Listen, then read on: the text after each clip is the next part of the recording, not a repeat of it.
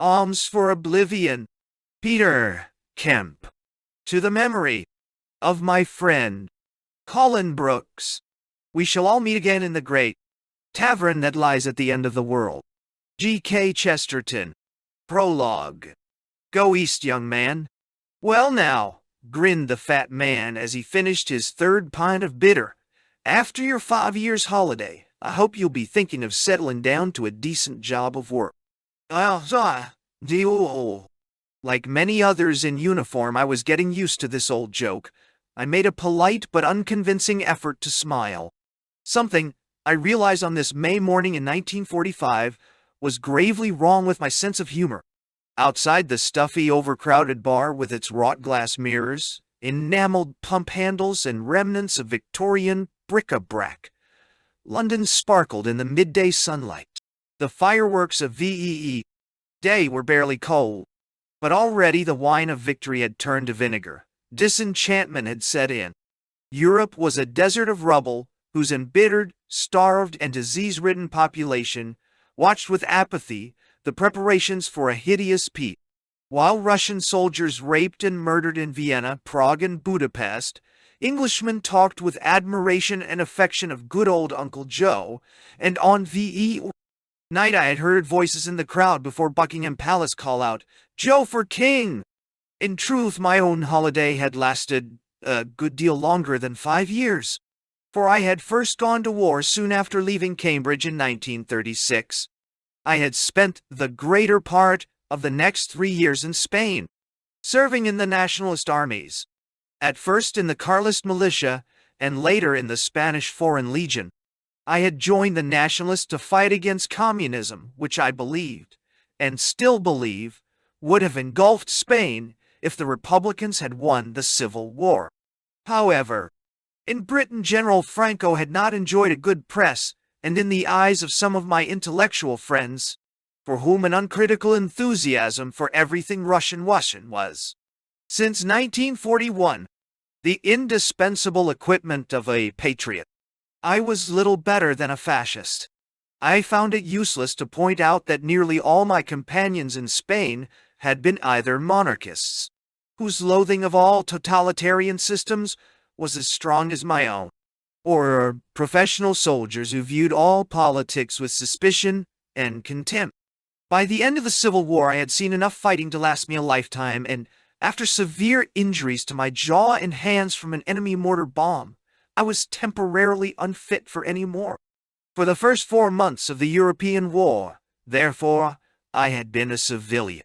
But as a result of a chance meeting with a friend in the War Office, followed by an interview in one of the dustier and more depressing rooms of that cheerless building, I soon found myself commissioned into the British Army, in the service of a paramilitary organization that has since become famous under the title of SOE, or Special Operations Executive. This organization, whose purpose was to promote subversion in enemy and enemy-occupied territories, has in recent years aroused considerable controversy, attracting from different quarters some excessive praise and much unmerited abuse. For me, it proved a first-class travel agency, sending me at His Majesty's expense to countries that I could never otherwise have hoped to visit. Thus, after taking part in a number of small raids on the coast of France, I had dropped by parachute in the late summer of 1943 into southern Albania. I had traveled on foot and horseback the length of that country until, some 9 months later, I was flown from Montenegro to SOE headquarters in southern Italy, arriving back in England with frayed nerves, corns on my feet, and a useful experience of political intrigue. I had dropped in December 1944 into southwestern Poland, a member of a small mission to the Polish Underground Army, or what was left of it after the heroism and tragedy of Warsaw. For a month, we had eluded German pursuit, owing our lives to the courage and self-sacrifice of our Polish friends.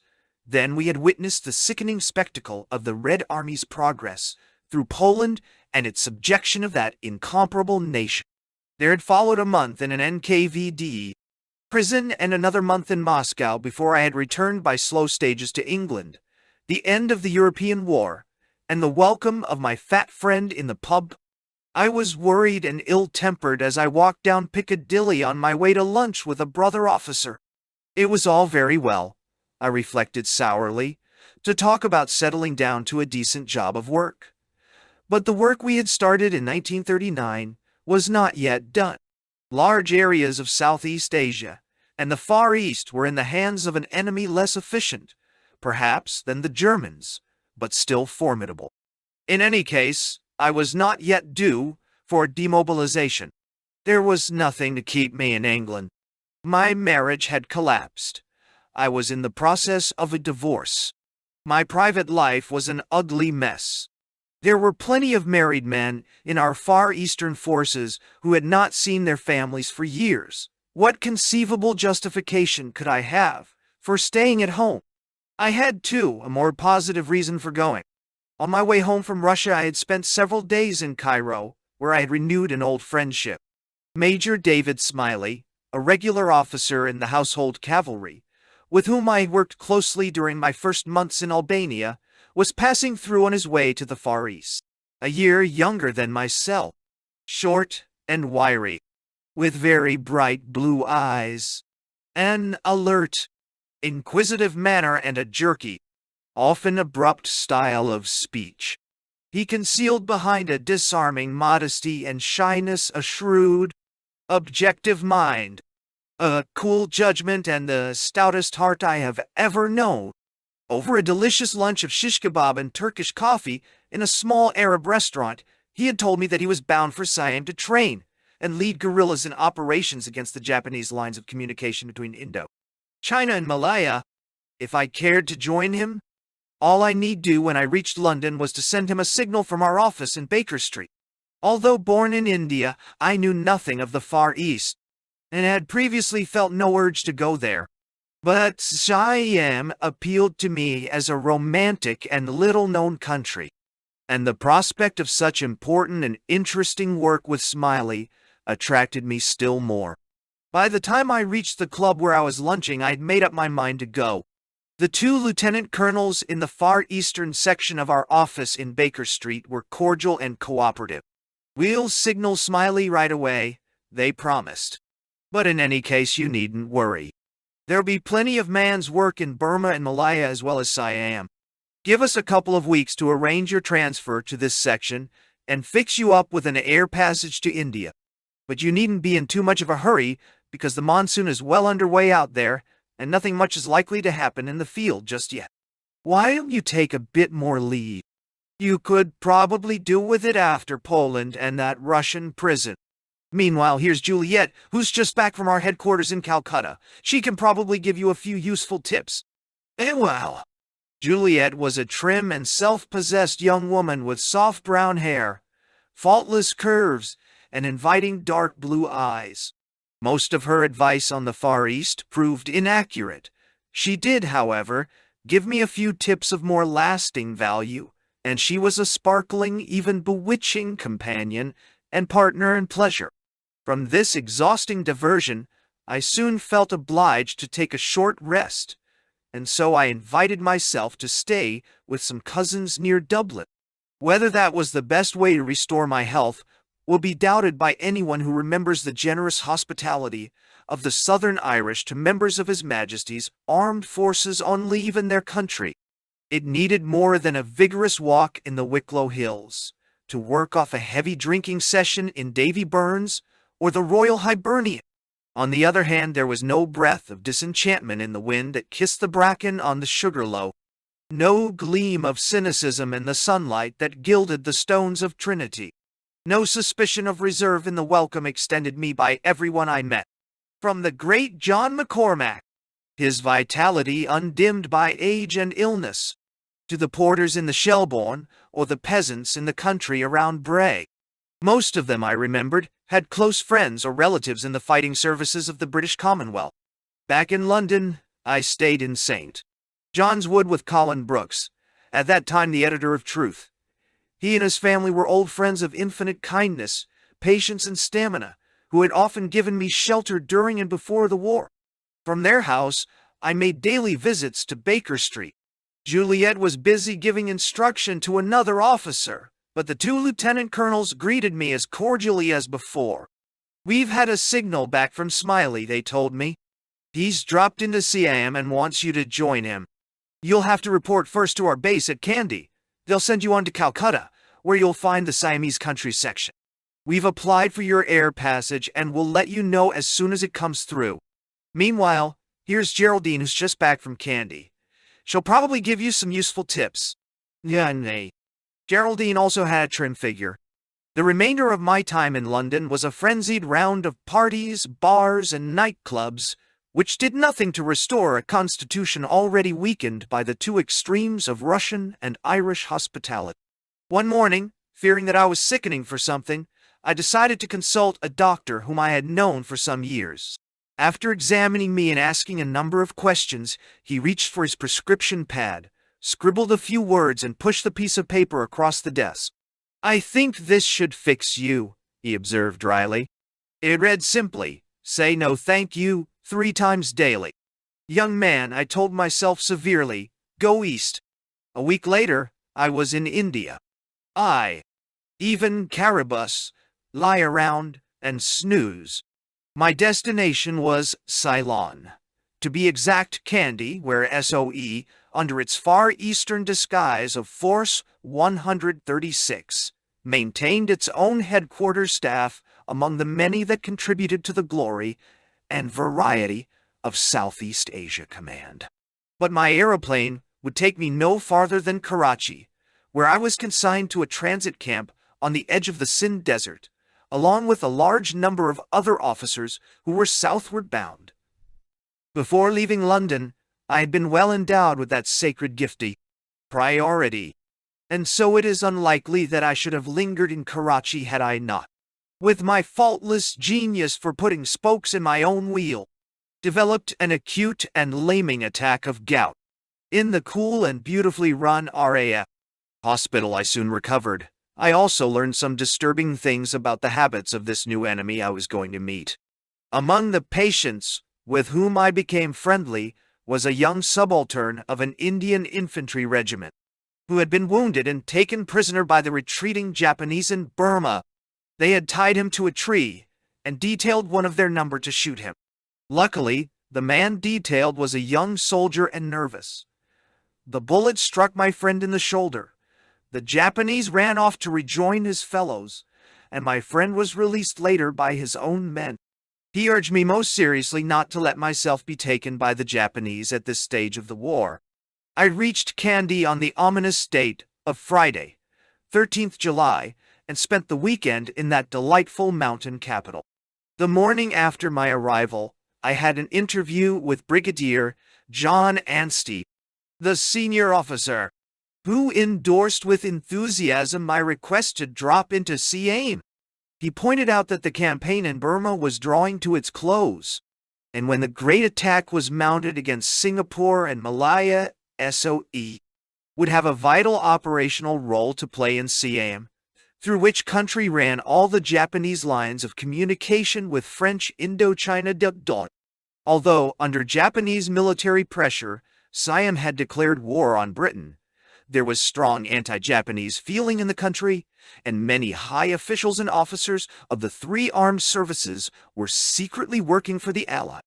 A guerrilla organization known as the Free Thighs was already in existence, and British officers were required to train and arm these irregulars and prepare airstrips and dropping grounds in the jungle. The Siamese country section was in Calcutta, where I should probably find Smiley. He had been dropped into North East Siam in the last days of May, but had been terribly burnt 3 weeks later by the premature explosion of one of SOE's new toys. An incendiary brief case designed to burst into flames and destroy the documents inside in the event of enemy ambush or surprise.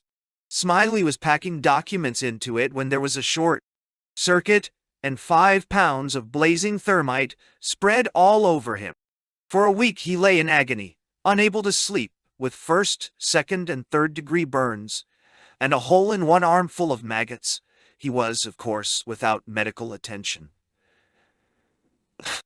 At last he was picked up by an aircraft of the Siamese Air Force and taken to an airstrip, where a Dakota landed and flew him to Calcutta. By now, he should be nearly well enough to return to the field. Among the brigadier's staff officers at dinner that evening, I found an old friend, Major Alan Hare, who had distinguished himself in Albania during the terrible winter of 1943. He had emerged with severe injuries from frostbite and the immediate award of the MCN for outstanding initiative and courage. Like myself, he was part of the Drang nach Osten by SOE Gore, officers that had followed hard upon the end of the war in Europe. There was a curious incident before dinner. While we were having drinks on the palm-thatched veranda, I was talking to Wing, Commander Redding, who used to run our air transport section in Baker Street. Suddenly I heard a faint plop and saw with horror that a gigantic black scorpion had fallen from the roof onto his head. With commendable presence of mind, he jerked his neck smartly, so that it fell onto his shoulder, whence he brushed it to the floor. A young bull terrier and a small black puppy made a concerted dive at it, and were only just restrained in time from rushing to certain death when somebody inverted a half-pint tumbler over the creature. The glass was barely wide enough to contain it. The officer with whom I shared a hut at the training camp a few days later had an even greater shock when he found a Russell's viper in his shirt. In the holding and training camp on the plains near Colombo, where I was sent to await an aircraft for Calcutta, I found a wide variety of races: white, brown, and yellow. There were British, French, and Dutch officers. There were Javanese, Siamese, Burmans, Karens, and Gurkhas. And there were Malayan, Chinese, and Annamites, all waiting or training for operations by parachute, submarine, or canoe. I spent my time trying, unsuccessfully, to learn a little Siamese, listening to blood-curdling lectures by the medical officer on the treatment of malaria, cholera, typhus, smallpox, snake bite, and syphilis, and politely declining offers to send me on a jungle training exercise, carrying a 50-pound rucksack.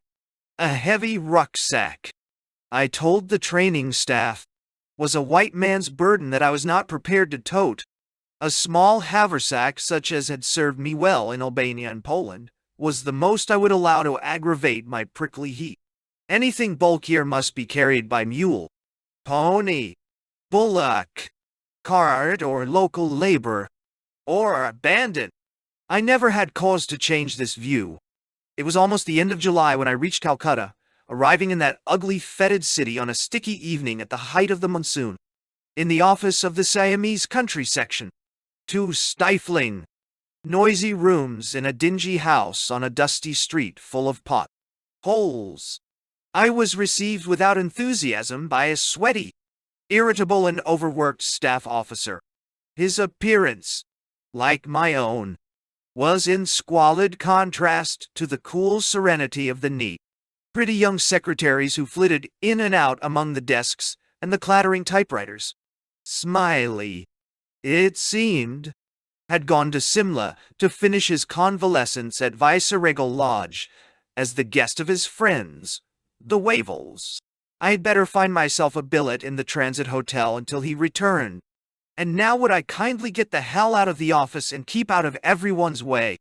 This discouraging welcome, not unusual in my experience of reporting for duty in a strange theater of war, left me nettled but not unduly depressed.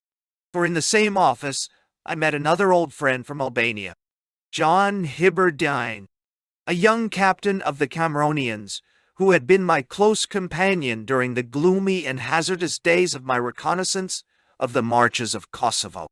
After my departure for Montenegro early in 1944, Hibberdine had suffered appalling hardship and danger, being chased across North Albania in a series of determined German drives aimed at clearing the country of British liaison officers. While lying up in the inhospitable forests of Merdita, he had contracted typhoid, which all but killed him. Eventually his companions managed to carry him to the coast, where an MTBB took him to Italy. His experiences seem to have made little impression, either on his health or his resolution. For now he was waiting to drop into southern Siam, to the Isthmus of Kure on the Burmese and Malayan borders. In his urbanely cynical company, I spent the next 2 days exploring the restaurants and clubs of Calcutta. The European business community, we noticed, while extending to us the privilege of membership of their clubs, viewed our uniforms with a mixture of resentment and contempt, which, as newcomers, we found hard to understand. At times we wondered if they would have preferred the Japanese. 48 hours after my arrival, I received an urgent summons from Smiley to go to Simla to discuss plans. It was accompanied by an invitation from Lady Wavell to stay at Viceregal Lodge.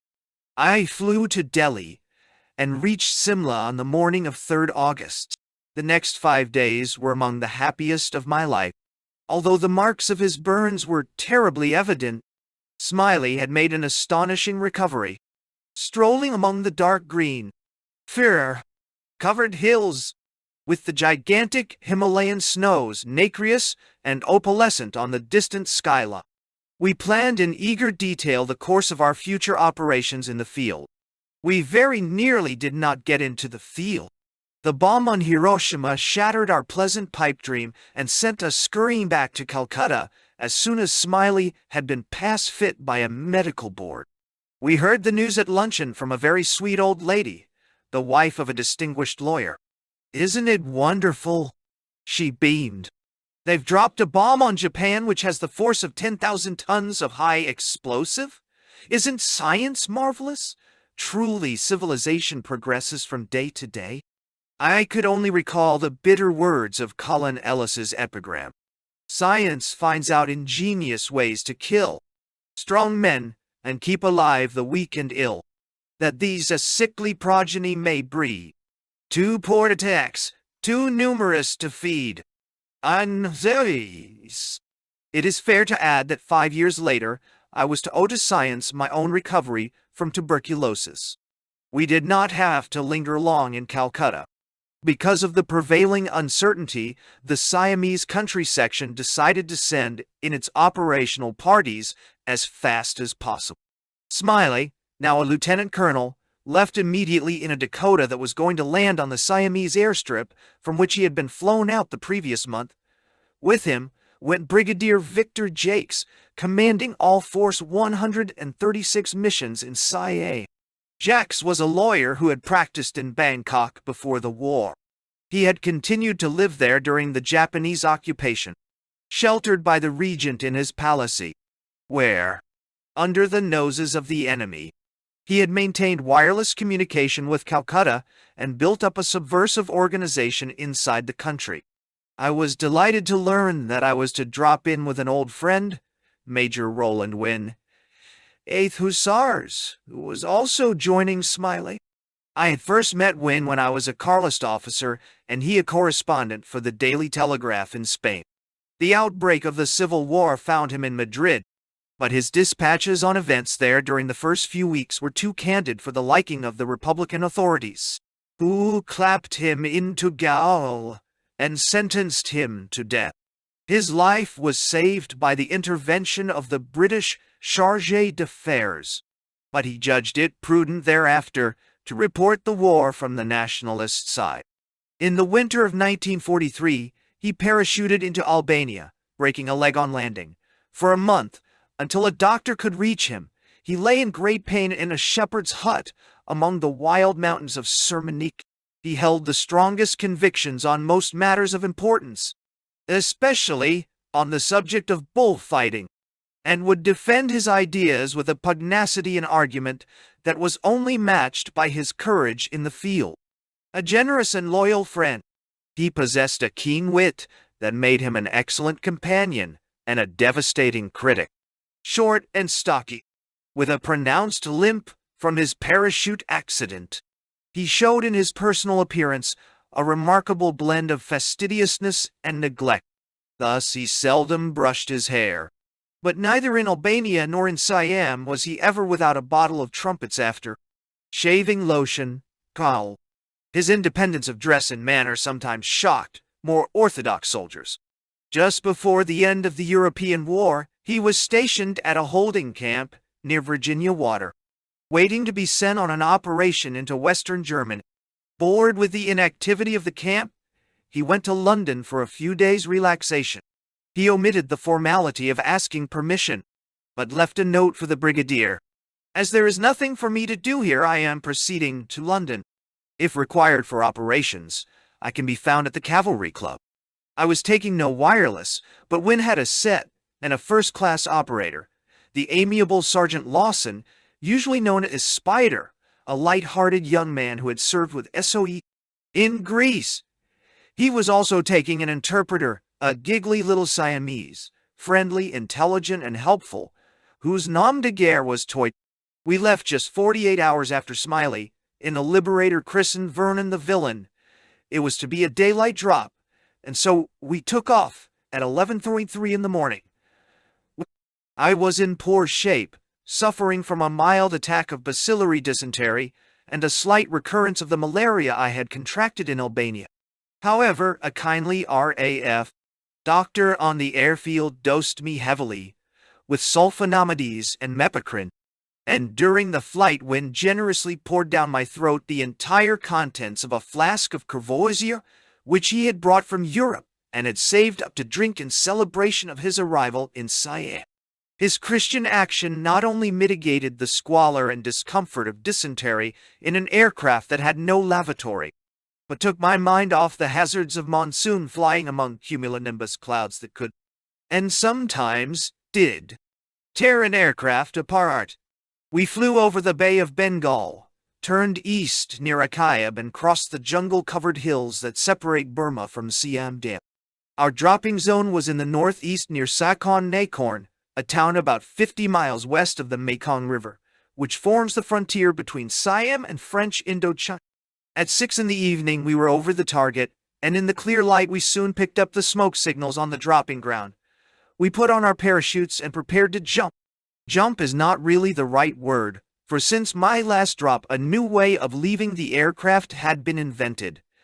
This was a wooden chute, similar to those in swimming pools, which was lowered from the roof of the fuselage to the exit aperture. When the red light flashed, faction stations, the parachutist swung his legs into the trough and lay on his back with his hands gripping the sides. When he received the order to go, he simply brought his hands together on his chest and, helped by a push from the dispatcher, slid down the chute and out of the hole. We were dropping in pairs, first Wynne and Lawson, and then on the next run, Toyot and myself. When we had dropped our load of containers and packages, Wynne took up his position on the slide. I noticed that his lips were moving as though in prayer. He caught my eye, and thinking that he might have some last message for me, I bent down to listen. He was in fact intoning Noel Coward's refrain. In the mangrove swamps where the python romps, there's peace from 10 till 2. Even caribous lie around and snooze. There's nothing else to do. The light flashed green and he slid away, mumbling the next verse. When it came to our turn, a few minutes later, I waited until Toy's head had disappeared before releasing my hold and laying my hands on my chest. It was all I could do to keep them there during the next 2 or 3 seconds. Then I was clear of the exit, and swinging gently in mid-air with an acute pain in my crotch, which had taken most of the strain as the parachute opened. Having satisfied myself that I was not irreparably damaged, I turned my attention to the ground. For a nasty moment I thought I was going to hit the roof of a wooden hut, but I missed it, and landed with a great splash in a paddy field. Soaked to the skin and temporarily blinded by mud and water, I was helped to my feet and out of my harness by 3 Siamese. Looking around, I was rewarded by the spectacle of Major, the Honorable Roland Wynne, spattered all over with mud and paddy stalk, standing erect while he adjusted, with infinite care, the green and gold forage cap of the 8th Hussars, which he had pulled from inside his bush shirt. He introduced me to the leader of the reception committee, a handsome young Siamese policeman who, under the pseudonym of Kong, held a captain's commission in the British Army. Kong led us to the hut on whose roof I had so nearly landed, where the packages and containers were now assembled. "Please sort out your kit as quickly as possible," he asked us, speaking in quick, jerky sentences. "We ride from here 10 kilometers through the forest. There are Japanese around. Their patrols are very active still, and last night they burnt a village only a mile away." Ay. Mounted on small, sturdy ponies, we rode across the paddy towards the forest. The four of us, accompanied by Kong and another Siamese, went ahead while the rest followed with our kit. These Siamese ponies, all of them, were stallions because, so Smiley told us later, it was considered bad form to ride a mare, move like Andalusian horses, with a curious gait that was a blend of walk, trot, and gallop. They went at a surprisingly fast pace and, for a short person, were comfortable to ride. But my long legs reached almost to the ground, and when I forgot to keep them clear of the pony's feet, received some painful kicks. It was already dark when we entered the forest, but the half-moon shining through the trees cast a pale, dappled light on the muddy track that wound through the tangled undergrowth. Our horses splashed, and sometimes swam, through deep pools and across swollen streams. Once we crossed a creek on a wooden bridge, whose posts and railings alone showed above the water, and once we swam a broad river. Twice only did we halt, when the unhappy Lawson was thrown from his pony into a dark and slimy puddle, and when Wynn's forage cap was swept off by an overhanging branch. Otherwise we rode in silence at a steady pace, inhaling the heavy scented warmth of the sodden forest, while glowworms and fireflies flashed in the misty darkness. At intervals, the rain showered upon us, cool and soothing. It was nearly 10 o'clock when we arrived at the village of Akat, where we were to spend the night. At the point where the path debouched into the clearing, we found the headman awaiting us, surrounded by a curious and whispering crowd of men and women carrying lighted brushwood torches. Joining the palms of his hands before him, he bowed us a graceful welcome. He led us to a long, narrow building raised on wooden piles to a height of 12 or 15 feet above the ground, and approached by a flight of steps leading to an open veranda. This was the schoolhouse, where we were going to sleep. In construction and design, it resembled many other houses in northeastern Siam. From the veranda, we passed into a large room, bare of furniture, except for a table and benches down the center. The table was laid for a meal, and mattresses were spread against one of the walls. The floor was spotlessly clean, the board scrubbed almost to a polish. Food was set before us: cold-boiled rice with pieces of chicken, meatballs, eggs, and chilies. Also a bottle of what Khan called Siamese whiskey, a potent rice spirit with a sour, not unpleasing flavor. Already comatose from illness and fatigue, I could not bring myself to eat or drink more than the mouthful that politeness demanded. The effects of the doctor's pills and Wynn's brandy had long worn off, leaving me weak and sick and feverish. During the last hour of the journey, I had been barely conscious, and at the end, I had been unable to dismount without help. Wynn and Lawson undressed me, laid me on a mattress, and heaped blankets upon my shivering, sweating body. We rested all next day. By the evening, although still weak from loss of blood, I was beginning to recover. The following morning we left Akat and rode all day through the forest, keeping up a fast pace along a broad but marshy track. We spent the night in a village with the charming name of Bawa, where a squad of guerrillas, lined up in front of the school, greeted us with a shout of "Neo!" repeated 3 times, and a smart present arms. They carried British service rifles and looked keen and fit. We made an early start and covered 10 miles before breakfast and another 10 before noon. Then we came to a wide expanse of water, a river in flood, where pirogues awaited us, hollowed tree trunks, each one a masterpiece of skillful workmanship. We were paddled silently over the surface of the water, the half-submerged forest around us, reminding me of pictures I had seen of the Florida Everglades. After 2 miles, we landed at a house beside the water and had lunch. Kong had received a message from Smiley saying that a lorry would be awaiting us that afternoon about a mile from this house. While we rested, he sent a scout to look for it. I reflected that, whether or not the Japanese surrendered, we should be pretty safe from them as long as we stayed in the forest. Our Siamese friends made extensive use of scouts, and their intelligence systems seemed excellent. We ought to have plenty of warning of Japanese movements, and in this vast area of forest, we should have no difficulty in hiding. Kong's scout returned to say that the lorry was waiting. We set off on foot, but mid-afternoon in the tropics is not a good time for a walk, especially during the monsoon. And so, when an old man driving a bullock cart offered us a lift, we climbed up thankfully beside him. Our escort of guerrillas trudged along on either side, apparently quite content. We found Smiley's truck, a bright red Chevrolet, parked beside a rough track that ran from the verge of the forest through a wide expanse of waterlogged paddy field. We climbed into the back, where we were soon joined by the 20 men of our escort, and tried to stave off bruises and abrasions as the vehicle lurched and plunged into ruts and potholes. At length we came onto the straight, brick-colored piste that was the road between Sakon-Nakorn and Udon. Japanese military transport used this road, and police patrols were frequented. And so our guards made us lie on the floor and covered us with a tarpaulin. After a quarter of an hour the lorry stopped, and we were allowed to emerge from hiding, sweaty and half-suffocated. We were hustled off the road onto a forest track, which led us in a few moments to another village with an enchanting name, Fanicum. There we found Smiley with his wireless operator, Sergeant Collins, and a wiry, lightly built Siamese with a gaunt, tormented face, whom Smiley introduced to me as Pluto. I had already heard of this man. Tiang Sirikand, alias Pluto, was one of the founders of the Free Thai movement and its leader in northeastern Siam, where he had been born of an influential family about 35 years before.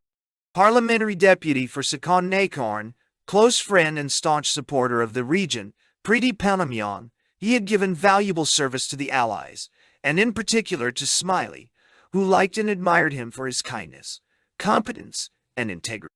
He was a forceful, if humorless personality, with great powers of organization and leadership. His enemies accused him of communist sympathies, I think unfairly. His grim, swarthy face relaxed in a smile of unusual warmth and charm as he greeted us, and, turning to me, remarked, "Smiley tells me it is your birthday today. We have arranged a celebration for you." In the excitement and fatigue of the last few days, I had forgotten that this was indeed my 30th birthday, 19th August 1945. It was now about 4 o'clock.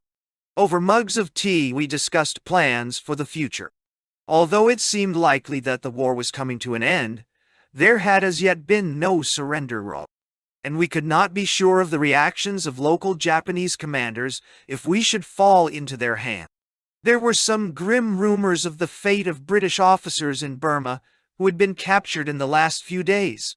We knew that the enemy had been preparing a drive against this area, and it was still possible that they might launch an attack on the guerrillas, although they would find it hard to catch us in these miles of forest, where our men knew every path.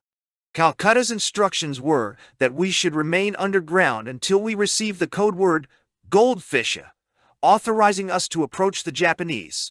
Meanwhile, Smiley continued, I want you, Rowley, to go to Nong Khai, northwest of here, and Peter to go to Nakorn Panam, to the east. Both towns are on the Mekong River, which, as you know, forms the frontier between Siam and the province of Laos in Indochina. Each is the capital of a Changvade or prop. You'll meet the two provincial governors here tonight and leave with them tomorrow. I myself am going to Sakon-Nakorn with Pluto. Peter, you'll be the worst off, having no wireless contact, but Calcutta have promised to drop in a set-in operator for you as soon as they can. I'm afraid that, until we get orders from Calcutta, I can only give you the vaguest instructions. Find out all you can about your districts and about the places across the river in Laos. That means Vientiane for Rowley, and for Peter Thakik and Savannah Kate farther south. Especially get all the dope you can about Japanese and prisoners of war. We can keep in touch through the Siamese, who can be trusted not to open our letters, unlike the Albanian partisans. Aye. At 7 o'clock, after toasting our reunion with a few whiskeys, we walked over to the schoolhouse for my birthday party.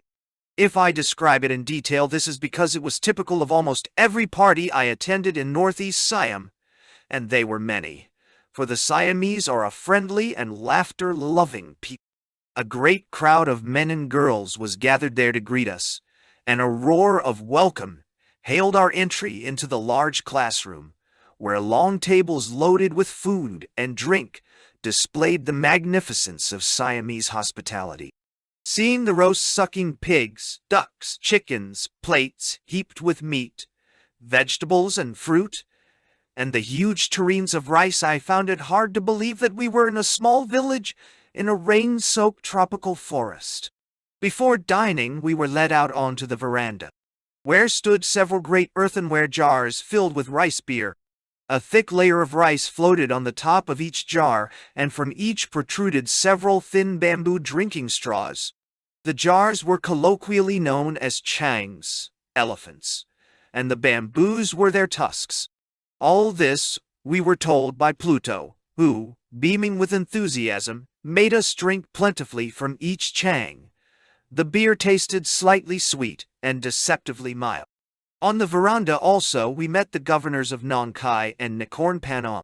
The former was small and slightly built with an impressively quiet but friendly manner. The latter, named to Win, was taller, broader, stouter, and more effusive than his colleague. He had very thick lips and an excited, bubbly way of speaking.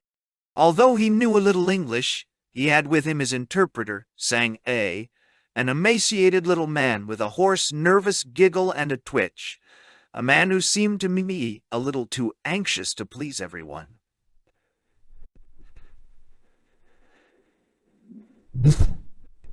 We dined standing at the tables, as at a buffet, and helping ourselves. There was a remarkable variety of food. In addition to what I have mentioned, there was pork, water buffalo, barking deer, fish, eels, snails, frogs, bamboo shoots, coconuts, and every kind of tropical fruit. And there were small dishes of a chili sauce so powerful that anything flavored with it turned to fire in the mouth. While we were eating, girls brought us glasses of lao khao, a fierce rice spirit, which they offered with a charming little bow. As soon as our glasses were empty, they were refilled, the girls taking it in turns to serve each of us. Siamese women are uncommonly pretty, and in the face of their bewitching smiles and mischievous dark eyes, I found myself unable to refuse, with the result that my head was swimming and my eyes were a trifle glazed by the end of the meal. It was foolish of me so soon after dysentery to drink so much, but the warmth of my welcome made me forget my illness. When we had finished, we were led to a row of chairs at one end of the room. More changs were placed in front of us, from which we were continually pressed to drink. The tables were removed, and an orchestra assembled to play Siamese tunes for us on stringed instruments and what looked like large bamboo panpipes. The notes were sweet and pure, and the music had, to our Western ears, an attractive, if somewhat monotonous melody. Local folk songs followed, then, to my horror, Pluto called for a song from each of us. Worse still, as the guest of honor, I had to start. Smiley urged me to sing something polish, and so, in a voice hoarse with lao khao and thick with rice beer, I gave them the Warsawianka, explaining with alcoholic exuberance that it was a song of revolution against a foreign oppressor. My performance met with courteous applause from the Siamese and hoots of ribald laughter from our party.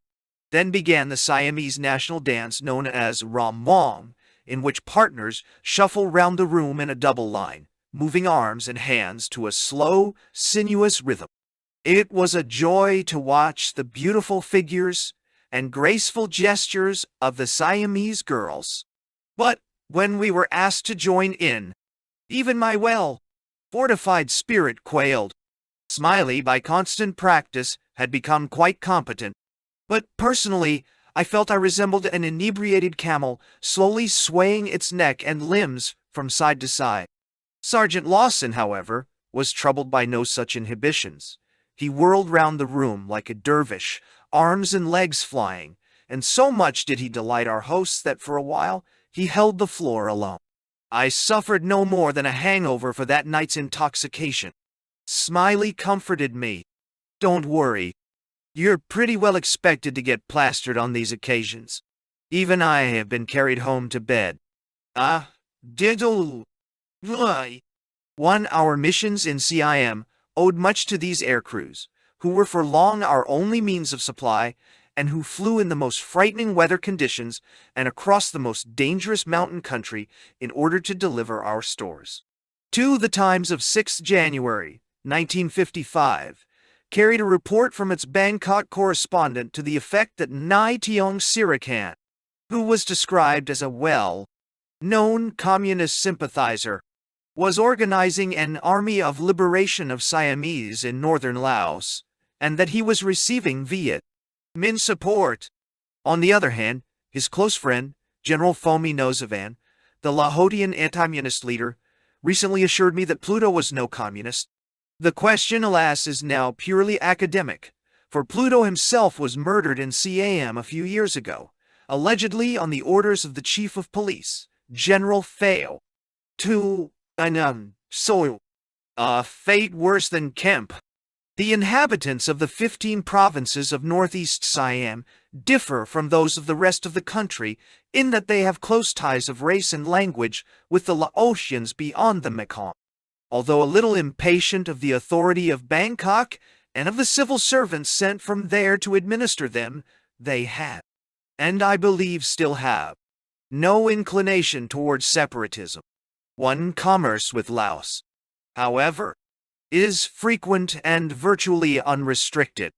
The area is a plateau averaging 500 feet above sea level, most of it covered in forest of a type which geographers call dry monsoon forest, and the Siamese call paddock. This forest assumes in the dry season a stark and lifeless appearance because the trees shed their foliage, and only the undergrowth retains a certain tarnished green. It is for the most part a forlorn and desolate region, whether sodden under the monsoon rains or dusty and desiccated in the winter months.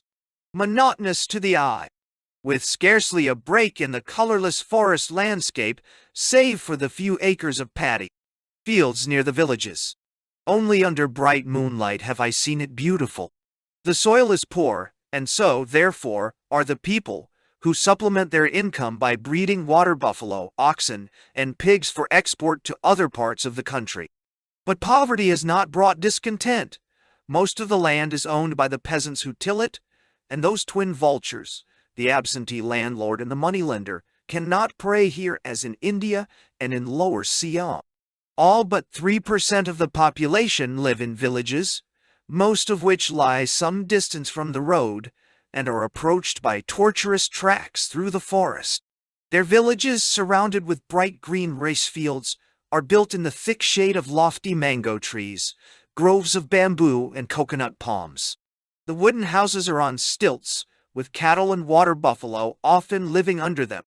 Almost every village has a wat, which is a Buddhist religious enclosure containing a temple, a pavilion, and a residence for the monks. The village communities are socially homogeneous, and in their easygoing way, they hang together and help each other. There are no divisions of religion, caste, or language. The position of women is traditionally good, and family life is traditionally happy and united.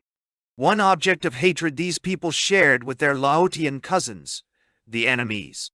Indeed. Smiley told me that Pluto's guerrillas shot any Annamite they caught, suspecting him, often with good reason, of spying for the Japanese. There were Annamese colonies in many towns of the north, east, In Nakorn Panem they had their separate village. The Chinese, on the other hand, though not loved, were tolerated. They owned all the hotels and eating houses, and together with the Indians, all the shops. Such was the land in which for the next 5 months I was to make my home.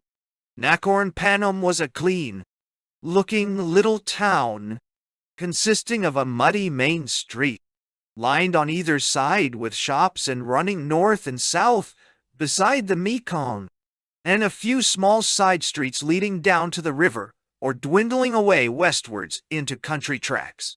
To the west the ground rose gently from the river bank and the town, past open fields and scattered houses, to a small landing strip on the verge of the forest. On the other two sides were banana plantations and coconut palms. The Wat lay half a mile to the south. About the same distance to the north lived the Annamese, earning their livelihood chiefly on the river. There was one hotel, owned of course by Chinese. I arrived at 5:30 on the evening of 20th August in a rickety old bus with Governor Tilwyn, Sang-a, and a small party of guerrillas. On the way from Fanacom we had passed several lorries full of Japanese troops, who had paid no attention to us, looking straight ahead with blank, unseeing faces. Among my companions on this journey was a lean, handsome Lao of about 25, with a very soft voice and an unusually charming smile. He told me that he had been in charge of what he called the Free Lao resistance against the Japanese in the Savannakhet area. What he did not tell me was that he was on his way back there to organize a similar resistance movement against the French. His name, which he gave simply as Foamy, meant nothing to me at the time, and it was more than 15 years before I was to see him again. Now he is the most powerful figure in Laos and the bitterest enemy of his former allies, the Viet Minh. We turned left in the main street and bumped slowly through the pot holes, past the stucco fronts of the governor's office and flail of justice to the governor's house. A yellow, plaster-fronted, two-story building in European style, with a cool green garden shaded by coconut palms. It faced onto the Mekong, at this season nearly a mile wide, and flowing swiftly over hidden sandbanks in a series of swirling eddies and whirlpools. On the other side, the white houses of Thakek showed clearly, picked out amid a blaze of green. Behind them rose the first ranges of the Chain and Amity. Dark, jungle-covered mountains, grim and threatening, their summits swathed in black, gray, streaked clouds, lit at intervals by jagged, purple flashes of lightning. The thunder rolled to our ears across the mud. Brown River Dortai. The following day passed uneventfully. The governor, who seemed to think I was a confirmed alcoholic, produced throughout the day a succession of strange new drinks for me to sample. With the exception of a light golden rum from Indochina, they were all disgusting. In the afternoon he took me to the club, where I met the local officials. The deputy governor, the police captain and lieutenant, the sheriff, Harabomasta, chief customs officer, Dr. Rell, and a quiet, shy little man who astonished me by introducing himself as the Director of Humanity. He turned out to be the schoolmaster. Japanese troops seldom came to Nakorn Panem, only when crossing to or from Thakek. We should have plenty of warning of their approach, and there was a company of our guerrillas in the town. On the second day after my arrival, the governor thought it would be safe for me to set up my own headquarters. The place he had prepared was known as the Officials' Rest House, a large bungalow on the open, rising ground behind the town. Like all government buildings, it had walls of cream, washed laterite. A wide, cool veranda led to a long dining room and several bedrooms. The house backed onto the airfield, commanding a wide view across the town and river to Thakek and the mountains of Laos. It was an ideal headquarters. I moved in there the same evening. I was given a staff of servants, assisted by convicts from the local prison, to see to my comfort, and a guard of 2 police and 4 guerrillas to ensure my safety. During my first week, I was able to gain some idea of the situation on the other side of the river. I sent agents to Thakek, men who had relatives over there, and I drove with Governor Tawin to Mugdahan, some 50 miles south of Nakorn Panem, to brief others to bring me news from Savan Nakat. My inquiries established that there was in Thakek a number of French civilian internees, but no prisoners of war. That there was a force of French and Laodian guerrillas living in the jungle south of Thakek, commanded by a certain Lieutenant Tavernier. That there was a similar force near Savannakay under a Lieutenant Quinquinel, and that all were in urgent need of food, money, and medical supplies. I received also a great deal of information that turned out to be false. The problem of sifting true from inaccurate reports was one that I was never able to solve the whole time I was on the frontier. I was at the mercy of my agents, who turned out as often as not to be double agents. This question of double agents became more difficult when the struggle began between the French and the Viet Minh, because the Siamese, on whose advice I was largely dependent for my recruiting, were hostile to the French cause. My most disastrous experiment was in October with an Indian agent, a Sikh merchant who was well recommended to me. The day after I had recruited him and given him his instructions, together with a sizable sum of money, I received a signal from our office in Bangkok, ordering me to arrest him as an ex-agent of the Japanese. Before I could do so, he had disappeared. I was soon obliged to disobey my orders to stay underground. On 25th August, the police lieutenant brought me a message that 2 Frenchmen in Thakek had been condemned to death by the Japanese, and were about to be executed. To save their lives, I felt I must act at once. Calling on the governor, I asked him for transport across to Thakek, intending to present myself to the Japanese commander, a Captain Nakajima, and dissuade him from carrying out the sentence. The governor and the police captain, who was with him, implored me not to go. Almost in tears they protested that if anything happened to me, the consequences to themselves, and perhaps to their country, would be disastrous. I could, they pointed out, achieve as much and probably more through a letter, which they promised to deliver in Thakek immediately. Their argument seemed reasonable, and so I abandoned my original idea, not unwillingly, I may add. Instead, I wrote to Captain Nakajima, warning him that he would be held personally responsible for the safety of his prisoners, and asking to be allowed to visit them. The governor added a letter of his own. He agreed that if we did not receive a satisfactory reply by the following morning, I might go in person.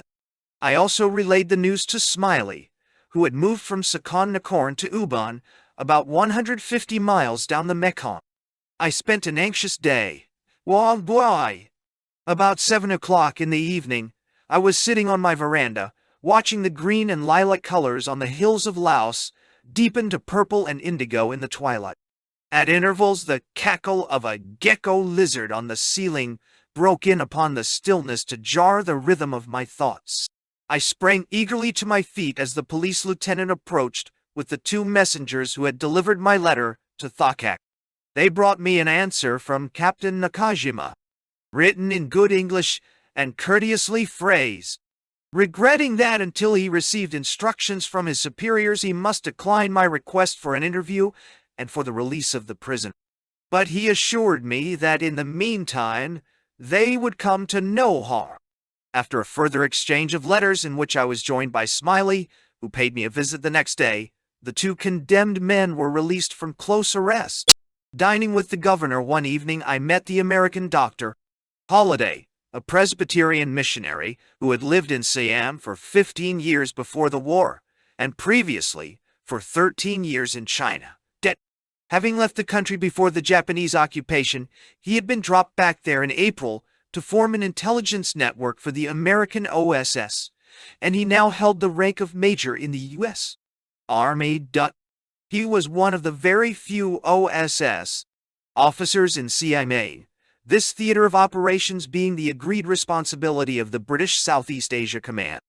a stocky, well-built man in the early 50s, with a bronzed, square face, a strong jaw, and a quiet, friendly manner. He was held in great affection and respect by the Siamese people, whose language he spoke fluently. He explained to me the reason behind the governor's anxiety that I should not cross the river. These people are terribly afraid for their independence. They feel they're in bad with the Allies. Even though it wasn't their fault they were sold out to the Nips. They are responsible for your safety, and they think that if at this critical time something should happen to you or to any British officer in Thailand, they would lose their independence. But surely if I put it in writing that I take full responsibility myself, that I've gone against their advice. That makes no difference. They still feel they would be blamed.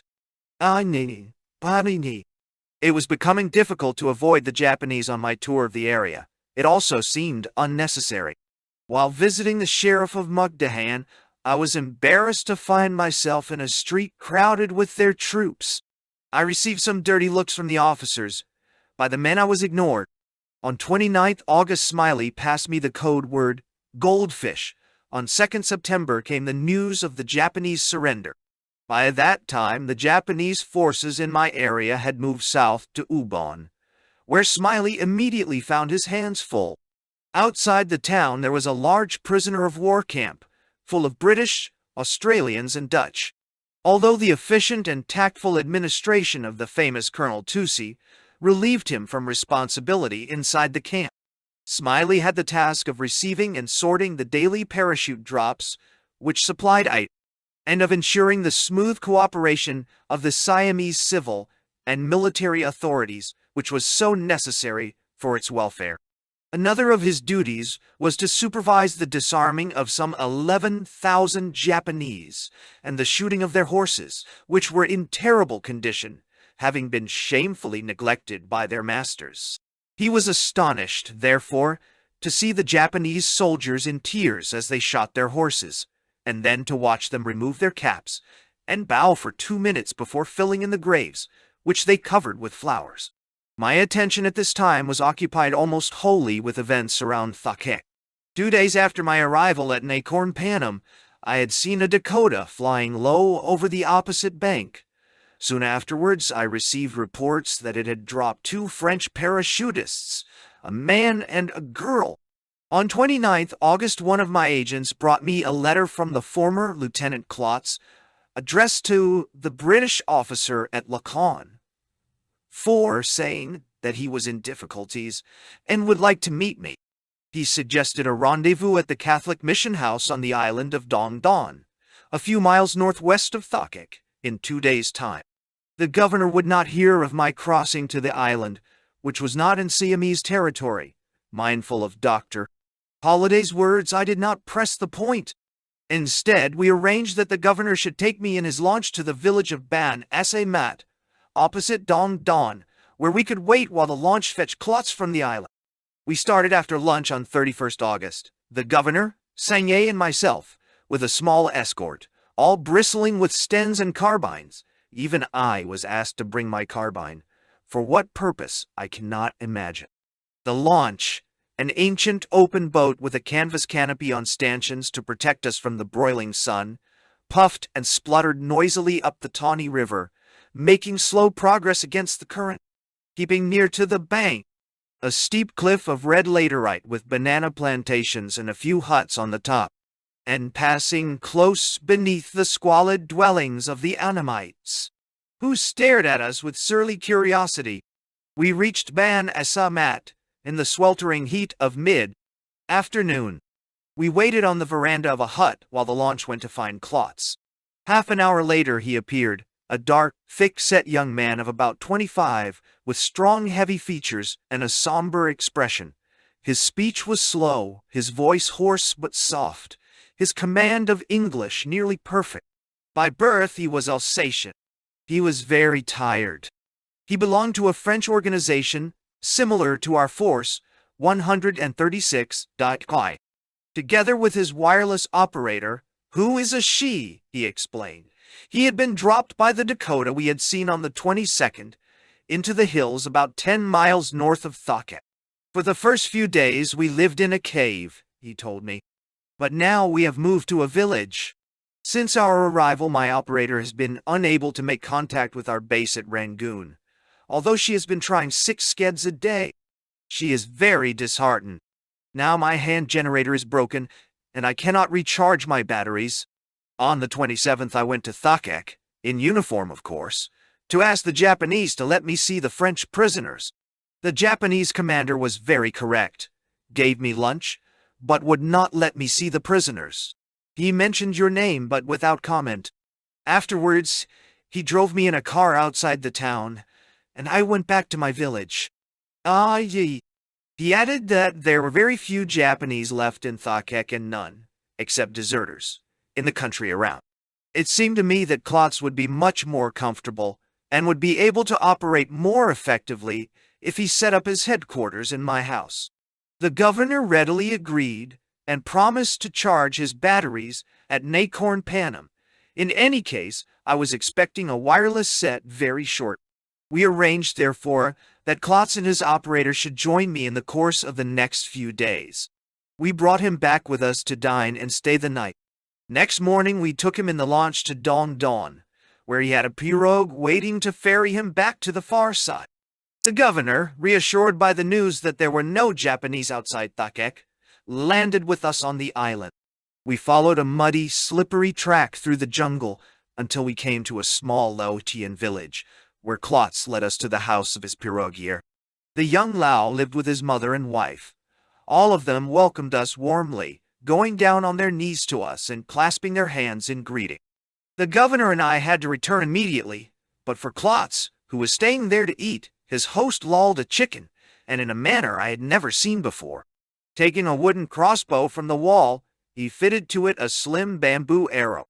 With his bow at the ready, he sidled down the steps to a patch of beaten earth in front of the house, where a few hens were scratching at the soil. Selecting his victim, he shot it through the middle of the body. The wretched bird screeched and flapped, splashing the ground with blood, until he seized it and wrung its neck. On 3rd September, I had a message from Smiley asking me to meet him at Ubon, where he had a wireless set and operator awaiting me. There was much excitement that day, for the names of the new Siamese government had been announced. Pluto had been nominated minister without portfolio. Marshal Fibble, the strong man of the country, who had declared war against us, was under arrest, awaiting trial as a war criminal.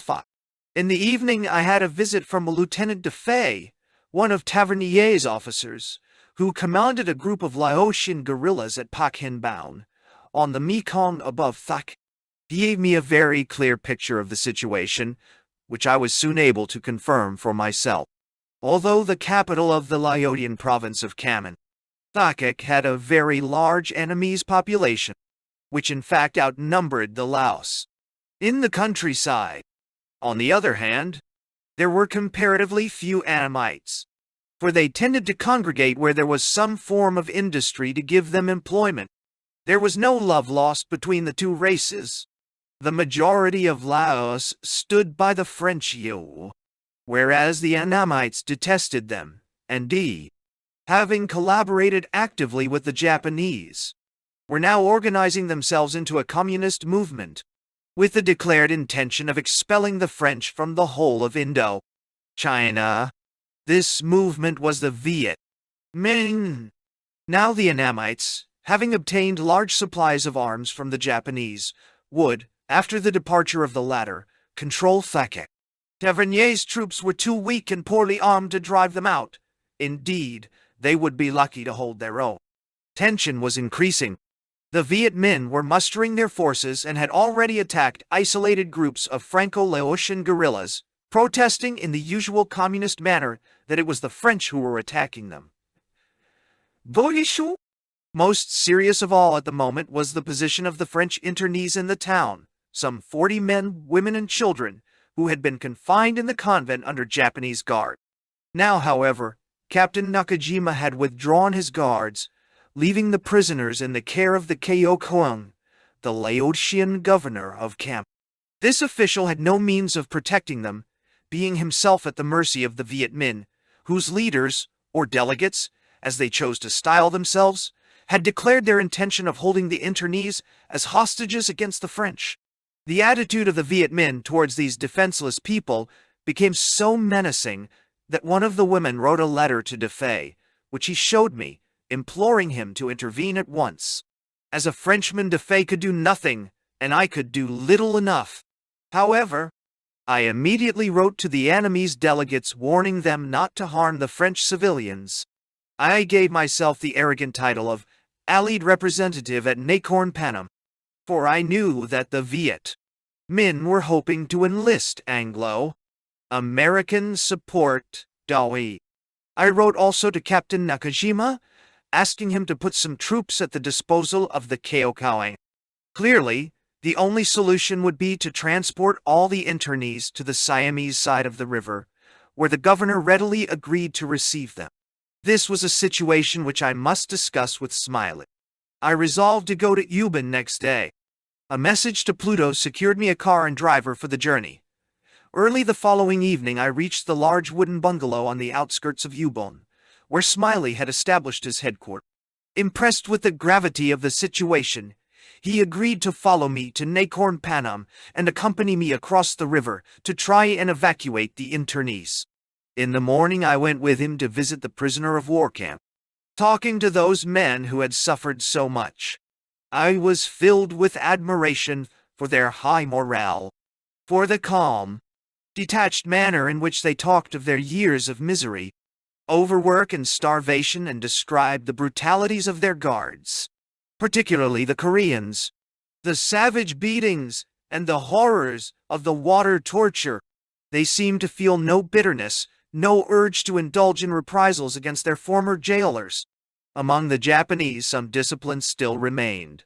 The officers who took orders from Smiley continued to exact obedience from their men. But in the evenings there was a good deal of drunkenness among all ranks. A few days before my visit, the colonel commanding Japanese troops in Ubon, who was unpopular, was badly bitten by an intoxicated private in a brothel. I left for Nacorn Panam after lunch, reinforced at last by a wireless set and operator and a code name with which to preface all my messages to Calcutta, sackcloth.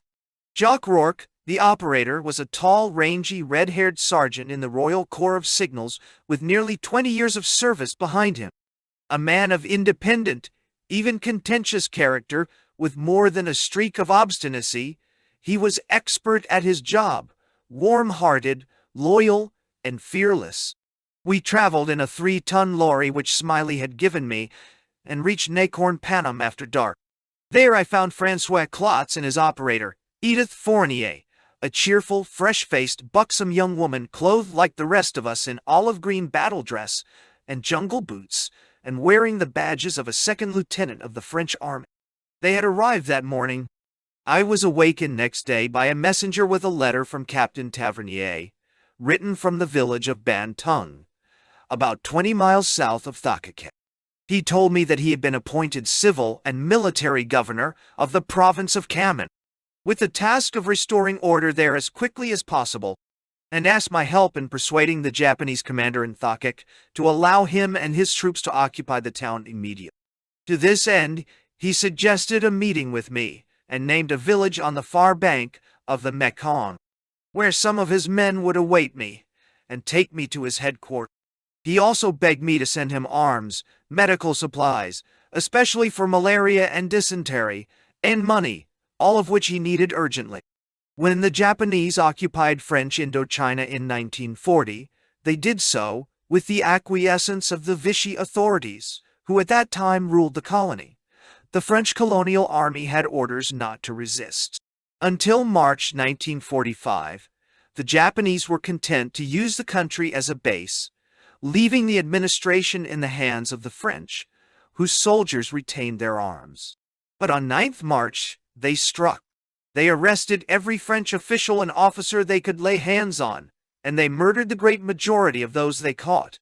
Pockets of the Armée Coloniale resisted and were overwhelmed. In Tonkin, a large body of troops fought its way towards the Chinese border, but, cut off from outside help, it suffered heavy losses from fever and dysentery and soon ceased to be an effective fighting force. With few exceptions, the enemy's units surrendered or deserted, but the Laodian troops remained loyal to their officers and went with them into the mountains or the jungle to continue resistance. Short of arms and ammunition, with little food and less medical equipment, plagued by every form of tropical disease, those gallant, great-hearted little men stood by their splendid officers and NCOs, who were the flower of the French army. Actively, they could do little against the Japanese. They could hardly remain alive. But they survived. Now they meant to recover Indochina for France. Tavernier's needs were urgent, but more important was the danger threatening the French civilians in Thake. I wrote back to Tavernier, saying I would meet him as soon as our hands were free of this problem. Smiley arrived in the afternoon. The governor was so impressed with the necessity for action that he said he would accompany us to Thake in person. While he busied himself organizing food and housing for the evacuees, Smiley and I drafted letters to Captain Nakajima and the Keokhaon, asking for interviews with him and with the Viet Minh delegates. Nakajima did not answer, but next morning we received a polite note from the Keokhaon asking us to meet him at the residency in Thake at 2 o'clock in the afternoon. Soon after noon on 7th September, we embarked in the governor's launch. Smiley, Klotz, the governor, and myself. 2 enemy's servants came with us, a mechanic and a pilot. At the residency gate, opposite the landing stage, the Keokhaon awaited us, an unhappy little figure in a white shirt and baggy, purple silk pantaloons reaching halfway down his legs. After a brief talk, in which it became clear that the poor man was much too scared to intervene with the Viet Minh leaders, we persuaded him to take us to see his charges. Ignoring the groups of scowling Annamites who sauntered through the streets with slung rifles, we came after a walk of 10 minutes to the convent, a long, low, wooden building beside a whitewashed chapel. A thin, fair woman of about 40 came out onto the veranda to greet us. This was Madame Collin, widow of the French resident who had been beheaded in March. She was the acknowledged spokesman of the rest, by virtue not only of position, but of character, for she was a woman of indestructible serenity, kindliness, and courage. We were at once surrounded by a pathetic throng of women and children, wretchedly clad in worn and shapeless garments, little better than rags. They threw their arms around us, clasped and held our hands, or simply stared in apathetic or bewildered disbelief. Some, in an agony of fear, called on us to protect them from the enemies. Others kept silence, only betraying by the tears that poured down their cheeks and the spasms that shook their bodies the desolation of their hearts. All of them begged for news of their husbands. We had to say we knew nothing, for we could not tell them that we believed all their men to be dead. There were 18 women and 14 children, boys and girls between the ages of 4 and 14. There were 5 nuns, whose steadfast faith and devotion had sustained them all through the past grim months, and there were some 40 Eurasian orphans whom they had taken under their care. All these lived, sleeping on the floor, in a long dormitory that had been, I think, the refectory. Living with the priest in a room adjoining the chapel were 3 men, all civilians and very lucky to be alive. One of them, the electrician in charge of the power station, had been under sentence of death. On 22nd August, the Dakota, which dropped Klotz, had flown over Thake to drop leaflets. The electrician unwisely waved to it, was seen by an Annamite, and reported to the Japanese. That evening he was arrested, together with his wife and child, and taken by car to the 4th kilometer stone on the road south of the town. Realizing that they were going to be executed, he warned his family to run for safety. As soon as the car drew up, they leaped out and ran towards the jungle, but the woman and child were quickly recaptured and shot. They were buried beside the kilometer stone. He himself wandered for 2 days in the forest until, driven by hunger and exhaustion, he approached the hut of an Annamese charcoal burner and begged for help. The Annamite, after hacking him about the arms with a machete, handed him over to the Japanese. who were going to kill him when our letters reached Captain Nakajima. The slashes on his arms were open to the bone. "I think, gentlemen, you have only just arrived in time," said Madame Colin in her quiet voice. "The Annamite guards who have replaced the Japanese have become extremely menacing. They show us their knives and make gestures of cutting our throats." We looked across the courtyard to the gateway, where a group of villainous-looking young men in grey toppies squatted in the dust, their rifles between their knees, while others wandered up and down, casting furtive glances in our direction. "We'll go and see the enemy's delegates now," announced Smiley. "Then we'll take all these people across to Nakorn Panam tonight." While he and Klotz were conducted to the delegates, and the Keokawang and Governor Ta Win went to the quay to organize boats and crews for the evacuation. I stayed at the convent in case the guards should take advantage of their absence to make trouble. It was 2 hours and nearly dusk before Smiley returned to say that all was ready. He and Klotz had had a stormy session, alternately cajoling and threatening the delegates, who had protested vehemently against this interference, and had raised the astonishing argument that France was not a signatory to the peace treaty. But at length, Smiley had overridden their objections, and now everything was prepared for the move. The governor awaited us by the river. Under the direction of Madame Colin and the nuns, the packing began in a bustle of excitement and relief. Suddenly, there was an interruption. We heard a bark of orders as a Japanese patrol marched through the gate and halted beneath the veranda. An NCO beckoned to Smiley, Klotz, and me. As we reached the bottom of the steps, the patrol fell in on either side of us, and at an order marched us away amid the despairing wails of the women. We turned and waved to them, shouting that we should soon return, but the Japanese jammed their rifles in our backs and snarled at us to keep moving. Several of them were obviously drunk. We were marched to a house on the waterfront, up a flight of stairs, and into a bare room furnished only with a desk, at which sat a young Japanese captain, with straight, dark hair and a handsome, strangely Latin cast of face. He bowed to us and introduced himself as Captain Nakajima. In jerky, broken English, he explained that he had not yet received the precise terms of the surrender treaty, and that without orders from his superiors, he could not let us evacuate the French civilians. Angrily, we protested against the manner of our arrest and the behavior of his patrol. Smiling thinly, the captain apologized and promised that the offending soldiers would be punished, but, although he would place no further restriction on our movements, he bluntly refused to let us remove the French. Smiley undertook to get him the necessary orders from the Japanese colonel at Yuban. Meanwhile, he demanded that the enemy's guards at the convent should be replaced at once by Japanese, and that the captain should hold himself responsible for the safety of its inmates. Nakajima agreed, and while we waited, detailed the guards and ordered them to escort us back. Gravely, he bowed us out. "Obviously," growled Smiley, "he's been tipped off by the enemies and is scared of them because they outnumber his men."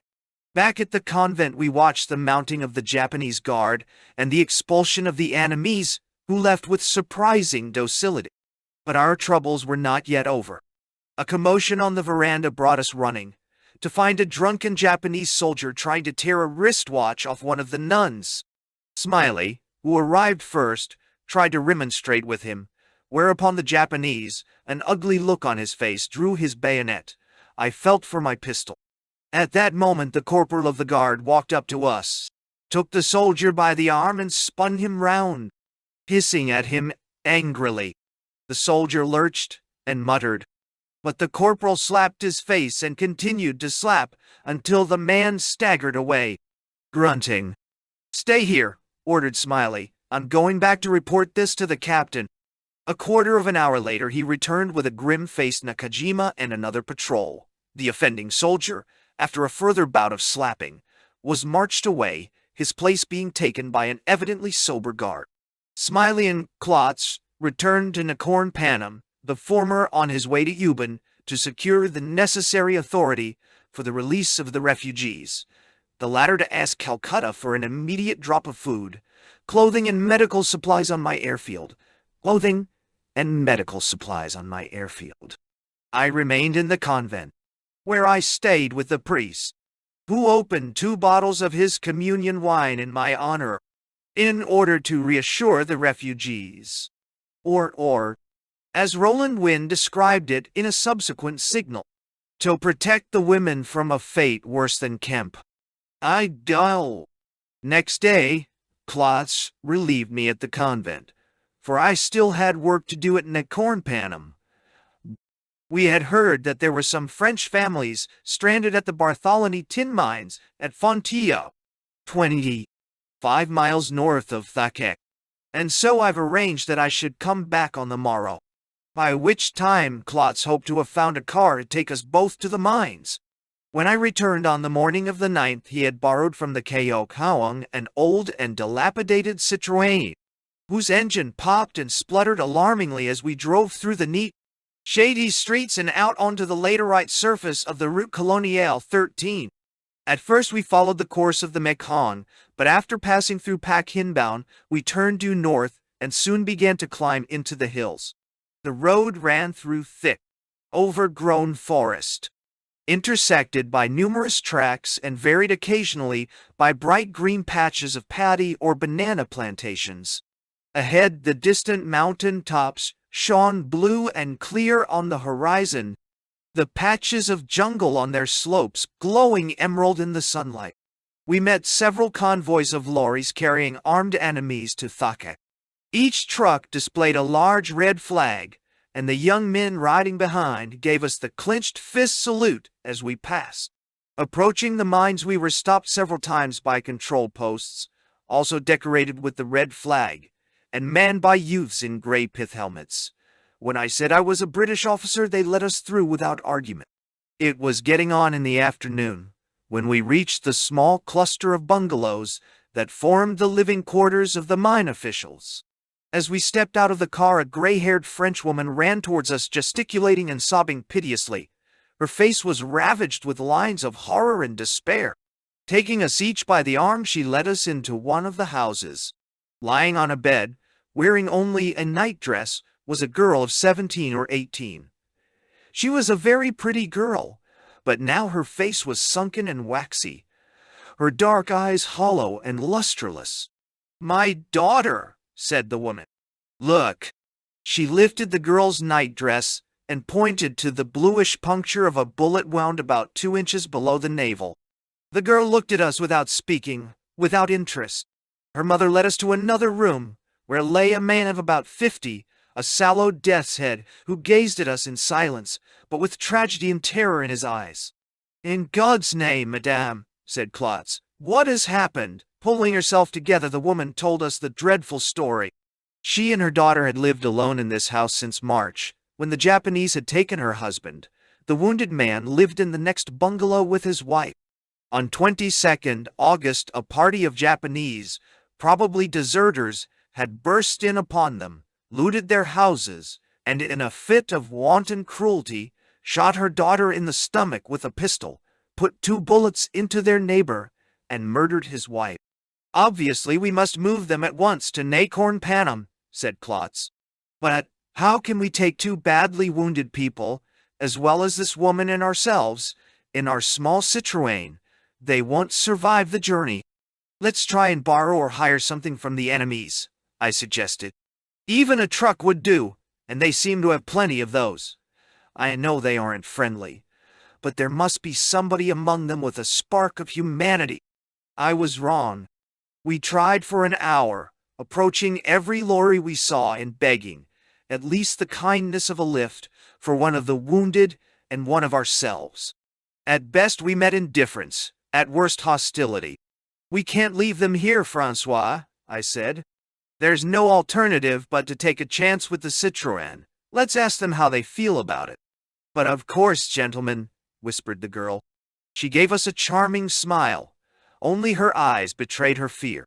"As for me," murmured the man, "I care nothing if only I can get out of here." They told us that there were some half-dozen more French civilians at the tin mines of Bonon, a few miles up the road. At the moment we could do nothing for them, but we resolved to come back with sufficient transport as soon as possible. Gently we carried the girl into the car and placed her on the front seat. She made no complaint, despite her obvious suffering. Klotz took the wheel and the rest of us squeezed in behind. It was nearly dusk when we started. Before we had covered 5 miles, we were in darkness.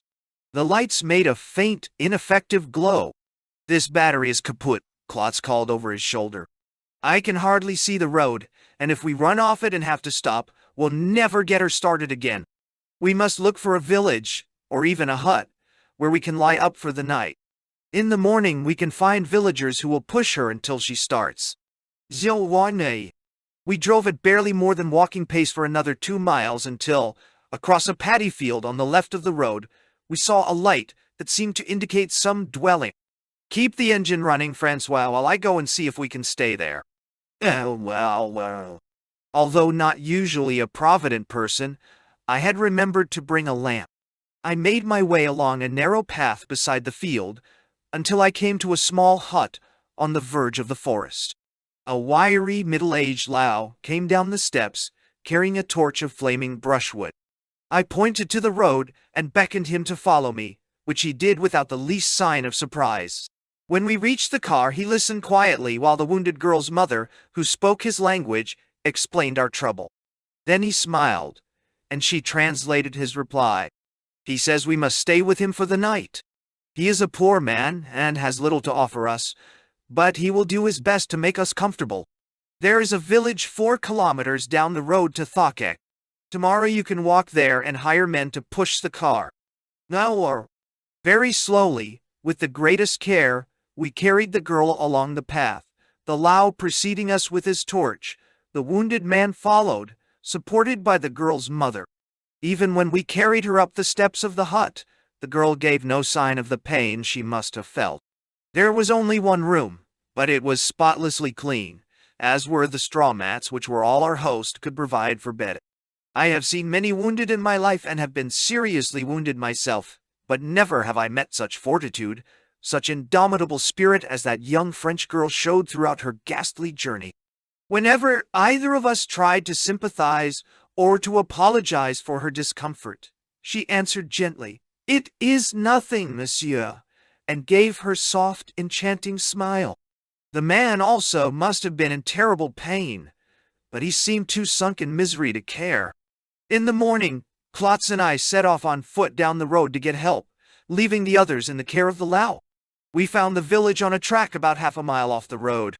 The headman, who spoke pidgin French, procured us the men we needed, but it took time to assemble them, for hurry is a word unknown in the Laotian vocabulary. Klotz decided to make his way separately to Thakek, to send help to us in case we could not start the car. He took a pirogue down the Nam Hinbound, a small river which flows into the Mekong at Pak Hinbound, and reached Nakorn Panom in the evening. It was afternoon before we started the car and bowled down the road to Thakek. Although light-headed from relief that our troubles were nearly over, as well as from lack of sleep, I took the journey very slowly, to avoid jolting the wounded. When we arrived at the quay, I was thankful to find Smiley and Roland Wynne supervising the embarkation of the convent refugees, and their very considerable quantity of luggage. Smiley had returned the previous night from Yuban with his order to Nakajima, and with a Japanese officer to see it carried out. On his instructions, Nakajima's men had cleared the streets of Annamites who, despite their superior numbers, seemed to have a healthy respect for the Japanese. Wynne had arrived from Nonkai for a party which I had arranged but had forgotten the emergency to cancel. With the help of the Japanese who carried the baggage, we finished the embarkation before dark. On the other side, the governor, chief of police and doctor were waiting with a large party of laborers, several lorries and a dozen bullock carts. Within 2 hours, all the refugees were installed in the hospital, which the governor had requisitioned for them. They were, naturally, almost hysterical with relief, and poured out their thanks to us all in such profusion that I thought we should never be allowed to leave. The doctor examined the 2 wounded and made them as comfortable as possible, but he could not operate on them, lacking the instruments, anesthetics, and by his own admission, confidence. We sent an urgent signal asking for a Siamese Air Force plane to land on my airstrip and take them to Bangkok. The aircraft arrived 10 days later. When I saw them again in Bangkok in early November, they had both made a complete recovery. Win, too, had been busy at Nong Khai. At Vientiane, the Franco-Aloyan forces, under the veteran Commandant Fabre, were faced with stiff opposition, not so much from the Viet Minh, although they were active enough, as from the Free Lao movement. This organization, in alliance with the Viet Minh Nguyen, had declared an independent state of Laos, free from all French control, and had nominated a provisional government under the premiership of Prince Phetsarath, a member of the royal house of Luang Prabang. Win, who was working closely with Fabre, giving him what help he could, had to leave us next day to arrange the evacuation of French civilians from Vientiane. The situation gave him scope for his impish and astringent wit. When Calcutta asked him for the names of the Provisional Free Lao government, he sent them the complete list, starting with Prince Phetsarath and ending with the words, "But my favorite is Excellency. Fui, repeat fui, justice and the arts." Our staff officers in Calcutta were nearly always sympathetic and helpful, but on occasions they would send us the most senseless or irritating instructions. One of them, I remember, was to report on the number of elephants in our respective areas and their condition. Some of the senior staff officers of Force 136 had interests in the Bombay, Burma Company. To this it was easy enough to reply that the only elephants we had seen were pink. But now, when they knew that we all had our hands full with the emergency in Indochina, they chose to signal us. On leaving Field Finance Branch will require detailed accounts in Title 6 and gold. Iwan ducks. It was the timing we resented rather than the content. Wynne drafted a bitter reply, concluding with the cry to cure. Uncomplaining gravest difficulties here, but how long? Oh, how long must we continue to kick against the pricks in your office? It was late on that night of 10th September before we went to bed. We rose early to prepare for our journey to Boning to rescue the remaining French civilian. Smiley, Klotz, and I recrossed the Mekong and went immediately to see Nakajima. That young officer was now only too anxious to help. At Smiley's request, he provided us with a lorry and a Japanese escort with a light machine gun, under the command of a lieutenant. On the road we met few signs of life except an occasional water buffalo, with a small boy perched upon its back, and a few peacocks which flitted across the road, gay and glorious in their bright plumage of blue and green. At the Bartholomew mines we were stopped by some enemy's guards, who told us that there was a battle going on at Boning between their troops and the French, and begged us to stop this French aggression against our people. As we approached Boning, we heard, above the noise of the engine, the sound of rifle and machine gun fire. We left the lorry on the outskirts of the village, and advanced through the town in battle order, the Japanese looking very grim behind their machine gun, and the three of us doing our best to look resolute and undismayed. The fighting was centered round the village school. There, a small Franco-Laotian force was holding out against some 150 well-armed Annamites, who, with 4 machine guns, were pouring an intensive if inaccurate fire into the wooden building. We approached the Viet Minh commander, and Smiley ordered him to cease fire. After a moment's hesitation and a long look at our escort, he obeyed. It now remained for us to parley with the French. Telling Klotz and me to stay where we were, and ignoring our anxiety for his safety, Smiley broke cover and walked boldly towards the school house, waving a white handkerchief and calling out at intervals, "Ne tires pas, je suis officier anglais." With our hearts thumping, we watched him walk slowly up the steps to the barricade across the door. He spoke for a few moments to someone inside, then beckoned to Klotz and me to join him.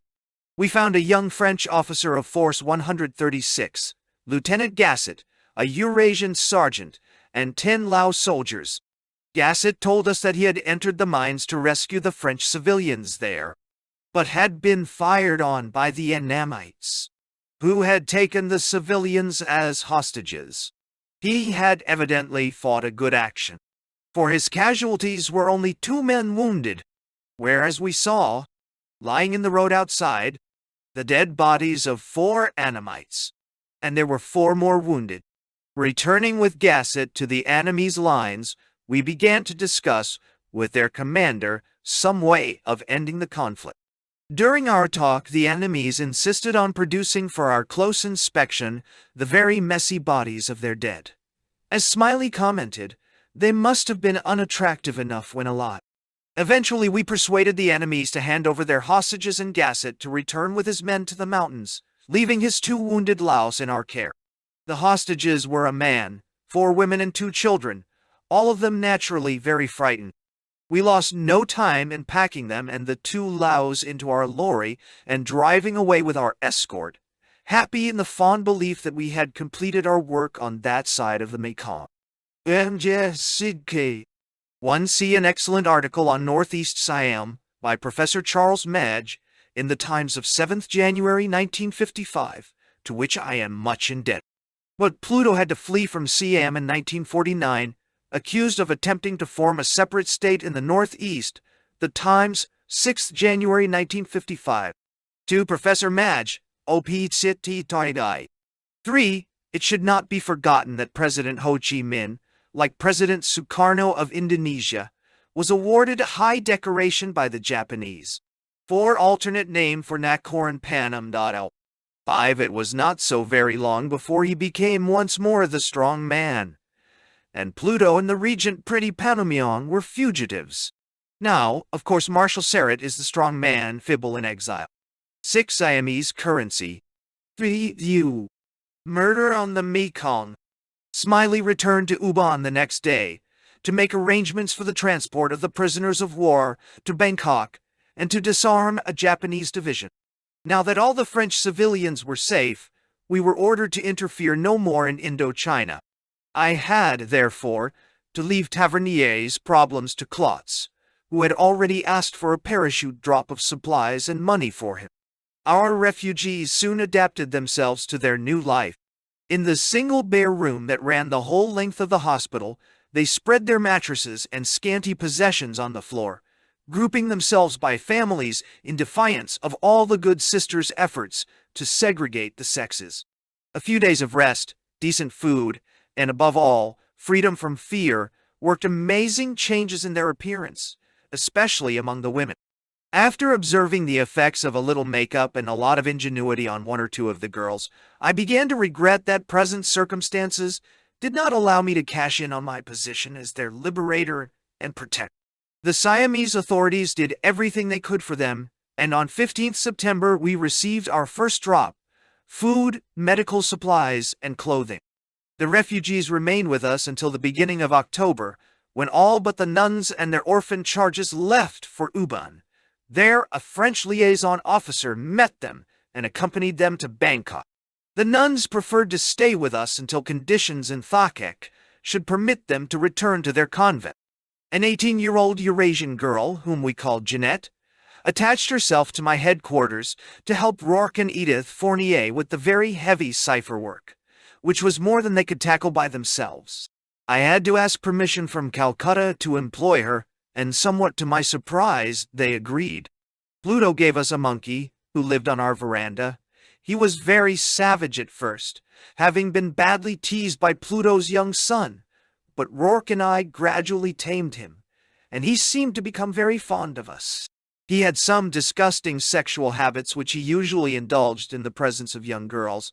Jeanette, who went about in shorts and bare legs, used to rouse him to a pitch of hysterical fury, and she could never go near him in safety. Later on, we acquired from Indochina 2 young male gibbons. They were enchanting creatures whose soft fur smelt deliciously of musk. They would cling to us, put their arms round our necks and pick imaginary parasites from our hair. One, whom we christened Toby, was black with a white face. The other, who was white with a black face, we called Smith. The origin of his name needs some explanation. We frequently received signals ending with this obscure word. It was some time before we learned that it stood for, "See my immediately following telegram." A few days after Smiley's departure, a signal from Calcutta advised us of the decisions that had been taken at highest level about the immediate future of Indochina. South of the 16th parallel, the country was in the SEAC-1 theater of operations. As soon as their troops arrived, which would be in October, the French would take over the responsibilities of restoring law and order and disarming the Japanese. At present, the only Allied military organization, there was an Indian division under General Gracie at Saigon, north of the 16th parallel, which included all the country adjoining our areas. Those duties would be undertaken by Marshal Xiang. Czechs, Kuomintang Chinese, whose troops were now advancing from the north and might be expected in Vientiane and Thakek at any moment. This news caused grave alarm among the Siamese, who had always feared, and still do, that their own large and unassimilated Chinese population might one day be used by China as a pretext for invading their country. Units of the Siamese army and reinforcements of police began to move into our areas. The governor looked worried and repeatedly stressed to me his anxiety. Although since the last century, when they had annexed Cambodia, the French had been the immediate object of Siamese fear and suspicion, always there had been the remoter, but much more formidable menace of China.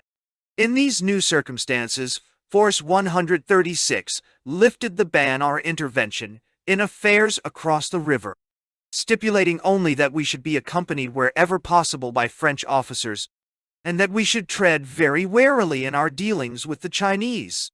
There was considerable danger, we were warned, of friction between the Chinese and the French. The British, on the other hand, were working very closely with the French, who needed our support badly in view of the American attitude to Indochina. This signal concluded with a sentence so typical of the staff officer's mind that it is worth recording: "You will give French all possible assistance short of becoming involved yourselves." The American attitude was summarized by the late Mr. Chester Wilmot, who wrote, "Roosevelt was determined that Indochina should not go back to France." Mr. Graham Greene, who visited the country early in 1954, wrote of American intervention. In 1945, after the fall of Japan, they had done their best to eliminate French influence in Tonkin. M. Soide Saint-Denis, the first post-war commissioner in Hanoi, has told the sad, ignoble story in his recent book, Histoire d'un pays manqué. Aeroplanes forbidden to take off with their French passengers from China. Couriers who never arrived. Help withheld at moments of crisis. We were shortly to witness even worse. Like ourselves, the French had been accustomed to thinking of the Americans not only as allies but as friends. It never occurred to any of us simple officers that the most powerful country in the free world would deliberately embark upon a policy of weakening her allies to the sole advantage of her most dangerous enemy. We have learned a lot since, but in those days, it all seemed very strange. Towards the end of the third week in September, I paid Wynne a visit at Nong Khai. Smiley had procured me from Bangkok a jeep, a 3-ton lorry, 2 motor bicycles, and several drums of petrol, so that communications were no longer a problem. The occasion for my journey was a party for Wynne's 29th birthday, but its real object was to discuss in the light of our new instructions the problems facing us across the river. Wynne had evacuated from the other side a large party of French civilians, who were now under the care of the governor of Nong Khai pending their departure to Bangkok. They were going by air, because the aerodrome at Nong Khai was large enough for Dakotas.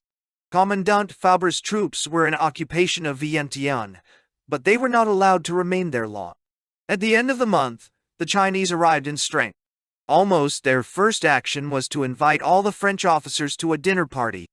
At the Chinese headquarters in the Residency, where the tricolor was flying in their honor, Fabre and his companions were courteously shown into a room and immediately surrounded by Chinese soldiers with leveled Tommy guns. They were relieved of their arms, equipment, money, and watches, and ordered to quit the town instantly on pain of arrest.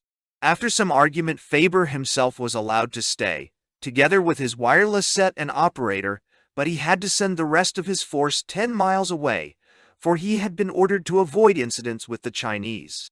Defenseless and surrounded by enemies, Faber was vitally dependent upon help from Wynne, who received parachute drops, including arms, and smuggled them across the river by night to a rendezvous with the Franco-Laotians in the jungle. More than once, he had to smuggle not only arms, but parachutists, for the French had no suitable dropping ground at their disposal. It was fortunate that the governor of Nong Khai was sympathetic. Wynne's visits to confer with Faber exposed him to grave personal risk. The distance from the landing stage, opposite Nong Khai to Vientiane, was nearly 15 miles. It was impracticable to make the journey direct by boat owing to the distance and the strength of the current. The Chinese had requisitioned all transport, and so Wynne had to walk or bicycle. On the way, he often found himself a target for Free Lao or Viet Minh snipers. When, later on, he received a jeep, his journeys became easier, but at the beginning of November, he ran into an ambush and nearly lost his life. He was driving towards Vientiane with Fabre, a Lieutenant Leroux, and 2 Lao soldiers when they were fired on at a range of 50 yards by about 20 enemies with light machine guns.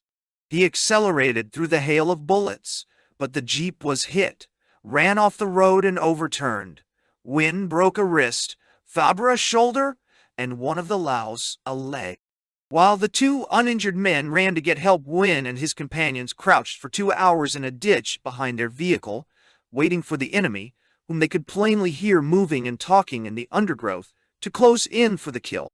But the enemy seemed to have no stomach for close fighting, and kept their distance until a lorry arrived full of friendly Laos, who took the wounded men to safety.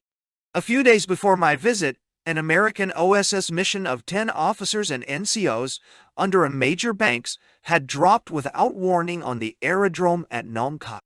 Ignoring Wynne, they had established themselves in the town and prepared to receive supply drops. They had no authority from SEAC to be in Siam. Although perplexed and a little irritated by their discourtesy, Wynne was much more worried by their behavior to Fabre and his officers, who at this time had not yet occupied Vientiane. From his base at Nong Khai, Banks crossed the river on several occasions, and in the most insulting manner ordered the French to keep out of the town and to cease their aggression against the Annamese and Free Laos. Determined to get rid of this nuisance, Wynne hit on the brilliant and comradely idea of persuading Banks that he would find a more interesting situation and greater scope for his activities at Thakakek. They left for Nakhon Panom yesterday, he told me amiably when I arrived. You should find them there on your return. It is only fair to add that he would never have done it if he could have foreseen the consequences. The birthday party took place in the governor's house, where Wynne had his headquarters. This was a tall white building overlooking the Nong Khai waterfront and the broad brown flood of the Mekong that swirled westwards from Vientiane in a great curve beneath the low red cliffs and bright green jungle of the Laotian Bank. The governor and his handsome wife, who had both taken a great liking to Wynne and Lawson, had been at pains to provide the best food, unlimited liquor, and the prettiest girls from the neighborhood to make the party a success. Wynne had also invited the French refugees from Vientiane. He had changed for the occasion into what my friend Hardy Amies might have called a daring and original number: a pair of black satin Chinese trousers, surmounted by a broad, multi-colored silk cummerbund of Laotian design, an open-necked white silk shirt, and a green and white spotted silk scarf. I was unable to persuade him to wear his green forage cap as well. He had omitted to brush his hair, but he smelt deliciously of Trumper's aftershaving lotion. After the anxieties of the past weeks, I was more than ready to enjoy myself, with the result that not all the events of that evening are clear in my memory. I have a blurred recollection of a totally uninhibited Spider Lawson causing some eyebrow raising among those of the refugees who spoke English, with a spirited rendering of a famous soldier's version of the Egyptian national anthem. Also of inflicting my attentions on a shapely and evidently nubile blonde, only to discover that she had formed an unshakable attachment to Lawson. Say, Spider. Donc. She kept whispering to me. Croyez. Vous que c'est un homme sérieux? Oh? Next morning we went to Vientiane for a meeting with H.H. Prince Fetzerath, self-styled Prime Minister of the Free Lao government. He had promised to provide us with transport from the landing stage, but for safety's sake we each took a pistol and an American .30 caliber carbine. Commandant Fabre met us at the landing stage, a tall and silent man whose strong, determined features were drawn and sallow from months of malaria, dysentery, and strain. A rickety old bus with a small escort of apathetic Chinese soldiers took us to Vientiane, a well-laid-out town of imposing white villas in spacious shady gardens. In the largest, most luxurious, lived His Highness, a swarthy, heavily built man in early middle age. He received us in a cool and comfortable room where the strong morning light filtered faintly through sun blinds. His beautifully manicured hands and smart white linen suit matched the opulence of his surroundings. He had an unfortunate manner compounded of shiftiness, complacency, and arrogance.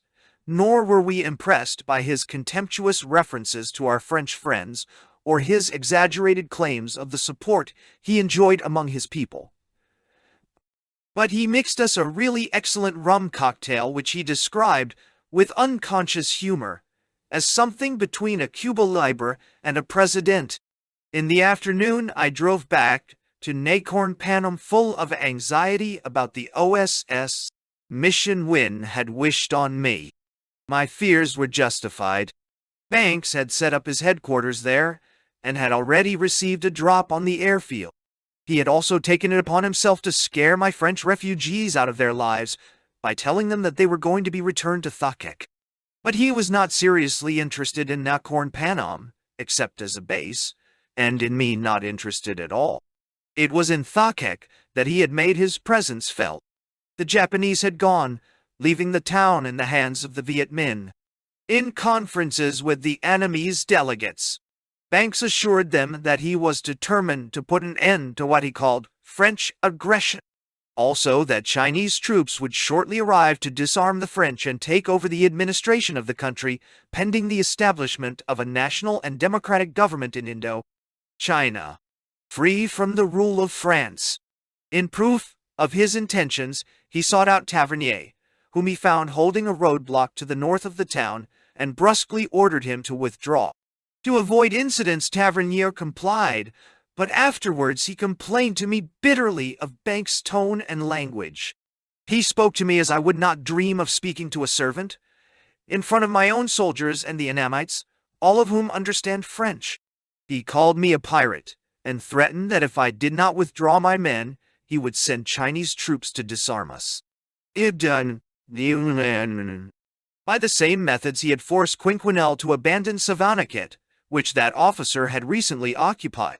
The enemies, of course, were delighted, and immediately launched a series of sharp attacks on the French posts around both towns, forcing them to withdraw farther into the forest. I signaled Calcutta for instructions. They replied that Banks had no right to be in Siam, which came under SEAC. We could not stop him making trouble in Thakek, but he must do so from that side of the river. I should request him tactfully to remove his party. In the meantime, Calcutta would take up the matter with SEAC. As diplomatically as I could, I gave Banks the message. He was a spare, well-knit man in his early 30s, with a dark complexion, a thin, sneering mouth, and flickering, close-set eyes. His manner was furtive, and he seemed reluctant to look at me as he spoke. He told me curtly that he had his orders and meant to carry them out. He would stay at Nacorn Panem as long as it suited him and would make his own arrangements to receive drops on the airfield. He saw no need to give me warning of. I begged him to desist from encouraging the enemies, who had been truculent enough before his arrival. After all, I pointed out, the French are our allies. Tavernier and his men have held out with great endurance against the Japanese, to whom the Annamites gave their wholehearted collaboration. So did the French collaborate, he snarled, his narrow eyes glancing around my feet. Why, I was betrayed myself by a traitor in France. It damn nearly cost me my life. Suppressing a wistful sigh, I returned to my headquarters, where I drafted gloomy reports to Calcutta and Smiley. Banks did in fact move within the next few days to Thakek, where the enemies were only too happy to find him a house. From time to time I received reports of his speeches, encouraging them in their struggle for freedom. I must add that the others in his party were very different from their commander, being courteous, friendly, and, on the few occasions when they were allowed, helpful, but they seemed overawed by Banks. They had been gone 2 days when Klotz and I decided to visit Tavernier to hand over some medical stores. Klotz wrote to him to expect us. We should pass through Thakek on the way, to pick up a car for part of the journey, and carry out some commissions for the French. Banks had told Klotz to keep away, but he had replied with some heat, I can certainly go to Thakek if I wish. I am a French officer, and Thakek belongs to France. We borrowed the governor's launch with his 2 enemy's boatmen. The American Lieutenant Reese, who had come over that morning, was our only other companion. We started across the Mekong after lunch on 27th September. It is a date I am unlikely to forget. The monsoon was coming to an end. The afternoon was cloudless, still and warm. The hills behind Thakek smiled peaceful and welcoming, a bright quilt of green and gold. The houses on the waterfront seemed deserted and asleep. We jumped ashore and walked up the ramp. As we stepped onto the road, we heard a high-pitched command. Halt! From a doorway on the left issued a platoon of enemies led by a short, lightly built officer with a drawn pistol, whom I recognized as one of the Viet Minh delegates, known as Tu, formerly an employee of the electricity plant. In different circumstances he would have been a ludicrous figure with his dirty khaki shorts, the gray composition topi that seemed to be the uniform of his kind, and his self-important pseudo-military manner. He strutted up to us and made a signal to his men, who spread out facing us with leveled rifles. Bien, he yapped, grinning to show a mouthful of uneven blackened teeth, rotting in red, beetle-stained gums. He turned to me. Who are you? I am a British officer, as you know. Ah, and you? To Reese. American. You? He said to Klotz. Are French? Klotz nodded. Very well. The British and American officers may go free. They are our eyes. The Frenchman is under arrest and will come with us. The French declared war on us yesterday in Saigon. Annie, don't be ridiculous, I protested, trying to sound calm and confident. The British, Americans, and French are all allies, and we are certainly not going to let you arrest our friend. Isn't that so, Lieutenant? I called to Reese, who had made his way through the rank of enemies and was now leaning against the wall of the house across the road. Reese shuffled his feet and looked unhappily at the ground. I don't know, he muttered. I guess we're neutral. He looked miserable. I was and still am convinced that he was acting under orders. Certainly he showed the next day that he had abundant moral courage, and I am certain that it was not physical cowardice that made him withhold his help from us at this moment. I do not believe I have ever felt so utterly defeated. With Reese on one side of him and myself on the other, it would have been possible to conduct Klotz back to the launch. I was sure the enemies would not risk harming a British or American officer, and in this way we could have screened Klotz from their fire without much danger. Now, I must try to do it alone, for it was unthinkable to leave him to certain murder and probable torture. What I would have given at that moment for just one section of British or Indian troops. "Francois," I said quietly in English, "you and I are going back to the boat. There doesn't seem any future in staying here." He smiled and took his hand off his pistol holster. I turned to the delegate, trying to keep my voice steady and conceal my fear. "Monsieur Tu, since our presence here is unwelcome to you, my friend and I are returning to Saye. Au revoir." "Oh." I made him a stiff bow, and putting my arm around Klotz and trying to keep myself between him and his enemies, turned and started to walk towards the ramp. "No!" screamed Tu. "You may go, but he stays here." "Keep moving," I whispered, "and pretend we haven't heard." Klotz nodded, his face expressionless, his eyes calm. I do not like to imagine his real feelings during those moments. I remember too vividly my own.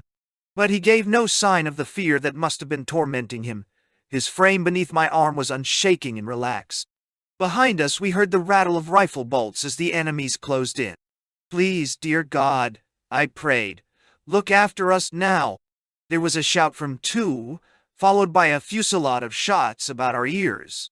I felt the blast of a rifle on my right cheek, and realized with a sudden surge of elation that they were firing past us or into the air. It was, after all, a bluff. Only a few yards ahead of us lay the launch under her dirty canvas awning. She was deserted, but if we could reach her safely and cast off from the bank, the current would take us downstream, with enough steerage way to reach the Siamese side. I was now walking almost directly behind Klotz to give him the maximum of cover. It seemed that we had got away with it.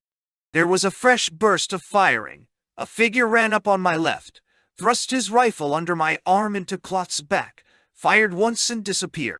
Klotz staggered and let out a terrible, despairing gasp. "Oh, Peter," he whispered. "Oh, Peter." A wide crimson stain spread thickly over the front of his shirt. A torrent of blood poured from his mouth. I tried to hold him, but he swayed forward out of my arms and lurched with weakening steps down the ramp onto the landing stage. There he dropped on all fours and began to drag himself towards the launch. I ran after him and lifted him over the thwarts onto the raised after deck. He lay there face downwards, the blood trickling from his mouth. Within half a minute, he was dead. Nearly hysterical with anger and grief, I ran back up the ramp. Tu and his men had vanished, but Reese was where I had left him, leaning against the wall. He had been joined by a major, who was Banks' second in command, and by two NCOs. "I hope," I said, trying to keep my voice under control, "I hope you're proud of your Annamite friends. That," I pointed to the corpse on the launch, "that is the direct result of your work." Gee," squealed a small dark boy, the younger of the NCOs. "Gee, this is terrible. Let's get the hell out of this place." "I guess," said the major slowly. "We better have a company of Chinese paratroopers down here right away. I'll go call Hanoi. Having failed to save Klotz's life, I must at all costs rescue his body before the Viet Minh came to claim it as a token of their triumph." I was thankful to see the dowdy, sorrowful figure of the Kakowin approaching with the two Annamese boatmen who, not unnaturally, had run away when the trouble began. While they started the engine and swung the bows into the stream, I sat down beside Klotz, brushing away the flies that were already clustered on his blood-stained mouth and back and on the congealing pool on the deck. They rose in a cloud with a low, resentful buzz. All the way across I sat watching the poor dead face of this gallant, warm-hearted young man, who in such a short time had become so close a friend. It seemed a tragic waste that after fighting throughout the war, he should die now with a bullet in the back. I could not know how many thousands of his countrymen were to follow him in the next 10 years. At that moment I felt only a bitter anger and a shattering sense of loss. So smothers in blood and burning, and flaming flight, of valor and truth returning to dust and night. Remorsefully I thought of how he had trusted my judgment when his own instinct had been to draw his pistol and stand his ground. If I had stood with him, threatening to shoot the first enemies to lift a rifle, might he not? I now wondered, yet be alive?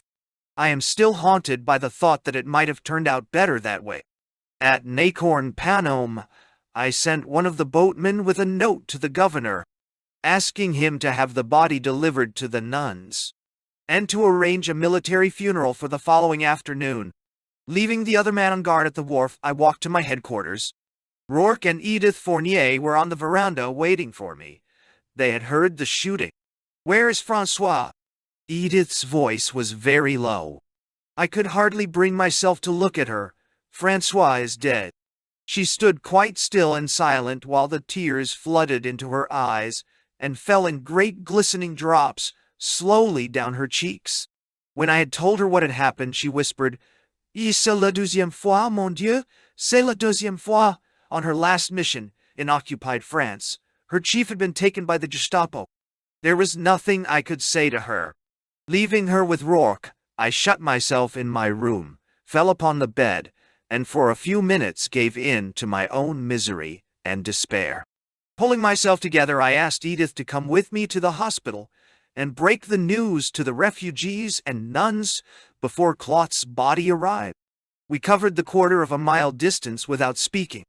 At the hospital, we were surrounded by an anxious crowd, who stared in horror at my blood-stained clothes. When they heard that Clots was dead, there was a stunned silence, followed by a chorus of cries and sobs from the women. But their sorrow gave way to a rising clamor of indignation when I told them of Lieutenant Reese's neutrality. While we were talking, the governor arrived with the chief of police and the doctor. The doctor had already examined the body, which was now on the way to the hospital. He said that Clots had been shot through the base of the heart, and no power on earth could have saved him. The governor was almost in tears himself with distress and anxiety. It appeared that the messenger to Tavernier had been intercepted by the Viet Minh, who had read Clot's letter and prepared the ambush to meet us. By the time the governor knew, Clots had been killed. The order for Clots's detention had been given by the chief delegate, Long, alias Lehoc Min, who had entrusted its execution to Tu. I asked the governor to have them both arrested if ever they came to Nacorn Panom, but he could not do so without instructions from Bangkok, which, despite my repeated efforts, never arrived. I gave him a telegram to send Smiley, asking him to come as soon as possible. With his rank and authority, I felt that he might have some influence on Banks.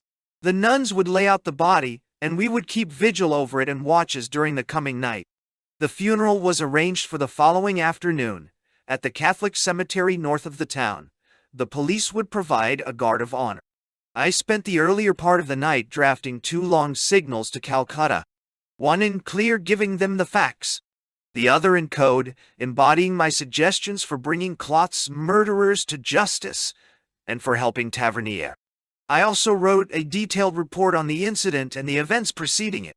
The effort at least made me concentrate. I could not eat, and it was useless to try and sleep. At midnight, we left for the hospital. I had ordered Rourke not to stay long, for he had a heavy signal traffic in the morning. But Edith insisted on staying the rest of the night, and I could not prevent her. Clots was lying on a camp bed, dressed in a clean uniform. He looked serene and peaceful, his strong features softened in the dim candlelight. We took our places among the shadowy figures thronging the small bare room. I found myself standing beside the sheriff. All the officials of Nacorn Panom came to stand guard for a part of the night. As the silent hours passed, and I watched the calm, still face on the camp bed, I found I was no longer tortured by the terrible memory of that blood-drenched figure staggering down the ramp at Thoket. Instead, I remembered Francois gently lifting in his strong arms the wounded girl at the mines. Francois, reading me passages from Descartes, and patiently and unsuccessfully trying to explain what Frenchmen meant when they described themselves as Cartesians, both of us sitting over our rum on the veranda in the cool night, singing French army marching songs. Into my mind came suddenly a verse from our favorite, sung, I believe, by the troops of General Juin in North Africa. Il n'y aura plus de pierres. Il y aura des fleurs dans les jardins des oiseaux, the seul des oiseaux, sur les branches légères. The day, why aura des fils sur tous les chemins pointés. We were about to leave for the funeral when Lieutenant Reese arrived at the house, grim-faced but very smart in his uniform. He saluted me gravely. I've come, Major, to attend Lieutenant Clot's funeral. I know. Edith turned and walked out of the room. That's very good of you, Lieutenant, I'm sure. But do you know what you may be letting yourself in for? The French here are pretty indignant and... I know. I'd like to be there. He walked with us to the cemetery. There he stood alone, his eyes on the ground, while the silent, fierce tide of hatred welled all round him. At last the priest began the service, and everyone turned towards the open grave. When the coffin had been lowered, wrapped in the tricolor, the volley fired, and the earth shoveled over, Reese turned to face the trench, saluted, and marched away. Whatever may be said about him, he showed that day no lack of dignity or courage. The grave was marked with a plain wooden cross inscribed with Clot's name and the date of his murder. It was not allowed to remain there long. The enemies, whose town adjoined the cemetery, could not let their hatred rest with his death. Time and again during the next 3 months they uprooted the cross and took it away, leaving a few splinters to mock his trampled grave. Each time we replaced it, they would do the same. An easy revenge, but what a people that could find it sweet. Noddy.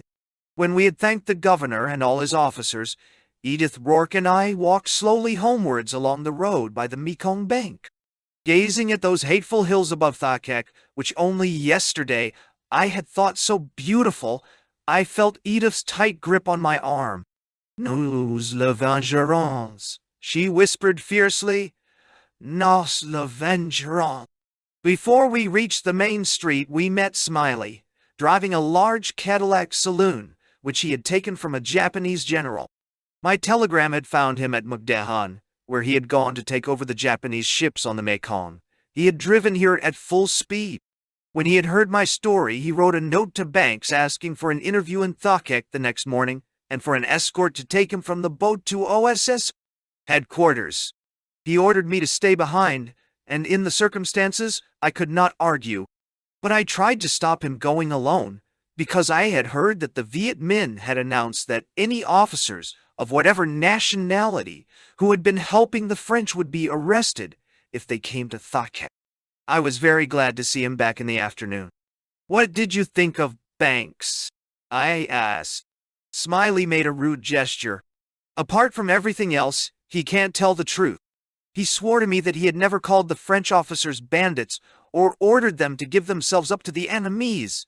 But he didn't know that I had in my pocket a letter written by him to the French at Savannakhet in those very words. By the way, Peter, you're not to go to Thakek again. The Viet Minh are after your blood and they've put a price on your head. How much? I can't quite make out. It's either £500 or half a crown, depending on the rate of exchange. Oh. Ow. One Southeast Asia Command, under Lord Mountbatten. Ivor. Perils of a gunrunner. At the beginning of October, I had news from Calcutta that SEAC were pressing for the withdrawal of Banks and his party. I was ordered to tell him that the Viet Minh had just shot up OSS headquarters in Saigon and killed Colonel Dewey, the commander. To my surprise, the news made no impression on him. He had already heard it. He simply repeated that he had his orders. However, at the end of the week, his entire party left for Yuban. I never saw them again. At this point, I must make it clear that Major Banks was quite unlike any other American officer I have ever met. Moreover, the other members of his mission seemed a friendly and well-intentioned body of men. If I have been unable to hide my bitterness against Banks, it is because he was largely responsible for the murder of my friend, and for the strengthening of Viet Minh resistance around Thakek, which was to cause the French so many casualties in the next 6 months. What I cannot explain is how he was able to use Siamese territory as a base in contravention of a clear agreement between the British and United States governments. That Smiley had been right about the Viet Minh attitude towards me was soon apparent. Interested in locating their positions facing Tavernier south of the town, I borrowed the governor's launch one afternoon and cruised up and down close to the other bank of the river, studying the shore through my field glasses. This pleasant pastime came to an abrupt end when, without warning, several machine guns opened up on us, fortunately firing short. Zhang Ya, the only other passenger, threw himself on the floor, wisely, and lay there gibbering. I did not have to tell the helmsman to turn away.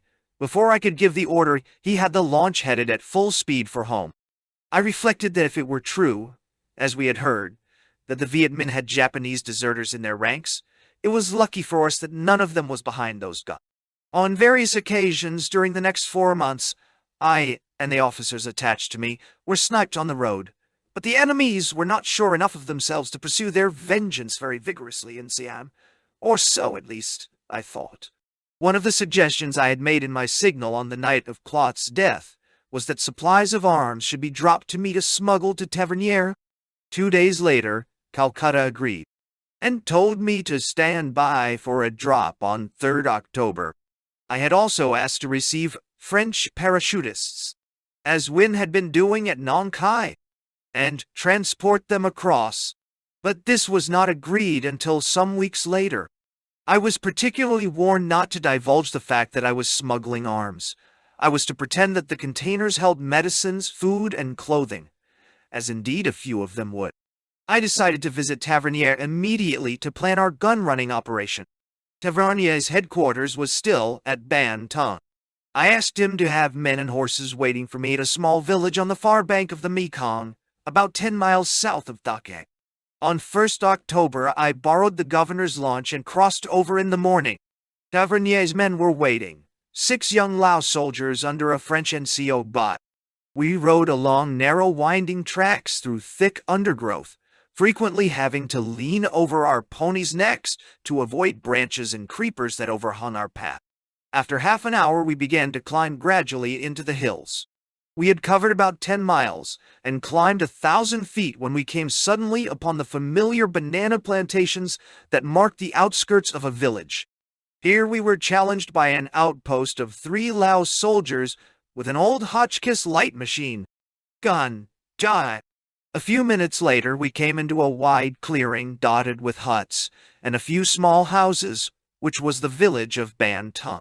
Laotian soldiers, barefooted little men in shorts and dark blue berets, walked between the huts in 2s and 3s, or squatted in groups in the doorways, chatting and laughing.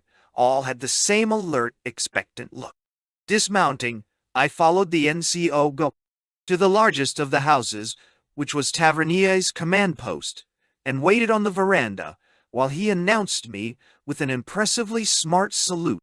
Lieutenant Ferdinand Tavernier was a tall, dark officer of about my own age, lean and ascetic in appearance, prematurely bald, with tired eyes blinking behind thick horn-rimmed glasses. He seemed a good deal older. He spoke in a quiet, rather high voice, and he very seldom smiled. He had no English. I had brought with me a few medical stores and told him that there were more waiting for him at Nakorn Panel. He was pathetically grateful. "You know, Major, there's not one of us here who is not sick. All of us have recurring malaria, most have amoebic dysentery, and our small stock of medicines was long ago exhausted. We have had no supplies since the Japanese coup in March." Making a note of his most urgent needs, I asked, "Have you had any cases of bacillary dysentery?" "Oh yes, plenty. But they all died." We arranged that he should come to Nakorn Panam the day after the drop. We would load his stores onto one of my lorries and drive to a point about 15 miles south of the town, where he would have men and pirogues waiting to transport them over the river. "This is wonderful news," he exclaimed. "We are really desperate here. Since our major banks gave them such encouragement, the Anamites have been pressing us hard. With the few weapons I have, I cannot stand up to them, and now I am running out of ammunition. I could, of course, retire deep into the mountains, but that would mean leaving the population here, who are our friends, to be massacred. Do you think you could also get me some money to buy food? We cannot continue to live indefinitely on the charity of these good people. And of course, my soldiers have not been paid since March. It is wonderful the way they have stood by us, when they could so easily have deserted. Aye, gee, why? There was no other officer with Tavernier, but I was introduced to his NCOS. Sickness, undernourishment, and fatigue made them look like walking corpses, but they were all cheerful and full of hope and enthusiasm. The most impressive figure was the Padre, a short, square Frenchman with a huge black beard, a deep voice, and an apparently inexhaustible fund of energy and good humor. On the way back to the launch, I was riding at the head of the party. As I leaned forward to pass under an overhanging branch, I heard a sharp cry from the man behind. Attention, Commandant! Looking back, I saw, coiled along the branch I had just passed, a large snake. That was the only live snake I saw in the Far East, outside the pits of the Pasteur Institute in Bangkok. My carefully disseminated cover story about the arms was shattered during the drop by one of those pieces of bad luck, which always seem to catch me out when I embark upon deception. The two liberators made their dropping runs from west to east, turning at the end of each run when they were over Thake. Owing to a fault in the release mechanism, one of the containers stuck underneath the aircraft, falling a few seconds later on the far bank. It was retrieved by the Viet Minh, who thus received a present of 18 stens, as well as valuable material for propaganda, of which they made immediate use. The next morning, the governor came to see me in a state of extreme indignation, forbade me to move the arms I had just received, and placed a police guard over them. Even Smiley was unable to mollify him. The most he would allow poor Tavernier to take were the containers that actually held only food, clothing, and medicine, and the money which I had received on his behalf. I sent an urgent signal to Calcutta, asking for instructions to be sent from Bangkok for the release of the arms, but it was a fortnight before they arrived. Even then, the governor insisted that the operation should be carried out at night and well away from the town. I therefore wrote to Tavernier asking him to send pirogues and men to a small village on the Siamese bank of the river, a little way upstream of our original rendezvous. They were to await me there at midnight on 20th October. I decided to accompany the arms across the river and see them delivered personally, partly to satisfy myself about their condition, and partly because it would give me the opportunity of having a further talk with Tavernier and assessing his future requirements. I could scarcely hope for complete secrecy in smuggling the arms. After the publicity that had attended their arrival, the governor, however, tactfully removed our police guards at dusk on the 20th Thou, and so gave us the chance to load the containers onto our lorry under cover of darkness. It was a slow and exhausting business, but, exhilarated by the thought that we were doing something, however small, to avenge poor Klotz, we quite literally put our backs into the work. Leaving Edith Fournier behind to operate the wireless Sked Rourke, and I set out for the rendezvous shortly after 11, with Rourke at the wheel. "I hope to God the French are there on time," I commented as we bumped over the potholes on the road leading southwards from the town and left the last huts and plantations behind. "I shan't feel happy so long as this stuff remains on Siamese soil. Those Annamite bastards must have a pretty good idea of our plan, and I wouldn't put it past them to try and intercept, in which case I don't at all care for the thought of waiting around on our own in the dark in the middle of the countryside. No more do I. Sir, do you really think they'll try something here? I don't think the governor would like that much." No, he certainly wouldn't. But I don't want to take chances just the same. Of course, they may try to catch us on the river. They ought to be able to see all right with this moon. That reminds me," I went on. "In my letter, I gave Tavernier to understand that I should be returning tomorrow by the same route, and you'd be picking me up in the truck at this same village. Now, of course, that would be a dotty idea. If the enemies are really out to get us, it's the obvious place they'd choose to lie in wait. Aye. When I. But how will you really get back? Quite simply. Before we left home tonight, I wrote a line to the governor. I have it on me now, asking him to send his launch tomorrow morning to collect me from the other side and take me direct to Nacorn Panam. You will please deliver it to him personally first thing in the morning. No. I will, sir. But will he agree? Certainly, he'll agree. I've explained that I'm afraid of trouble from Comrade 2 and his pals, and that's something he's as keen to avoid as we are. Ready? And no. A sign. We drove on in silence until we came to the track leading to the village where I was to meet Tavernier's men. It ran off to the left, just before the road crossed a narrow wooden bridge over a watercourse. Rourke slowed down. Better turn her round, I said, so that we're facing homewards in case of trouble. We're a bit late for that, sir. Look! In the moonlight I saw two figures standing by the posts on either side of the bridge.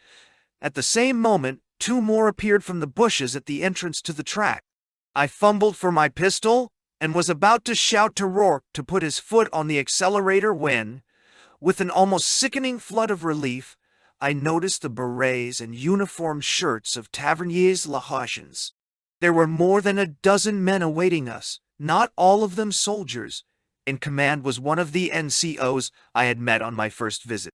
Under his direction, they set to work swiftly and quietly, opening the containers and carrying the weapons and boxes of ammunition down the few hundred yards of track to the river. When the last empty container had been replaced in the lorry, I gave Rourke my note to the governor. Mind you hand it to him personally, I repeated. I will, sir, never fear. Good luck to you now. Adieu. He drove off into the night. Slinging my carbine on my shoulder, I followed on the heels of the French sergeant, picking out the pale ribbon of the winding path between dark clumps of thorn bushes. Once or twice I stopped and looked around uneasily to reassure myself that we were not being followed, but the fields lay still and peaceful in the milky moonlight.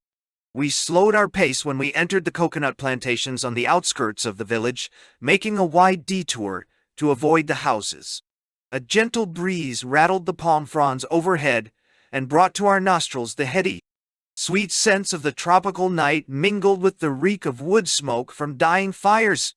From close by came the snarling bark of a dog, followed by a brief chorus of yelps that gradually died away into silence. 6 or 7 large pirogues were lying at the water's edge. The work of loading was completed with the same speed and silence as before. There was no sign of life from the village as we climbed aboard and paddled away from the bank. Even the dogs had ceased their howling, and the only sounds in the still night were the gentle splash of our paddles, the gurgle of water against the hulls, and the faint whispers of the Laotian crews. Reclining in the center of my canoe on top of some salvaged parachutes and propping my back none too comfortably against a small pile of ammunition boxes in the stern, I gazed at the stars and abandoned myself to some sardonic reflections on the many unmilitary disguises I had been called upon to assume during my employment with SOE. In my time, I had played the part of a journalist, a commercial traveler, a diplomat, a politician, a brigand, and even a gigolo. I did not care to dwell on that desperate occasion in a neutral country when a cynical superior had ordered me, in the interests of the king's service, to seduce a lady suspected of dealings with the enemy, an experience so shattering that I still sweat with embarrassment at the memory. Recently, I'd been a sort of district commissioner, and now I was a smuggler. This last, at least, was respectable. Moreover, the operation had gone without a hitch. It seemed too good to be true. Indeed, it was. For the first part of the journey, we set a course slightly upstream to take advantage of the current later on. From my position, roughly in the middle of the flotilla, I kept an anxious watch for our enemies. But the only signs of human life, other than ourselves, were an occasional pirogue, obviously engaged in fishing, and one or two lights on the farther bank, probably the fires of charcoal burners. The only movement that caught my eye was the shimmer of the moon on the swiftly gliding water, and the dancing points of light where the river raced over the shoals among the blue and silver shadows of the sandbank. In the middle of the river, a little more than halfway across, lay a small island, a long, low strip of jungle, whose tree-fringed shore showed dark against the distant background of the Kamen Hills. As we approached it, we began to alter course to pass below its southern tip. "Who lives there?" I asked the French sergeant, who was sitting immediately in front of me. "Oh, nobody. The fishermen use it sometimes, and we too, when we cross the river, halt there to rest ourselves a while. But tonight," he flashed me a smile over his shoulder, "with this valuable cargo, perhaps we had better hurry on our way." I was to thank my guardian angel for the haste. As I watched the trees glide past, I strained my eyes to peer into the gloom of the undergrowth, wondering if any hidden enemies were lying in wait for us. But I could see no movement in that strip of silent jungle. I lay back with a sigh and marveled again at the moonlit beauty of this mighty and mysterious river, which ran for nearly 3,000 miles from the Tibetan Plateau to the South China Sea. What a romantic setting, I gloated, for a smuggler. We were rounding the tip of the island, less than 200 yards from the shore, when an abrupt challenge rang out from the darkness, shattering my reverie. I clutched at my carbine as a burst of machine gunfire ripped up the water a few yards away. A second burst slammed into the leading canoe, toppling the bow paddler straight over the side. The steersman slumped slowly forward and sideways, and as he fell, the canoe heeled over and capsized with a great splash and flurry of foam. The third occupant appeared for a moment in the water, grabbing frantically at the slippery bottom of the dug, out as it spun away on the current. But he stood no chance, and in a few seconds was swept from our sight with a sickening cry of terror and despair. The sergeant bellowed an order in Lao, and our pirogue swung sharply downstream, almost tipping me overboard as the crew drove their paddlers into the water to speed us away from that murderous and cunning trap. The little island, which had seemed a moment earlier so quiet and aloof, was now erupting with the ragged crackle of rifle fire and the vicious stammer of the machine gun. The sound of the fusillades rolled across the river to echo back to us from the distant hills. I imagine that a smuggler can have few more disagreeable experiences than that of coming under heavy fire at close range in a flimsy canoe on a fast and turbulent river. As the bullets smacked into the water around us, or zipped frighteningly past my ears, or whined in angry ricochet among our scattering flotilla, I let go of my carbine and lay back as far as I could, gripping the gunwales tightly to brace myself against every lurch and twist of our plunging craft. I was acutely conscious, also, of my proximity to the ammunition cases, and wondered unhappily whether it would be more uncomfortable to be blown to glory or drowned in the Mekong. Were there crocodiles in the Mekong, I asked myself. I had heard there were some in the tributaries. And hippopotami? No, you bloody fool. They're in Africa. But there may be crocs. They'll be lying on the sandbanks disguising themselves as logs of wood. I began to giggle foolishly until I saw the sergeant give me a worried glance. Thoroughly ashamed, I picked up my carbine and, wriggling over onto my stomach facing the stern, began to shoot back at the island. There was not the least likelihood, of course, of my hitting anybody, except perhaps the paddler in the stern, whose nervousness increased noticeably with each shot I fired. But I thought it showed the right spirit, and at least it made me feel better. It was obviously having the opposite effect on the poor paddler, who, with bullets flying past him from both directions, was rapidly approaching hysteria.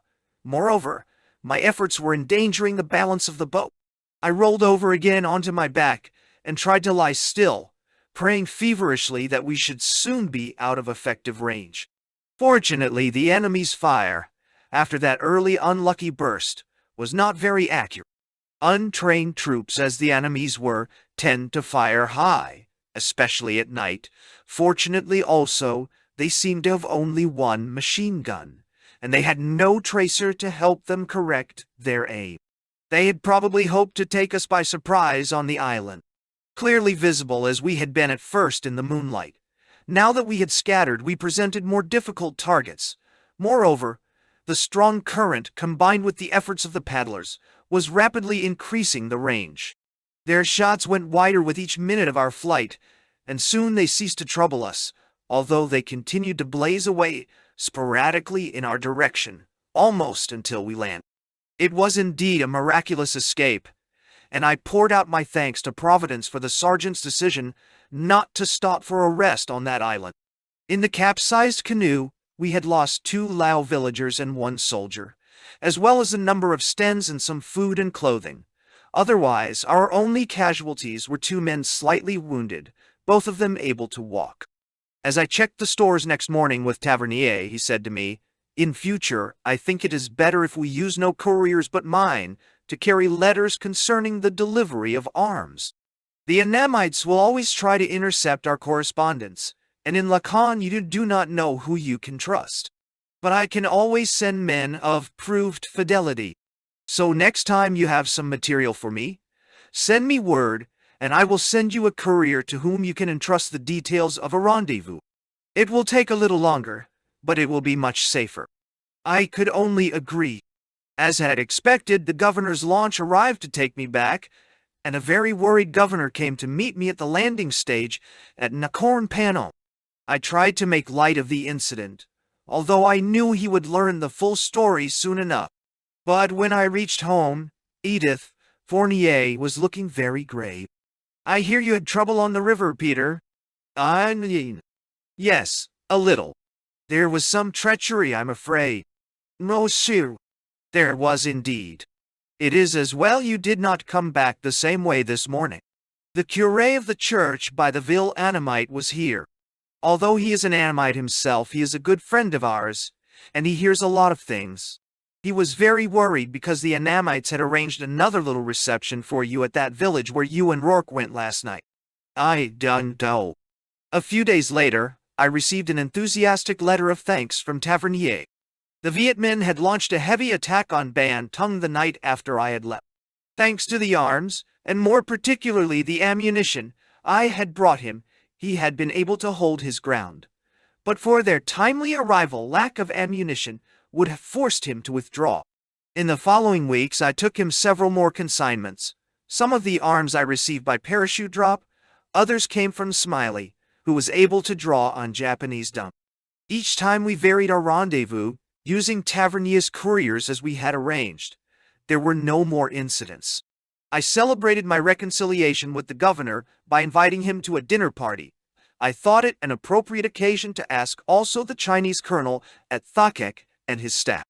From the colonel I received a most courteous letter thanking me in flowery language for my invitation, and ending sadly with the words, "We are sorry we cannot come because we have a sore foot."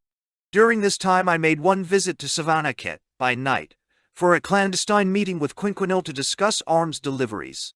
Crossing the Mekong by pirogue, I was met at the landing stage by 2 Lao soldiers, who led me through silent and empty streets, flooded in moonlight, to a large house at the back of the town. I knew that Quinquenil had evacuated Savanaket, but it seemed that the Viet Minh had not been able, or had not bothered, to occupy it themselves. However, we were taking no chances, and padded swiftly and noiselessly through the streets, keeping, wherever possible, to the shadows. Awaiting me with Quinquenil was a thick-set, broad-shouldered Laodian, who was later to exercise a profound influence on the history of his country. Chao, Prince, Bonhomme of the royal house of Champassac. The old southern Laotian kingdom suppressed by the French, had the intellectual outlook of a European superimposed on the instincts of a Laotian patriot, 1-1. A passionate Francophile who had received his education in France. He had played a leading part in the resistance against the Japanese. Now he was preparing to throw the full weight of his very considerable influence in this area behind the French and against the Viet Minh. Thereafter, as long as I remained on the frontier, a large part of my time was spent in running arms to the French, both to Tavernier and to Quinquenel, with whom I arranged a secluded rendezvous on the river south of Mukdahan. These officers needed everything we could send them. They were continually engaged in savage battles against superior forces, and their own command in Saigon was in no position to help. But on 19th October, they received their first reinforcements. 64 French parachutists dropped on my airfield, and after an enormous lunch which Tavernier attended, were ferried across the river in pirogues. By the time our missions left the area, at the end of January 1946, the French were able to take the offensive.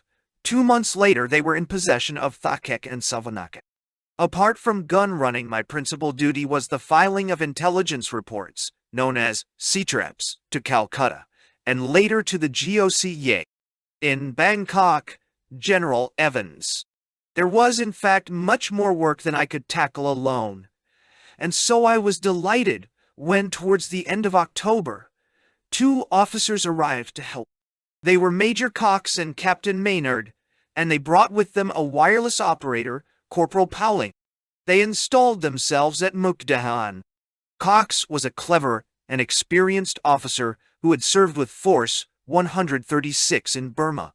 His gift for extracting the maximum amount of quiet fun out of life made him a delightful companion. Maynard was a young man of 22 whose ingenuity and enthusiasm more than compensated for any lack of maturity. Powling, a tall, quiet, very young soldier, most efficient at his job, unfortunately died the following January from virulent smallpox. One of Maynard's first actions was to design and build a motor pirogue to help us with our gun running. He recruited a squad of skilled Siamese workmen and a competent mechanic, and bought from a Chinese merchant an outboard motor in excellent condition. In a remarkably short space of time, we had a stout and swift little craft, fitted with a half-deck forward. In the bows, we mounted a Bren gun. We now felt able to deal with any attempt by the enemies to interrupt our convoys on the water. In deference to the Viet Minh's Radio Hanoi, which had been denouncing us, brigands and pirates, we persuaded the nuns to embroider us a silken ensign with a skull and crossbones, which streamed proudly in the breeze above the puttering outboard motor. We had to be careful, however, because the very sight of our toy gunboat would rouse the enemy's machine guns to a fury of activity. They would open fire on us even when we were cruising close in to the Siamese shore.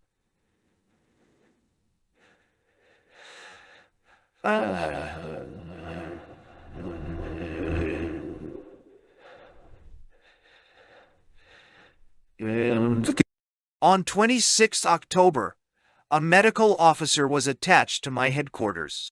Captain Donald Gunn, RAMC, was quiet, most conscientious, and extremely efficient. He was about 26 and had previously worked behind the Japanese lines in Burma. His confident, unruffled manner, dry sense of humor, and abundant common sense vastly increased his value to our party. Sickness and enemy action took a constant toll of the French forces. To Nakornpanam, Mukdahan, and Nong Khai, they brought their casualties for treatment and evacuation by air to Bangkok. Gunn's life was an exacting round of journeys between the 3 stations. After driving all night to attend a batch of wounded, he would often have to drive back sleepless through the following night for further work elsewhere. In the intervals, he found time to help us with the problems of administration and the reception and disposal of parachute stores. He did not seem to need rest. Smiley had cultivated excellent relations with the Siamese Air Force, especially with the station commander at Korat. Wing Commander Manup Surya, who was known even to his brother officers as Nabi, the Wing Commander, who had passed through West Point and served an attachment to the RAF before the war, proved himself a firm and valuable friend. Aware of our difficulties with communications, he obtained permission from his superiors to send an aircraft and pilot to Ubon for Smiley's personal use. The aircraft was a dual-control Mitsubishi Advanced Trainer, an obsolete monoplane of doubtful reliability, with seating for one passenger in comfort and a precarious perch for a second in the tail. It did not prove as useful as we had hoped, because it spent most of the time on the airfield at Ubon or Korat, undergoing repairs or awaiting spare parts. We were none too happy to learn that the pilot's name was Pilot Officer Prang. My first flight in the machine was on 31st October when Smiley and I were summoned to Bangkok. He for a conference with General Evans and Brigadier Jakes, I for my first meeting with the Brigadier. We took off from Nakorn Panam after breakfast, with Smiley sitting behind the pilot, and myself squatting on a discarded parachute, a prey to acute discomfort and claustrophobia. Our first call was at Udon, 35 miles south of Nong Khai, where we had an appointment with Win. We reached it in an hour, flying at 1,000 feet and following the narrow pink strip of laterite road that ran almost straight through the feathery carpet of forest. Planning to lunch at Korat, nearly 200 miles to the south, we left Udon at noon and climbed to 5,000 feet to cross a high range of mountains. After an hour's flying, we saw them beneath us, jagged outcrops of rock, thrusting malevolently up towards us through the bright green profusion of hostile jungle. Deep shadowed gorges twisting sharply between the peaks. If the engine fails now, I thought, we haven't a hope of making a landing. Of course it did fail, in a series of sharp, angry backfires while Prang fiddled furiously with various switches on the instrument panel. Then it cut and left us gliding through the air in a grim and fearful silence. Smiley turned round in his seat to catch my eye. The corners of his mouth twisted comically downwards as he pointed to the savage mountains below. RAF pilots had told me that if your engine failed while flying over jungle, and there was no paddy in sight, the best chance was to land on top of bamboo. Do you see any bamboo down there? I asked. Smiley shook his head, obviously thinking that terror had deprived me of my wits. At that moment the engine spluttered into life, and we breathed again. But not for long. 5 times in the next half hour, this terrifying performance was repeated, while we steadily lost height, until, at 200 feet above the ground, clear at last of the mountains, we saw ahead of us the comforting expanse of Korat Aerodrome. There was no safety margin for a circuit, and so we came straight in, landing with the wind in a frightening succession of vicious bumps, breaking off a wheel and slewing sideways on the starboard wing in a cloud of choking red dust.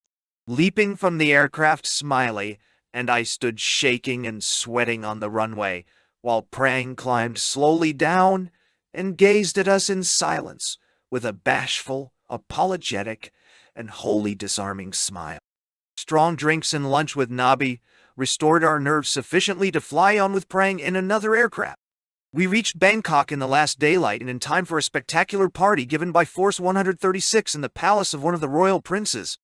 I had never thought our frontier life uncomfortable, but I was staggered by this sudden projection into luxury, and felt awkward and scruffy in my faded battle dress beside the trim little Siamese officers, and the British in their well-tailored uniforms, the women dancing under the colored Chinese lanterns, or gliding across the lawns in the clear, warm, scented moonlight, seemed each one an Aphrodite of voluptuous grace and sensuality.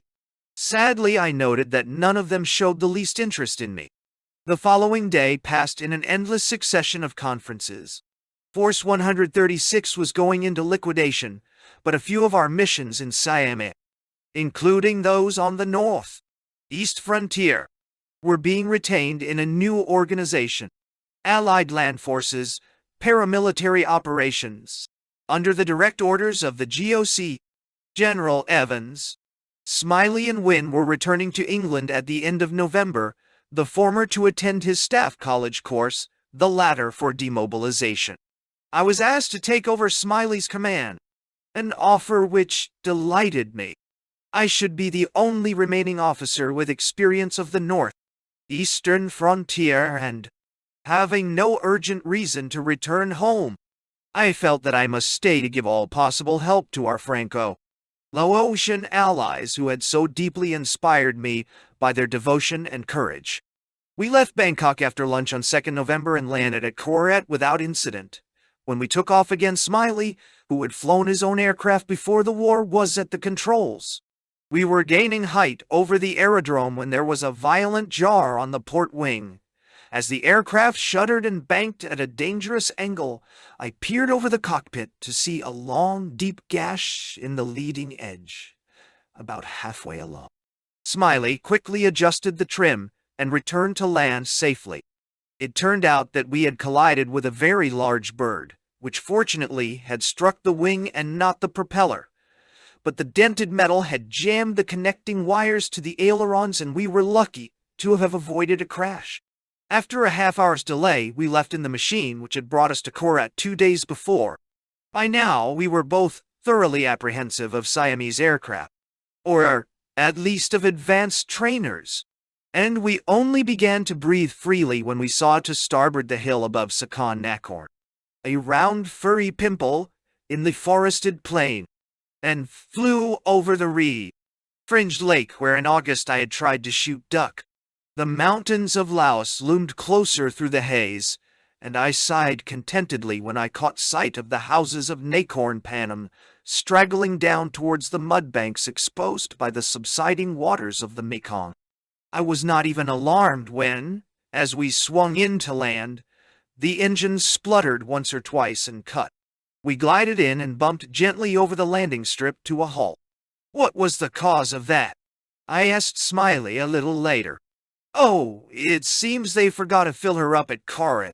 She was clean out of gas when the engine cut. Aren't we the lucky ones? I had a better chance of seeing Bangkok in the middle of November, when I was summoned there for a detailed briefing by the GOC on the duties of my new command. We flew no more in Siamese aircraft, but depended for our air communications on a flight of RAF L5s based on the race course on the outskirts of the capital.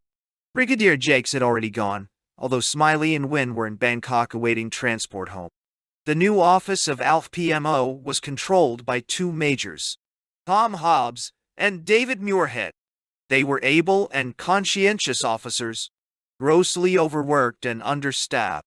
But with their anxiety to help and their rare skill at extracting precious stores from the harassed Q branch, they were to prove invaluable allies during the ensuing 2 months. From them I graduated through the offices of the GI Operations and the GI Intelligence to the presence of my new master, Major General Geoffrey Evans, commanding 7th Indian Division and British troops. Robustness, which Lord Wavell considered the most important quality in a modern commander, was evident both in General Evans' military record and in his personal appearance. As a brigade major in 4th Indian Division, he had served in the First Western Desert Campaign in 1940, and afterwards at the storming of the Karen Heights in Eritrea, the most arduous battle, he told me, he had ever fought. As a brigadier in 5th Indian Division, he had commanded the Sinzuia Box in the bitter Arakan fighting of 1944, when 5th and 7th Indian Divisions were surrounded and narrowly escaped annihilation. After commanding a brigade at the Siege of Imphal, he had become GOC, successively of 5th and 7th Indian Divisions. A short, solidly built man in his middle 40s, with close, cropped graying hair and mustache, firm features in a rounded face and a determined thrust to his jaw. He combined with a gruff, sometimes abrupt, manner of speech, a cool, alert mind, a shrewd judgment and a dry, ironic wit. with none of the suspicion and dislike of paramilitary operations sometimes found in regular soldiers. He showed a clear understanding of the situation on the frontier and of our difficulties in meeting it, and he promised me his full support in our efforts, a promise which he fulfilled beyond all my hopes. Our principal task, he explained, would be the gathering and grading of intelligence, especially political intelligence. We must pay particular attention to the situation across the frontier because the French High Command at Saigon had very little contact with their forces in Laos, and we should be the only sure means of getting information from that region as well as of sending help into it. I was to signal to GHQ, a weekly sitrep covering the whole of my command, and for this purpose I was given, in addition to my wireless link with Bangkok, direct links with my substations at Nong Khai and Mukdahan. We were forbidden to undertake any operations in Laos without the general's express authority, except for the purpose of smuggling arms and supplies to the French and succoring their sick and wounded. Theoretically, I was responsible for an enormous area, comprising some 50,000 square miles and well over 500 miles of frontier. From the 16th parallel to the northern border, we had hoped to establish a new station in the north, opposite the Laotian capital of Luang Prabang, but Sikh vetoed the idea, thus confining our effective influence to the vicinity of the 3 existing missions. We were the only British forces in the country north and east of Karatwu, and so was able to convince the general that I should need a few more officers and wireless operators. To Nong Khai, therefore, I sent Captain Hubart, a young officer who had won the DSO. As an agent in France, Ubon, although within my territory, was too far from the frontier to require our close attention. Maynard was posted from Mukdahan to Nakorn Panam to act as my second-in-command and deputy in my absence. Cox, unfortunately, I lost, for he was needed urgently in Cambodia. In their places, Major Victor Wemyss and Captain Harry Despain took over the station at Mukdahan. Despain, like Hubart, had won a DSOB. In France, Wemyss, having managed tin mines in Siam before the war, knew the country and the language.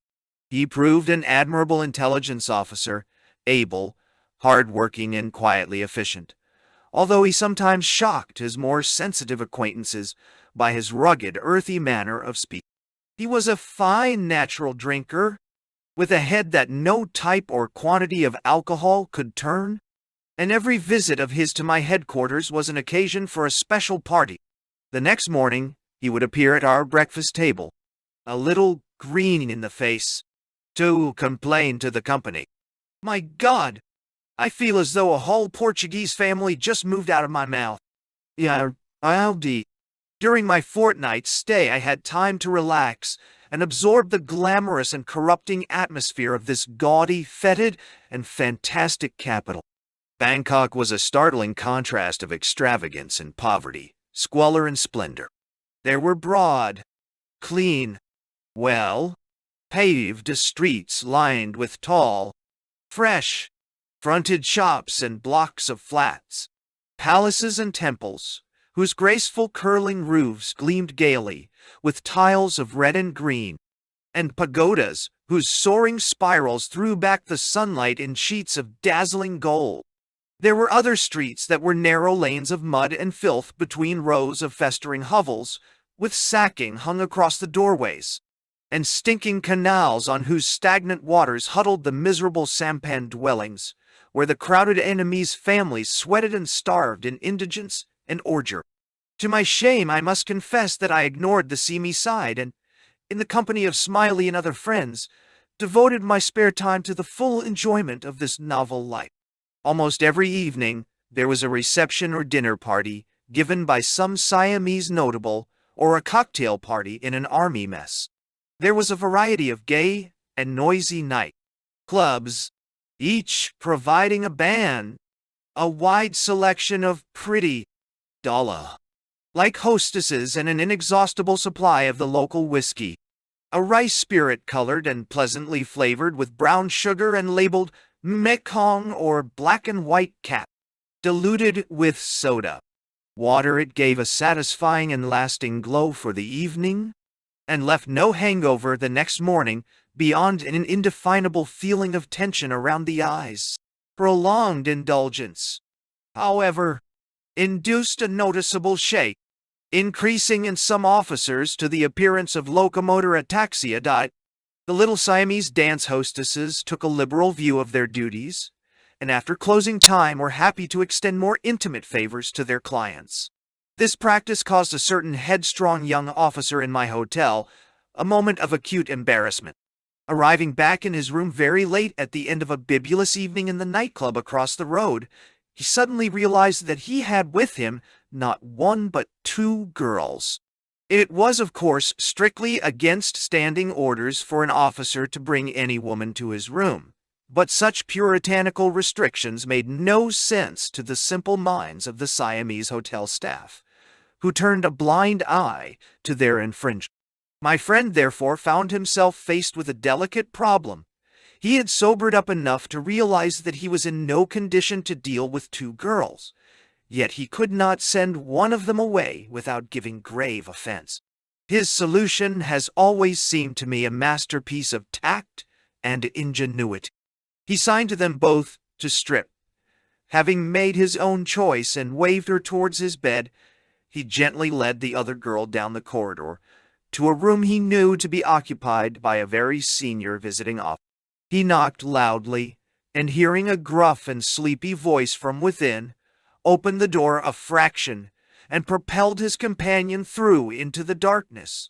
Then he softly closed the door and returned to his own room. There were, he assured me, no complaints. Among the gayest and most hospitable of our Siamese friends was a middle-aged nobleman who had rendered valuable and hazardous service to the Allies during the Japanese occupation. A fervent Anglophile, he had lived in England before the war. He took pleasure in entertaining his British friends in Bangkok with lavish generosity and tireless exuberance. He would invite 3 or 4 of us to dinner, usually in some house on the distant outskirts of the city, either owned or rented by himself, to which he would drive us in his own car.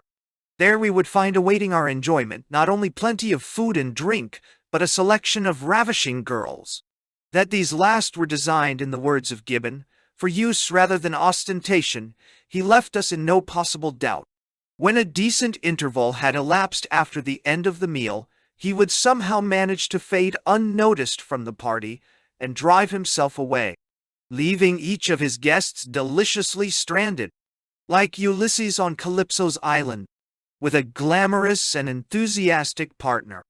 The girls were not prostitutes. They would take no money from us, but gave themselves over with uninhibited abandon to the pleasures of the night.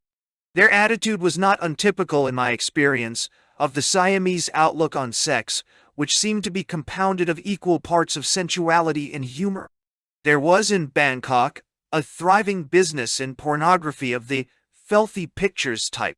But what to my mind distinguished those pictures from the majority of their land was the blatant cheerfulness on the faces of the protagonists, and their manifest delight in the pastime at which they were being photographed.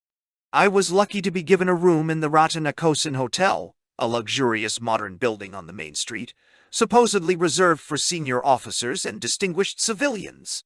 It was in theory run by the government, in practice by a very attractive young Siamese receptionist, whose name, as well as I can spell it, was Ain A. She spoke perfect English and adopted towards her younger military guests an attitude of amused and sympathetic tolerance. To a friend of mine who came to inquire for me, she replied with only the faintest flicker of a smile, "If you mean round the bend, Kemp, he is in." I flew back to Nakorn Panem at the end of November. My work during the rest of the year differed little from that of previous months, except that there was more of it. There were no Japanese troops to disarm. On the other hand, the activity across the frontier was increasing, and scarcely a day passed without a clash between French and Annamese or Free Lao forces. I spent much of my time on the road visiting Nong Khai and Mukdahan. But my job was made much easier for me by the enthusiasm of my staff and the confidence in us shown by General Evans, who was content to leave most decisions to me, within the framework of his original directive. Unhappily, relations rapidly deteriorated between Captain Tavernier and the governor of Nakhon Panom. There was certainly justification for Tavernier's repeated complaints that the Siamese authorities were giving aid and comfort to the Viet Minh, but it was seldom possible to find proof to support. All I could do was to remonstrate with the governor, listen as patiently as I could to his transparently false denials and counter-accusations, and relay to GHQ an account of each incident. For this reason, my popularity in Nakhon Panom began to wane.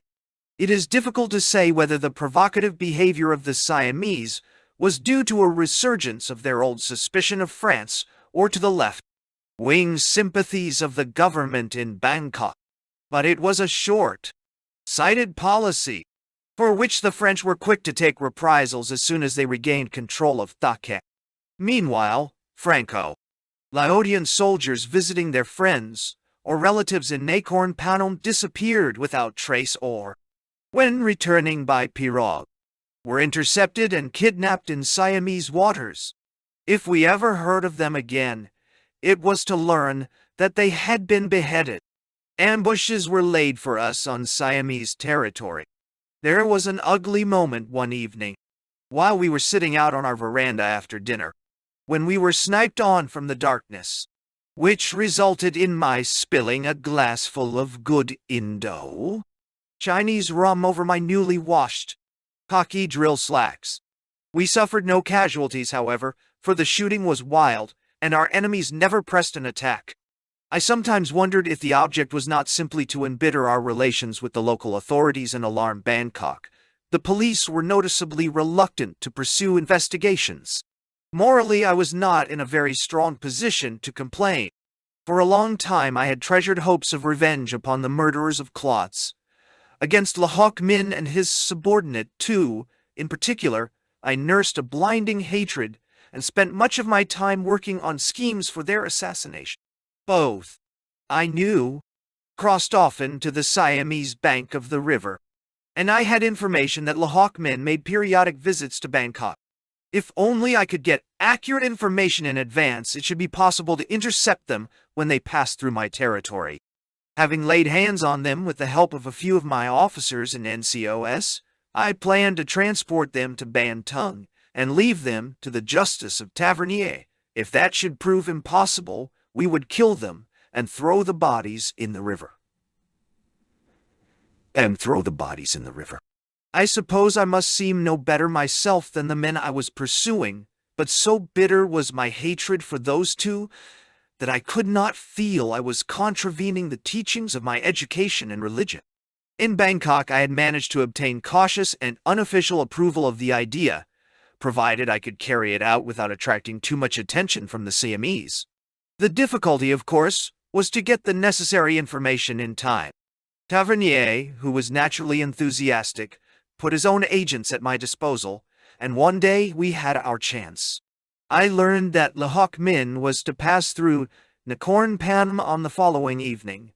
The message, which was from a highly reliable source, gave enough details to make it easy for me to intercept him. I immediately sent a most urgent signal to Bangkok, asking permission to carry out the operation. Back came their refusal, in one word of Kabbalese. Enough bump. On 1st January 1946, the peace treaty was signed between the United Kingdom and Siam. The most important consequence to us was an order, a week later, to prepare for the withdrawal of all my missions. Now that they were masters in their own house, the Siamese were not going to tolerate inactivities such as ours. General Evans and his superiors were no longer in a position to resist their pressure, because by now the French and Laos had begun to receive support from Saigon. Moreover, the grave political consequences that would result if one of us were murdered far outweighed any value we might still possess. On 20th January, I left Nakhon Panom for the last time. My orders were to take my two parties from Nakorn Panem and Mukdahan in lorries as far as the railhead at Ubon, together with all our stores. There we were to hand over the lorries and stores to Major Headley of the British military mission to the Siamese army, and travel by train to Bangkok. The governor and his officers saw us off from Nakorn Panem in the morning. Although we parted with expressions of mutual esteem and affection, they can hardly have been sorry to see us go, for our support of the French had caused them continual vexation and embarrassment. Tavernier, on the other hand, seemed genuinely distressed, even shattered. He showed little confidence in the support of his superiors at Saigon. Ubon, about 30 miles from the frontier of Indo-China, was the headquarters of an important military district and of a division of the Siamese army. Johnny Headley, whom I had already met with Smiley, was living in a wing of the barracks on the outskirts of the town.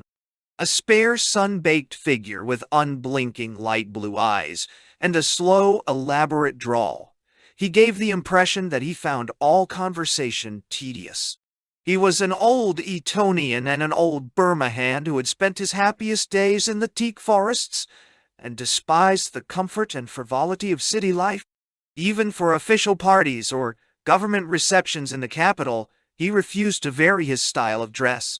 A battered old bush hat, a shapeless bush shirt, slacks and jungle boots, and an old 303 Lee Enfield service rifle, which he carried slung from his shoulder or propped in a corner of the room. Heedless of his host's astonishment, indignation, or alarm, he was not always tactful with senior officers. When the brigadier commanding his mission, an amiable old gentleman whom he had not met before, flew up to Ubon on a visit of inspection, Headley greeted him without the formality of a salute. "Have you brought my mail?" were his opening words. No, I'm afraid I didn't bring any mail," stammered the surprised brigadier. Somebody in Bangkok ought to pull their fingers out. However, his welcome to us was friendly enough. There was a train leaving for Bangkok in 3 days' time, he explained. Only a goods train, but he would fix us up with some wicker chairs in one of the wagons. In the meantime, he had plenty of room for us in his quarters. It was on the second night of our stay that a very curious incident befell me, one which might have brought my adventures to a painful end. It is fixed forever in my memory as the night I lost my trousers. We had spent most of the evening drinking and playing poker with Headley, a young Australian captain from the Wargraves Commission, and some sappers who had arrived on a road reconnaissance of north-eastern Siam. Headley, who drank little himself, had nevertheless laid in a large supply of Siamese whiskey and Indo-Chinese rum, and we, after weeks of hard work and worry, were in the mood to relax. The party broke up about midnight, but before turning in I decided to take a short walk in the cool night to clear my head of the fumes of smoke and liquor. When the others had gone upstairs to bed, I stepped outside into the darkness. I have no idea how long afterwards it was when I came to. At first I was aware only of a splitting headache, a dim and flickering light in my eyes, and a rancid, smoky smell. The last two, I soon saw, came from an old and dirty lamp on the ground, a yard away from my face. The lower part of my body felt cold and bare. I lay still for a while, hoping the pain would go from my head, and wondering apathetically where on earth I was, and what had happened to bring me there. I could remember nothing after walking out of the room at the barracks, but I seemed to have a distant recollection, as though from a dream, of hearing voices whispering near me as I was regaining consciousness. But it was only the faintest impression, perhaps no more than imagination. Very slowly I opened my eyes. Painfully I raised myself on an elbow and looked around. I was lying on a heap of filthy sacking on the floor of a squalid, smoke-filled peasant's hovel, bare of any kind of furniture. I was quite alone, and my loneliness and the dark empty silence around me began to fill me with a frightening sense of desolation and foreboding. Then fear gave way to astonishment as I saw the reason for the chilly feeling round my lower limbs. I was still wearing the bush shirt I had put on before dinner, but below the waist I was naked. My trousers, underpants, socks, and shoes had vanished. I looked carefully round the room, but could see no place where they might be hidden. Desperately, I tried to concentrate and remember what had happened. My last clear memory was of walking out of that room at the barracks. Was it possible that during my walk in the fresh air, I had picked up or been picked up by some woman? I quickly decided that I was safe in rejecting that explanation. I might have had too much to drink, but certainly not so much that I should have forgotten all about it if it had happened. Had I then been robbed? I examined the pockets of my bush shirt. My wallet was still there, stuffed with money, and so were my military identity card and all my documents. Even my wristwatch was intact. The pockets of my missing trousers had contained nothing more than an old pipe and tobacco pouch. Evidently, I had not fallen among thieves. Reluctantly, I forced myself to stand up, ignoring the stabbing pains in my head, and padded barefoot round the room in search of my missing clothes. There was no sign of them. The hut had only one room and only one door, which opened out into the darkness of the night. I returned to my pile of sacking and tried to think again. I was now quite sure that, whatever had brought on my loss of memory, it was more than mere excess of alcohol. Apart from a headache and a cloudy mind, I had none of the symptoms that usually attend a hangover. And then I remembered. I knew just when I had last felt like this. In August 1943, I had parachuted into Albania.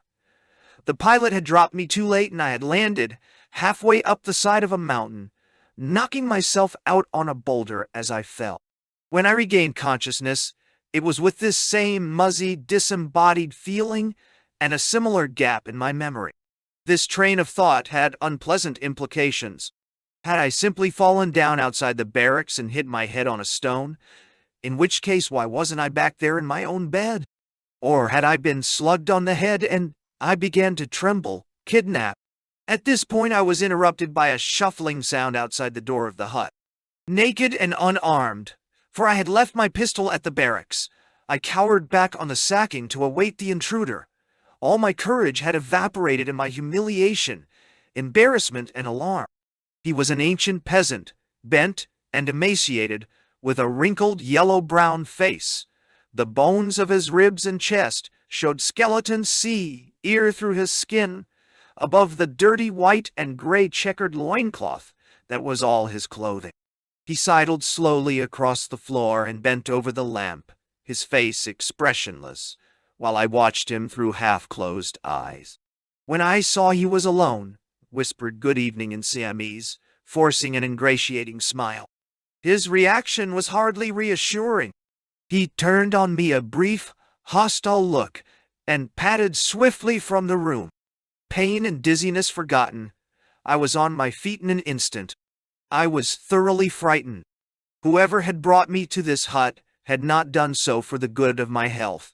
If, as seemed likely, the old peasant had gone to tell them I was awake, they would not be long in returning. It was then that I remembered the Viet Minh and the price on my head. Nothing so concentrates a man's mind, observed Dr. Johnson, as the knowledge that he is going to be hanged. My own mind instantly became clear.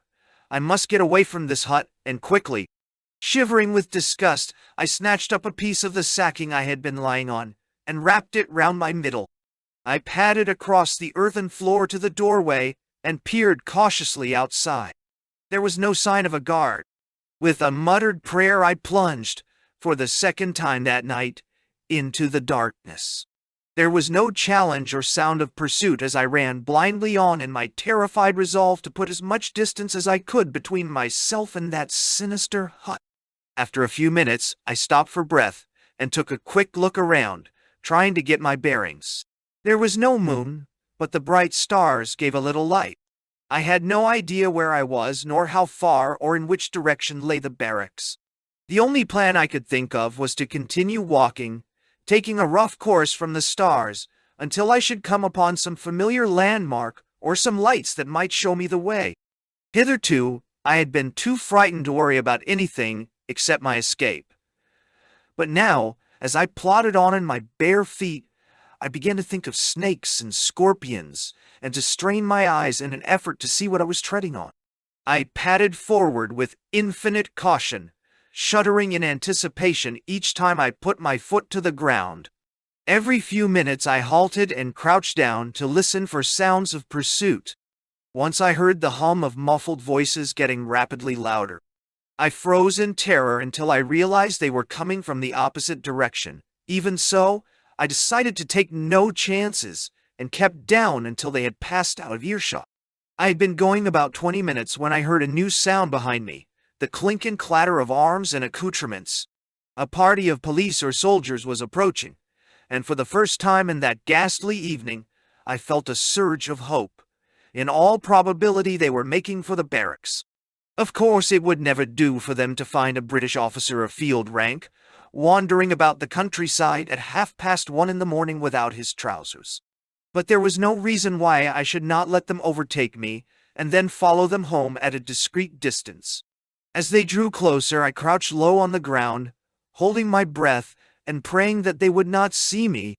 However, they loped past within a few yards, chattering unconcernedly in their high, sing-song voices. I rose to my feet and followed them silently, keeping my eyes fixed on their dim silhouettes and forgetting at last the dangers of snakes and scorpions. It must have been 10 minutes later, though it seemed an hour, when I saw in front of us a line of lights and recognized them as the barracks. I almost cried out in my relief. I let my guides draw ahead to a safe distance and made my way cautiously towards the buildings until I had picked out the wing where we were billeted. I paused for a moment to make sure there were no sentries around and to collect what remained of my courage. Then, with a prayer on my lips, I girded my sackcloth-encased limbs and sprinted across the barrack square. In a few seconds I was through the doorway out of which I had sauntered so carelessly an hour or two, or was it a year or two, earlier. I raced up the stairs and collapsed on my bed, shaking and sweating with exertion and relief. Suddenly I began to laugh, hysterically and uncontrollably, until the tears poured down my face. I had just remembered the code name of my mission, sackcloth. My companions received my story the next morning with a mixture of incredulity and delight. They produced several theories to account for it, the simplest and by far the most popular being that I had left my trousers in a brothel. Headley alone looked thoughtful. "We'd better find that hut," was his comment. But we never did find it. In the first place, I could not be certain how far or in what direction it lay. Secondly, there were any number of peasant huts of the same description in the neighborhood. Much later, however, from discreet inquiries of the Siamese authorities and from some fragments of information I picked up in Bangkok, I pieced together the story of what must have happened that night. Although the details are largely surmised, the outline seems pretty certain, in which case I am indeed lucky to be alive. It seems that Viet Minh agents had been keeping us under observation, even at Ubin. When I stepped outside for my breath of air, one, or more probably two, of them had spotted me. Seeing a chance of collecting the large reward offered for me, they had knocked me on the back of the neck. I had wondered why there was no bump on my head, and dragged me away. It would have been too risky for them to murder me on the spot, but easy to drag me off to the hut.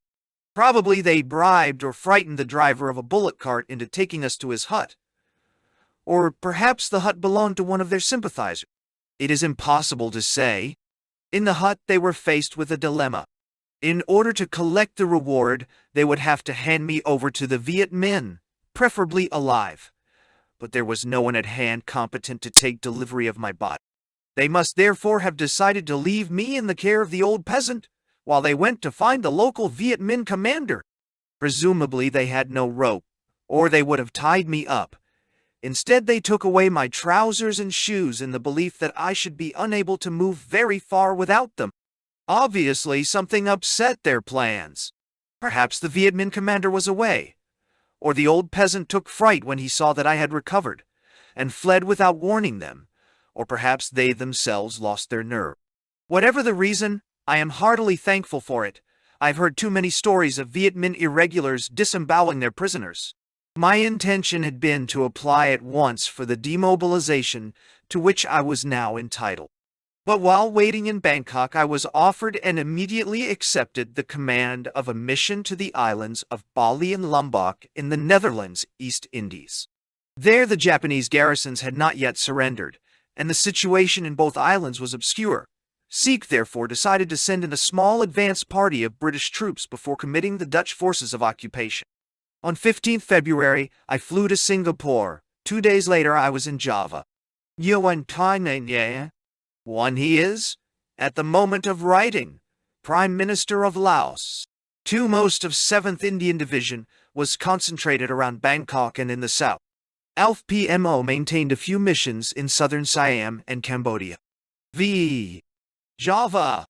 Bright sunlight, soft breezes, and a blaze of tropical greenery was the picture I had formed of the islands of Indonesia, described by the Dutch writer Multatuli as a girdle of emerald around the equator. Reality, when I stood forlornly beside the sodden runway of Bataviona Airport at 10:30 on the morning of 17th February, was grotesquely different.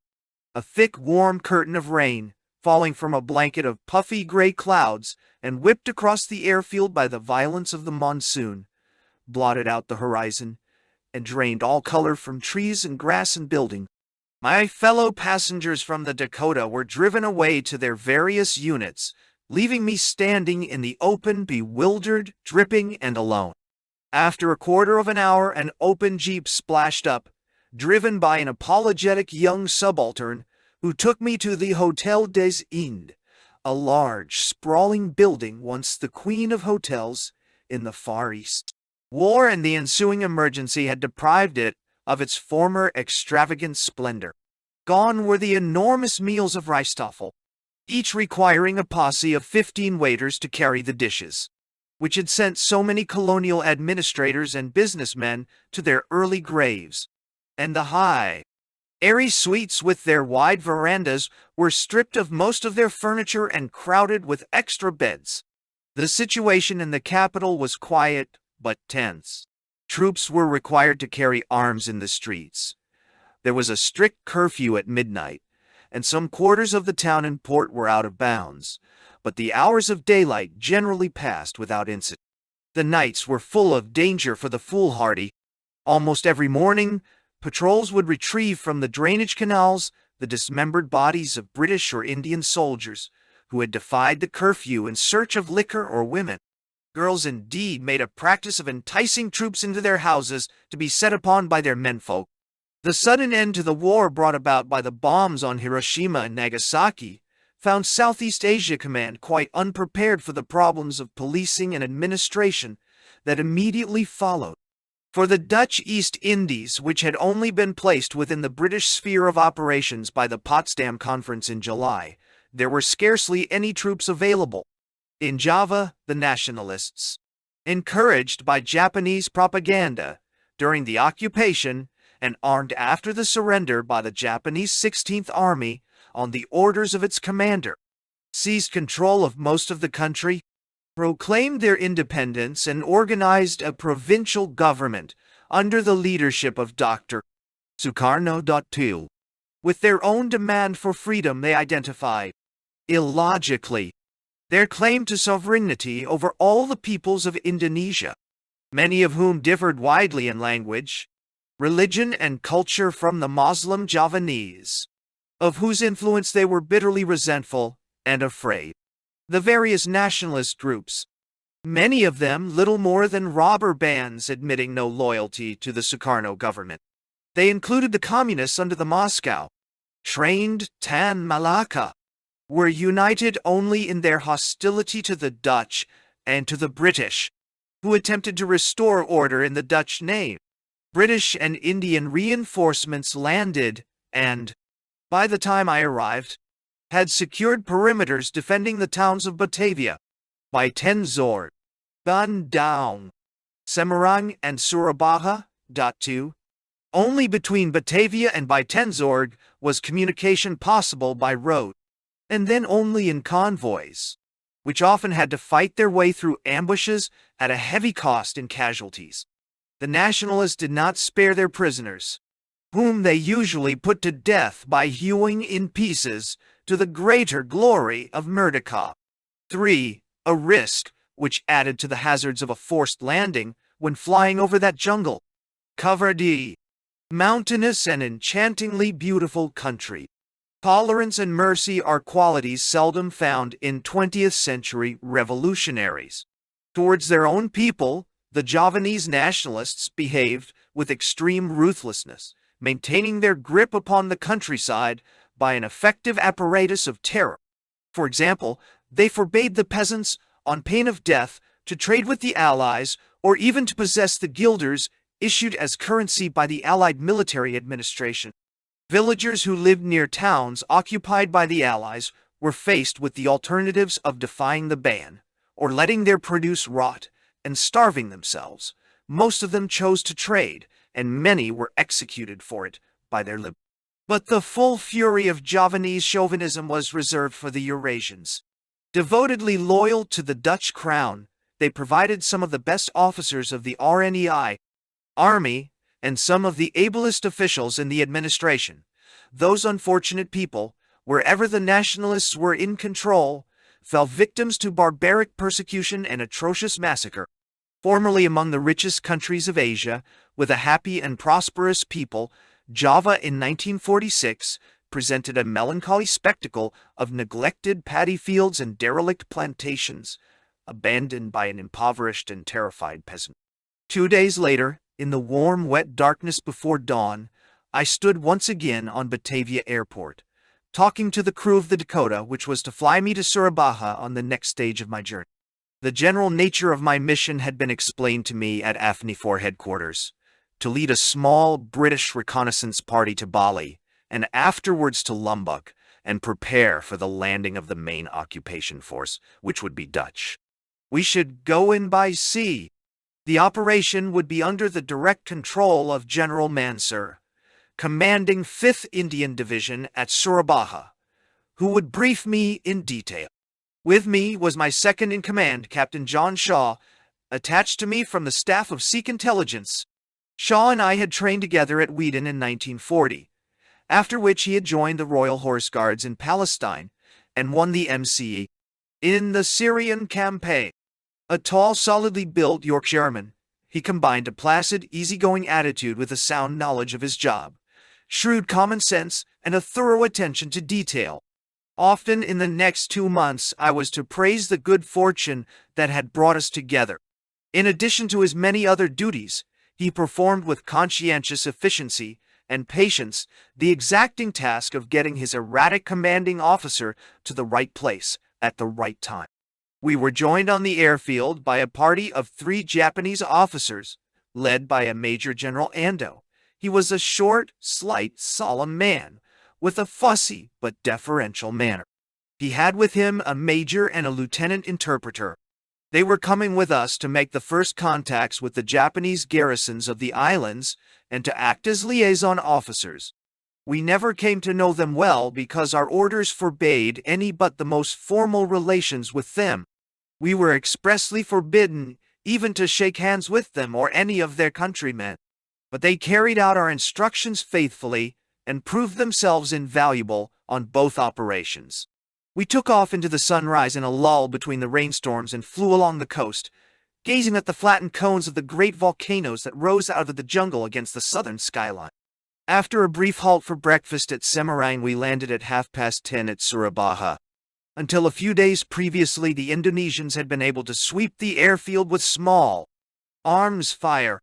Now they had been pushed back, but they could still shell the runway. And I was relieved when we had taxied safely to the dispersal point and were driven off in a large green Chevrolet to divisional headquarters in the center of the town.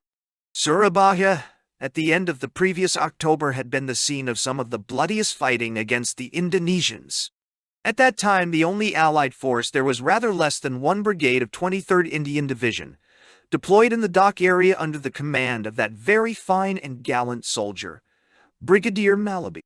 While attempting to negotiate the release of a large number of Dutch and Eurasians interned in the town, the brigadier was murdered by a hysterical crowd of Indonesians.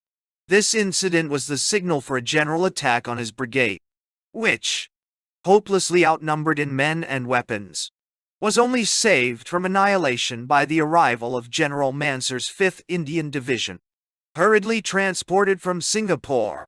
Even so, one battalion was wiped out, brigade headquarters was overrun, and every man in it slaughtered.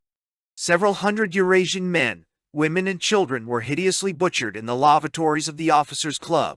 Mansur immediately issued an ultimatum to the Indonesian leaders to hand over the rest of the internees and to lay down their arms.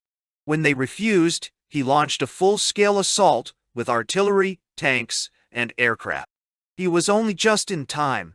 The Indonesians had herded their Dutch and Eurasian prisoners, some 1,600 men, women, and children, into the prison, and were pouring petrol over the roof and walls preparatory to burning them alive. Mansur opened fire on the prison with an anti-tank gun loaded with armor. Piercing shot through the narrow hole blasted in the wall. A company of an Indian regiment entered 2 abreast, shot down the Indonesians who were in the act of setting fire to the building, and freed the prisoners. Nearly 3 weeks of bitter fighting followed before the town was cleared. A fortnight later, Mansur and his officers had the civil administration, the public services, and even the schools functioning, a remarkable achievement in the face of repeated Indonesian attacks on the perimeter defenses. We met with a most friendly welcome from Colonel Carroll, the GI, who had planned our operation, and the G2 Major Armour. They apologized charmingly for the temporary absence of the general. At the moment he's out on the perimeter inspecting some new positions. He spends most of his time out there poking around the hot spots. The troops think the world of him, but he causes us a lot of worry.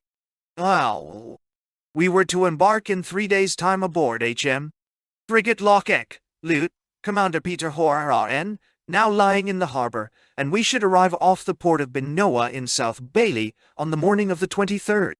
The Dutch force would land exactly a week later.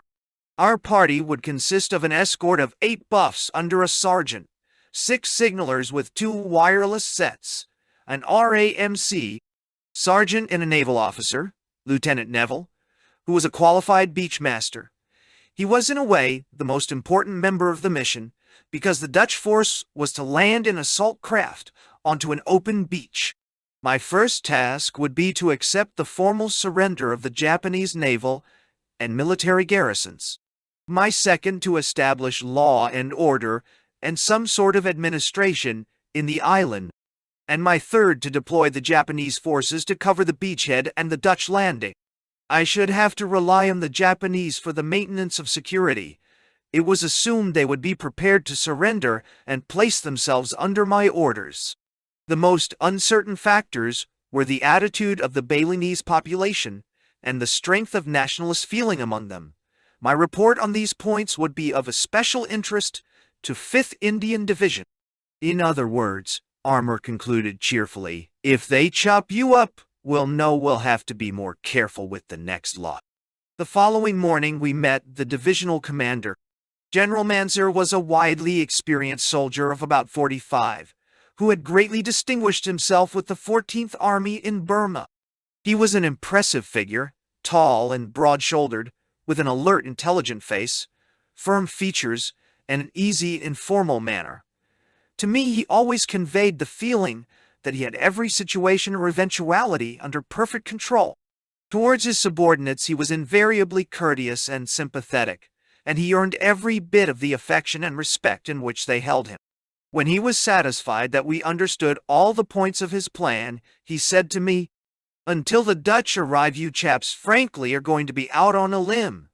There's little we can do to help you if you get into trouble. You will be my representative and, through me, the representative of the Supreme Allied Commander. As such, you must make it quite clear from the start to the Japanese and to the locals that your orders are to be obeyed implicitly. There is one point which is vitally important. No word must leak out that the main landing will be carried out by the Dutch. You must not reveal this information even to the Japanese commanders, and you must impress on all your party the need for absolute security. It is essential that the landing should take place without opposition, but there may well be trouble from the locals if they hear that the Dutch are coming. If you're asked about the composition of the main landing force, you will say that they will be Allied troops, but you don't know what nationality. Is that clear? Another point. You may well have to resort to force to keep order, and you have plenty of it in the shape of the Japanese if you need it. But I do ask you to use it only as a last resort. There's a great deal of opposition in certain quarters at home to our role here in the NEI. They say we're using troops to bolster up Dutch colonialism. Whenever I have to give orders to clear out a nest of snipers that's been harassing my men, I seem to feel the hot, angry breath of socialism on the back of my neck. So for God's sake, be careful how you use the Japanese in Bali. Of course, you will keep in close touch with me through your wireless, but as the man on the spot, you will have to make most of the decisions yourself. Keep me informed. I will back you up.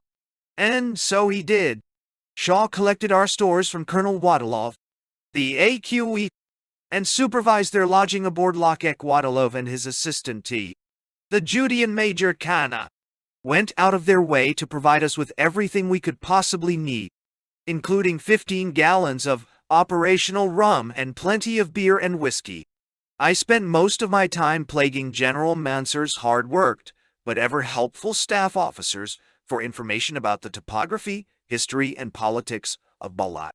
I had long talks with the commander of the Dutch landing force, Colonel Termeulen, a bluff, amiable veteran of the RNEI Army who had commanded its Bali Corps in pre-war days, unlike most of his troops, who had recently emerged from Japanese prison camps. He had been captured in Holland in 1940. He flattered me by listening to my suggestions with a respect he can scarcely have felt. His intelligence officer, Captain Don Hubrecht, was a delightful and uninhibited eccentric, the son of a Cambridge astronomy professor who had also served as Dutch minister in Rome and Madrid, and who owned large sugar estates in East Java. Hubrecht had benefited from the most liberal cosmopolitan education and upbringing of anyone I have known. A handsome, carefree person of unusual intelligence, sensitivity, and charm, he had taken his degree at Trinity and his pleasures in the sophisticated pre-war society of the major European capitals. Coming east to enter the family business in Surabaya, he had immediately responded to the proximity and lure of Bali. In the course of frequent and protracted visits, he had fallen in love with the island and its beautiful, fascinating people. 3 years of captivity in Changi Gaol in Singapore had sharpened his anxiety to return. His knowledge of Malay, the lingua franca of the archipelago, his experience and his popularity with the Balinese made him during the next 3 months an indispensable and most stimulating companion. We boarded Lochek on the 21st, after a lively farewell lunch with Carroll, Wadilov, and Armour, at which one of our fellow guests, I remember, was the intrepid Colonel Lawrence van der Post. In the evening, when we had seen our party settled into their accommodation, and the 3 Japanese quartered in a petty officer's mess, to the indignation of the evicted POS, Commander Hoare invited us to drinks in the wardroom. This short-bearded, energetic sailor had the reputation of a martinet with his officers, but, like them, was unfailingly hospitable and helpful to us. We were to sail at dawn, but in the midst of all this festivity, I found it difficult to realize that I was entrusted with a complicated mission whose failure would cost many more lives than my own. At least, I reflected, we could not have asked for more cooperation and support than we had received from 5th Indian Division. At this point, perhaps I should mention one item of our stores that was later to cause me considerable embarrassment, pointing out that I was responsible for the health as well as the safety of my party. The ADMS-5 I had insisted on handing to me, over and above the supply carried by our medical sergeant. Several gross of those contraceptives usually known as French letters. They were thrust into the pockets of my rucksack and forgot. Soon after my return to London, I was invited to tea by a much-loved aunt, who also asked me to bring along my rucksack, which she wished to borrow for her son to take on a holiday in Switzerland. Only when I was in the taxi on my way to her house did I remember what that rucksack still contained. Useless, I knew, to attempt any explanation. Sweating with anxiety and keeping a furtive eye on the driver, I lowered each of the spare passenger seats in turn, loaded it with the contents of the pockets, and gently released it to its normal position, where it effectively concealed them. I have often wondered about the reactions of the driver and his next fare. One now called Jakarta, the capital of the Netherlands East Indies, was at the time still known by its old Dutch name of Batavia.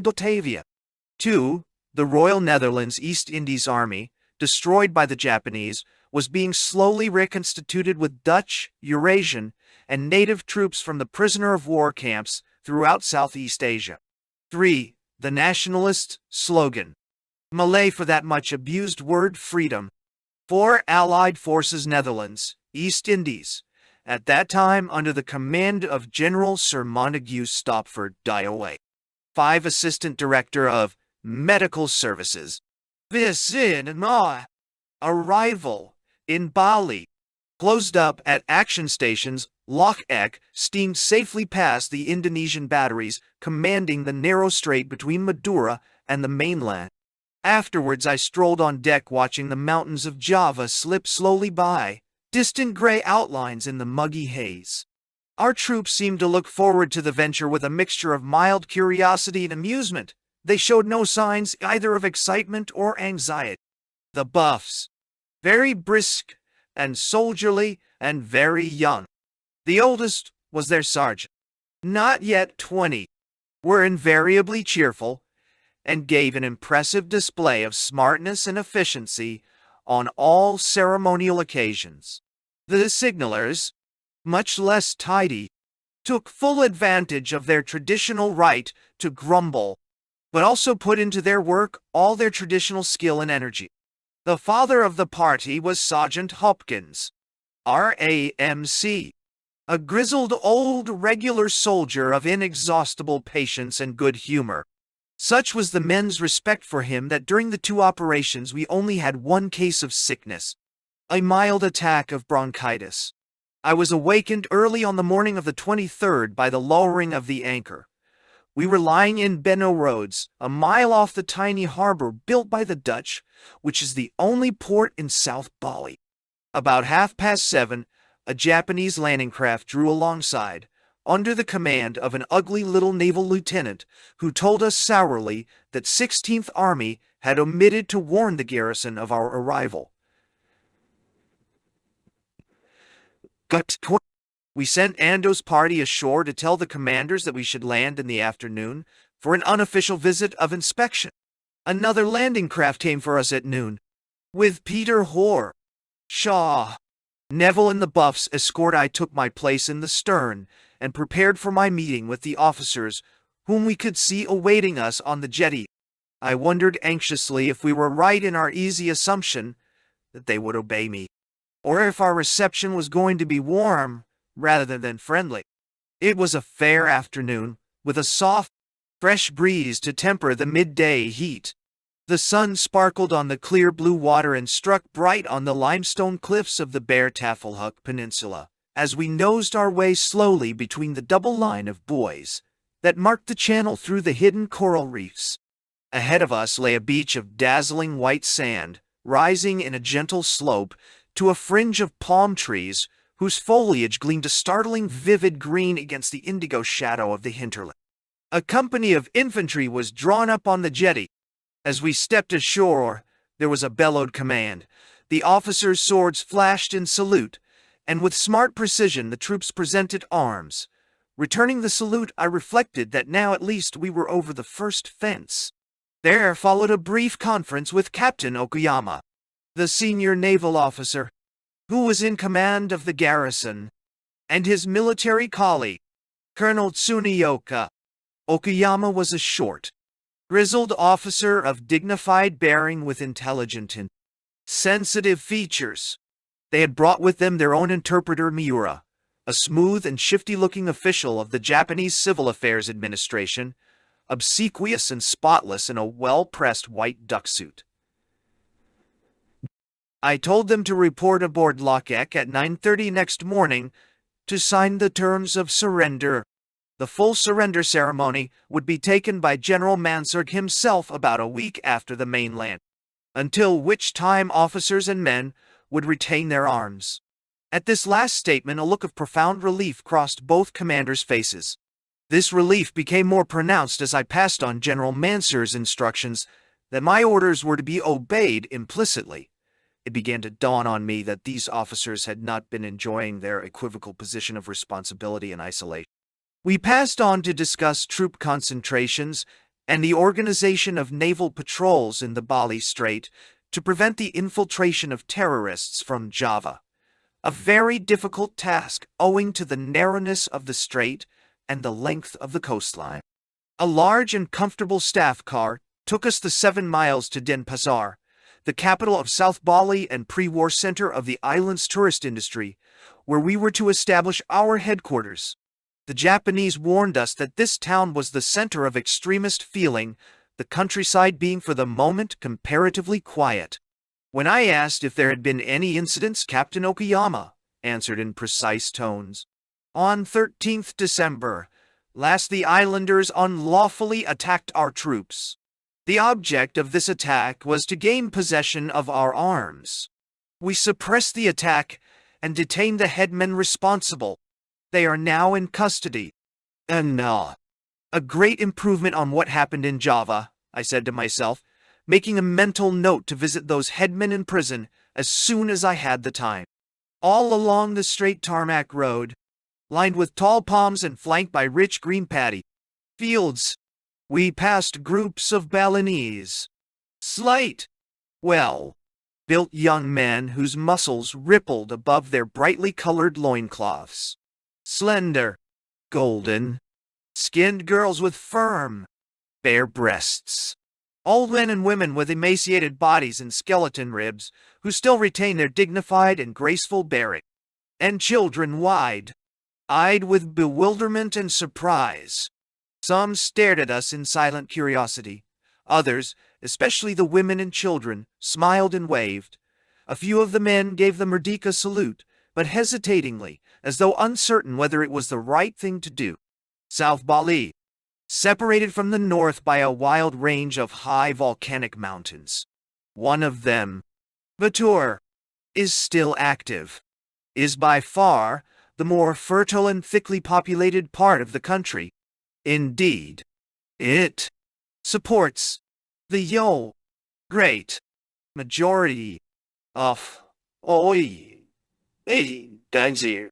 the new million and a half inhabitants, which the Balinese genius for rice cultivation enables to live without hardship on the island of only 5,000 square kilometers. Den Pazar had, therefore, been selected for arbitrate our base in preference to Singaraja, the capital. It was, moreover, close to the beach where the Dutch force was to land, covering an area no longer or broader than a man could comfortably walk in 15 minutes, centered round a large grassy square named the Alun.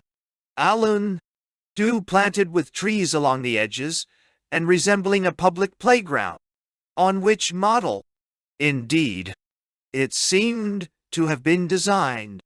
Around it in their trim little gardens stood the neat white bungalows of the former Dutch officials. The largest had previously been the residency and was now the Japanese naval headquarters. To the east, a road ran to the village of Senor, and the beach where we were expecting the Dutch to land. To the west, a street lined with squalid modern shops led to the markets and the Javanese and Chinese quarters. On either side of the road leading north stood the luxurious buildings of the Bali Hotel and its annex. Beyond them, surrounded by a mud wall pierced with thatched gateways, lay the old Balinese village of Badung, from which the local Raja took his title, leaving the Bali Hotel for Colonel Termerlin and his staff. We ordered the Japanese to prepare the residency for our occupation the following afternoon. A single-story but roomy bungalow with a large courtyard and garden at the back, and a short dune crescent-shaped sweep of drive in front leading from the road and the Allen. It could easily accommodate my entire party. Our last action before returning to Benoa was to requisition 3 staff cars from the Japanese, one each for Shaw, Neville, and myself. A light breeze ruffled the blue-green waters of Benoa roads and swayed the feathery tops of the palm trees beyond the line of breakers on the shore. Inland, dark banks of gray cloud threatened heavy rain, but overhead the morning sun beat warm upon the canvas awning spread above the frigate's quarterdeck. Even in the shade, the paintwork gleamed a spotless light gray. The brass shone. The deck was holystoned to a faultless white. Commander Hoare had prepared an impressive setting for the ceremony that was about to begin. The after bulkhead was draped with the Union Jack and stars and stripes. Beneath the flags was ranged a line of chairs at a long table spread with a green baize cloth. Here, Commander Hoare, my officers, and I took our seats. Facing us at a short distance was another line of chairs, as yet empty. Aft, in ceremonial white dress, were assembled the men of the ship's company. The officers, immaculate in number 10s, lined up on our left against the starboard rail. At the gangway head on the port side stood Mansell, the first lieutenant, with a chief petty officer, and very impressive in their smartly pressed green uniforms and scrubbed-in blancoed webbing, the armed guard party of the Buffs. On the blotter in front of me lay a 5-page Roneo document entitled Formal Instrument of Surrender, which the Japanese commanders would have to sign. In brief, its terms empowered me to assume command of the Japanese naval and military garrison, to use Japanese forces as I thought fit for police and labor duties, in particular for the preparation and protection of the landing beaches, and to take over the civil and military administration of the island until the arrival of the Dutch. On my left, Hoare was studying a shorter paper, which he would read out at the opening of the ceremony, embodying certain immediate naval requirements. Although this was to be only a formal surrender, and the official surrender of the garrison would be taken by General Mansell after the mainland, I could not suppress a surge of pride at the thought of the small but historic role I was allowed to assume. Is it not passing brave to be a king, and ride in triumph through Persepolis? As the time drew on to 9:30, a tense, expectant silence descended on the ship. The slapping of the waves against the hull broke strangely loud on our ears. A shout from Mansell at the gangway head announced the approach of the Japanese Surrender Commission. A few minutes later they climbed aboard. Captain Okuyama, Colonel Tsuneoka, 2 staff officers, and the interpreter, Miura. When Mansell had relieved each officer of his sword, which he placed on a table by the gangway, the party approached us, came smartly to attention, and bowed gravely to Hoare and me. In accordance with our orders from General Mansell, we remained seated and told Mansell to lead them to their places. Followed by General Ando and his 2 officers, they sat down facing us. When Hoare and I had read out the surrender terms, Okuyama asked our permission to withdraw and discuss them with his colleague. Mansell led them to Hoare's cabin. Half an hour later they returned to tell us they would sign. Each of them came up to the table, affixed his signature in ink with a thin brush, and sat down. While Hor was dictating to Miura final orders for our disembarkation that afternoon, I happened to glance at Okayama. He was sitting quite still with his hands upon his knees, his head bowed and his lined old face puckered in grief. Tears dripped slowly down his shrunken cheeks. As I watched him, my heart was filled with an overwhelming pity, and the glamour and glory of my position faded to a shadow. Perhaps I ought not to put my feelings on record, for I had suffered nothing at the hands of the Japanese. Their callousness and cruelty, the brutality of their prison camps, and the horrors of the Burma-Siam Railway were things I had heard of, but not experienced. I had never met Japanese in battle. The most I had had to do was keep out of their way. Now, in my unearned hour of triumph, I felt ashamed to watch this veteran sailor, who had spent his life in a service with a great fighting tradition, weeping openly over his humiliation at the hands of a jump-up young lieutenant colonel who had never even fought against him. We disembarked that afternoon, and by the evening had established ourselves in the Residency. Lockheed remained at anchor off Benoa for another 24 hours, with a landing party ready to come to our assistance if we should fire a very light. We posted a pair of sentries on the gates in front of the house, more for the sake of appearances than from fear of attack, whatever undercurrents of hostility might be flowing beneath the surface. There had so far been nothing but friendliness in our welcome from the Baileys. Nevertheless, I ordered Colonel Tsunioka to station a platoon of infantry on the island to cover our headquarters against a sudden attack. Our signalers installed their equipment in the entrance hall of the Residency, and before midnight I had sent my first message to 5th Indian Division. While Shaw and Sergeant Hopkins busied themselves with the accommodation of our troops and the stowage of our stores, I sat down in the office which had been prepared for me in the front of the house to study the intelligence reports I had received from the Japanese and compare them with the information I had collected surabah. From time to time, as the night wore on, we went outside and stood listening in the heavy, scented air for any sound of trouble from the town. We heard nothing but the soft tread of the sentries and their rubber-soled canvas boots. Those young men seemed strangely indifferent to their lonely situation in a strange and possibly hostile island. I was still at my desk when dawn broke. I was appalled at the amount of work that lay ahead of us in the short time before the arrival of the main force, and at the loss of life that would follow any failure or mistake on my part. The civil administration of the island was in chaos, and I should have to build it up from scratch. The few Balinese officials who remained at their posts were, it appeared, too frightened of the extremists to give us any help or even advice. The beaches where the Dutch proposed to land were at present unfit for any craft much larger than a canoe. We should need a considerable Japanese labor force to prepare them for D-Day, and we must deploy other Japanese formations to cover the landings. There was a disused airstrip at Kuta in the south of the island, which we were required to make serviceable for Dakotas. Lastly, and of prime importance, I must find out the strength of the extremists, especially around in Paza, and, if possible, the names of their leaders, and I must make contact immediately with a number of influential Balinese, I had been told, were well disposed towards us and capable of assuming the responsibilities of government.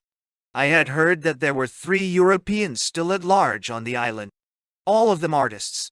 The well-known Belgian painter, Le Mailleur, who lived with his Balinese wife at Sonor, the Austrian Strasser, somewhere in the mountains of the north, and an eccentric Swiss, Theo Meyer, whose house was near Selet in eastern Bali, among the foothills of the great volcano, Gunung Agung.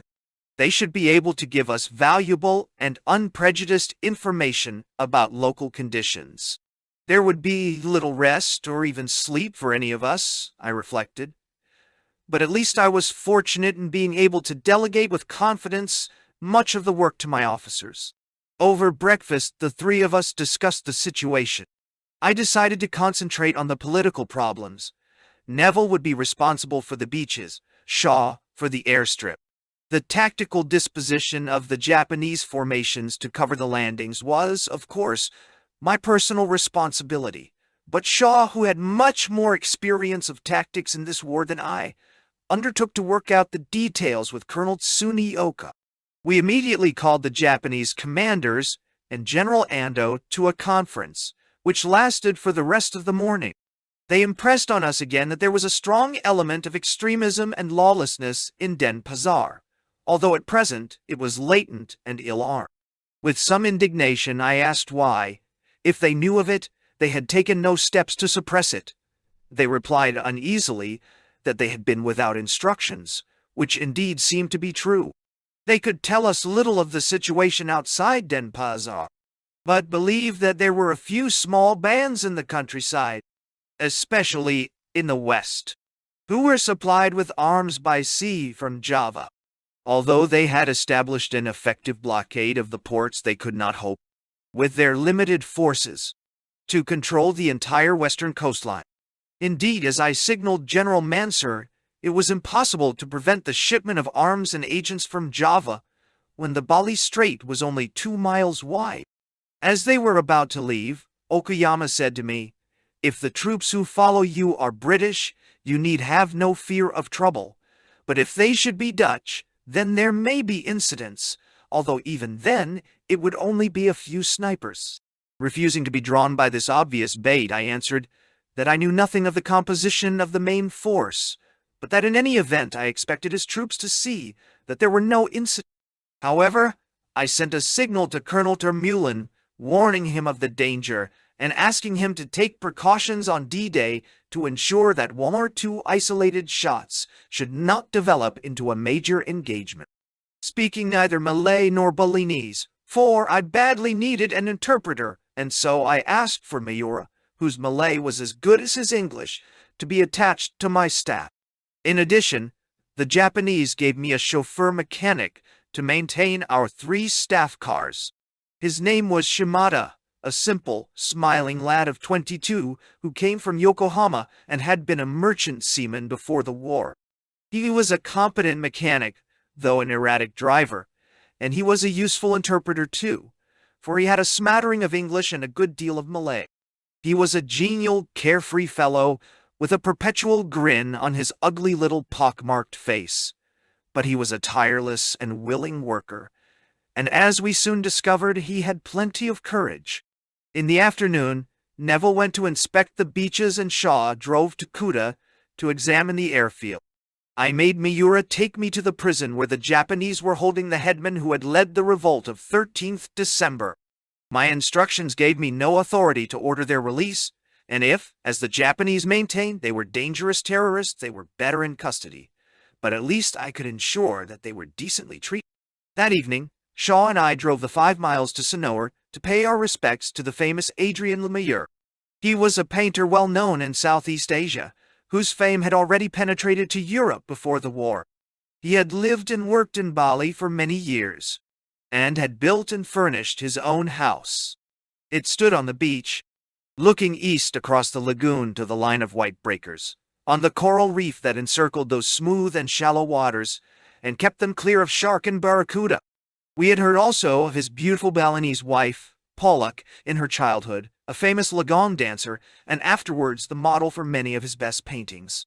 Leaving the car at the end of the track, we walked across the soft, shell-strewn sand past the white hulls of the fishing boats, carved in the shape of the mythical elephant fish with eyes painted in their prows to enable them to see in the dark. Through the fringe of palms and undergrowth on our right filtered the rays of the setting sun, etching rivulets of gold on the calm surface of the lagoon. Out of the silence ahead there appeared 2 figures plodding towards us. A slight, emaciated man whose age I judged to be near 70, wearing only an old pair of shorts and sandals, and a tall, well-built, even husky girl with a golden skin and an expression of singular sweetness and serenity. She was wearing a magenta skirt with a green silk sash and a deep blue, gold-embroidered breastcloth. "Lemaitre," The man introduced himself in a thin, reedy voice. "Allow me to present my wife, Poluk. We are very pleased to welcome you to our home." The house was built in Balinese style, of palm wood and bamboo, with a well-thatched roof of grass. There were no outside walls to the rooms. They were left open to the cooling breezes, the soft night scents, and the murmur of the breakers on the reef. All the furniture was of bamboo. The house was filled with a profusion of Balinese carvings in wood and stone, gods and demons, animals and men. 2 squat stone demons with scarlet hibiscus flowers in their ears stood guard upon the porch. The walls were hung with Le Meilleur's paintings, most of them portraits of Poluk and her friends. A cool and spacious living room gave on to a veranda which overlooked a long, narrow compound enclosed by thorn hedges and bright with scarlet and yellow hibiscus and canna lilies.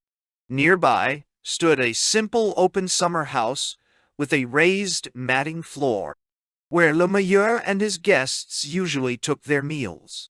While we sat talking on the veranda in the last of the daylight, Poluk's 2 handsome maidservants brought us arak and small dishes of rice and meat with. "I hope you will come often," said Poluk in her halting, sing-song English. "You can bathe and then eat with us. I will make you the special Balinese bebe guling 5. We asked Le Meilleur how he had fared under the Japanese occupation. "It was very worrying, of course," he told us, "but not really bad. At first they were very strict, but afterwards they left us alone. In the beginning, when the Dutch went away, the Balinese came and robbed my house. They took away many of my things, even the furniture, but later on, I got some of them back.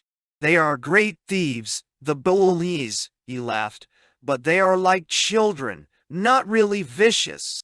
Are we going to have a lot of trouble here, do you think?" "Oh, trouble? Yes, you can have some trouble. The Japanese, of course, were not popular, but they excited the people against you. And now that they see what is happening in Java, some of the young men have big ideas and want to get rid of all foreigners. However, the older people are more sensible and want things to go slowly, and if you are firm with the troublemakers, you will have their support." In the week that followed, whenever our work permitted, we would drive to Sanoa about 7 in the morning, bathe in the lagoon and breakfast, afterwards with the Le Meilleur. Their knowledge of the district and people around Denpasar was of the greatest help to us in those early days, and our affection grew daily for this kindly, easy-going couple and their 2 servants whom they regarded as part of their family. One day, after a lunch of Poluk's bebe guling, we sat on the veranda and listened to a gamelan of musicians invited by Le Meilleur to play us Balinese music. The orchestra of some 20 young men squatted beside their instruments, forming a hollow square in the compound. The instruments were all percussion, which the musicians struck with light mallets. There were metallophones with polished bronze keys of different pitch, heavy gongs to play deep notes, 2 sets of 12 and 10 bells each, arranged in a wooden frame, a pair of drums, a large, male, and smaller, female, wrapped in checkered black and white cloth to shield them from evil vibrations, sets of cymbals, and bells, metal tubes, and a small, light gong held in the lap and beaten with a stick. The music was unlike any I had heard either in Europe or the East. Above the distant sound of the breakers on the reef, it beat upon our ears. The pure, ringing notes of the metallophones, the soft, sweet chimes of the bells, the deep, mellow boom of the gongs, all superbly controlled by the throbbing pulse of the double-headed drums. Now a gentle, soothing melody, now a wild, fast, exultant rhythm. The notes came to us like drops of clearest water through the still and heavy air. Later we persuaded Poluk, not without difficulty, to show us some of the movements of the lagon. She explained that this, the finest of Balinese dances, 7, must be performed by young, unmarried girls and so it was a long time since she had been able to dance it. Moreover, it properly required 3 girls, 2 principals, the Legongs, and their attendant, the Chondong. However, she wrapped herself in the heavy, tightly constricting, gold and crimson brocade garments of a Legong, fastened on her head a golden diadem interwoven with fresh frangipani blossoms, clasping a small fan in her right hand, stepped onto the floor. Legong has been described as the flower of bodily movement at its utmost intensity of vibration. 8. Although, as she said, Pola could give us no more than a bare idea of what it should be. The grace and vitality of her movements held us entranced. Now she stood, poised with knees flexed, stamping her foot at each accent of the music, the vibration spreading to her thigh, up her whole body, and even to her neck, shaking the flowers in her hair. Now she glided across the floor, one arm outstretched with the fingers tense and quivering. Her face was expressionless, even melancholy, but her eyes darting from side to side in quick, sudden flashes, and her long, fluttering fingers gave life and warmth to this symphony of movement, color, and sound. The tense, absorbed faces of the musicians glistened in the afternoon sunlight, which flooded the flowering garden in a blaze of green and yellow and scarlet. Between the notes of the orchestra we heard the fainter, unceasing music of the surf. From the moment of our arrival, our house became the center of interest for the population of Denpasar, especially for the women and children. From early morning until dusk, there was a crowd gathered around our gates. Handsome, bronze young men strolling up and down, hand in hand. 9 children, staring wide-eyed and solemn or grinning shyly, then turning away or hiding their faces in sudden embarrassment. Old women squatting on their haunches, chewing betel nut and spitting streams of the scarlet juice onto the ground. Golden, bare-breasted girls with baskets of fruit, walking with rippling muscles and superb, erect carriage, and smiling lazily and seductively at the smart young sentries. The latter, without concealing their appreciation of the beautiful bare flesh exposed to them at such close quarters, contrived to preserve a soldierly decorum in the face of temptation. The signalers, true to their independent tradition, affected a cynical indifference and deplored the absence of a cinema. One owing to a remarkable increase in the population since 1946, there is now, I believe, some shortage of food in Bali. 2. The Dutch did me the honor of rechristening the Alan Kemplatz, but since their departure I understand it has reverted to some more suitable and doubtless more euphonious Indonesian title. 3. By the term extremists I mean the Javanese controlled terrorist independence movement, which had as its object the removal of all Dutch and Allied control in the islands of Indonesia. Despite the difference in religion and the mutual antipathy between the two peoples, this movement had active supporters in Bali, particularly among the youth. They were also known as Pemudas, from the Malay word meaning youth. 4. There are 3 Balinese languages: high, low, and middle, the last being a hybrid of the first 2. High and Low Balinese are not different dialects, but separate languages, yet every Balinese must know both, for their rigid caste system dictates that, to take an example, a peasant addressing a Raja must speak to him in High Balinese, but the Raja would reply to him in Low Balinese.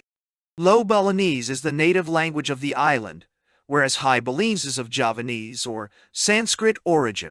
Malay, which is the Hindustani of the archipelago, is understood in Bali but is not spoken by the people amongst themselves. 5. Roast sucking pig and rice. 6. The orchestra of Bali and Java. The Balinese, strangely enough, have no written music. 7.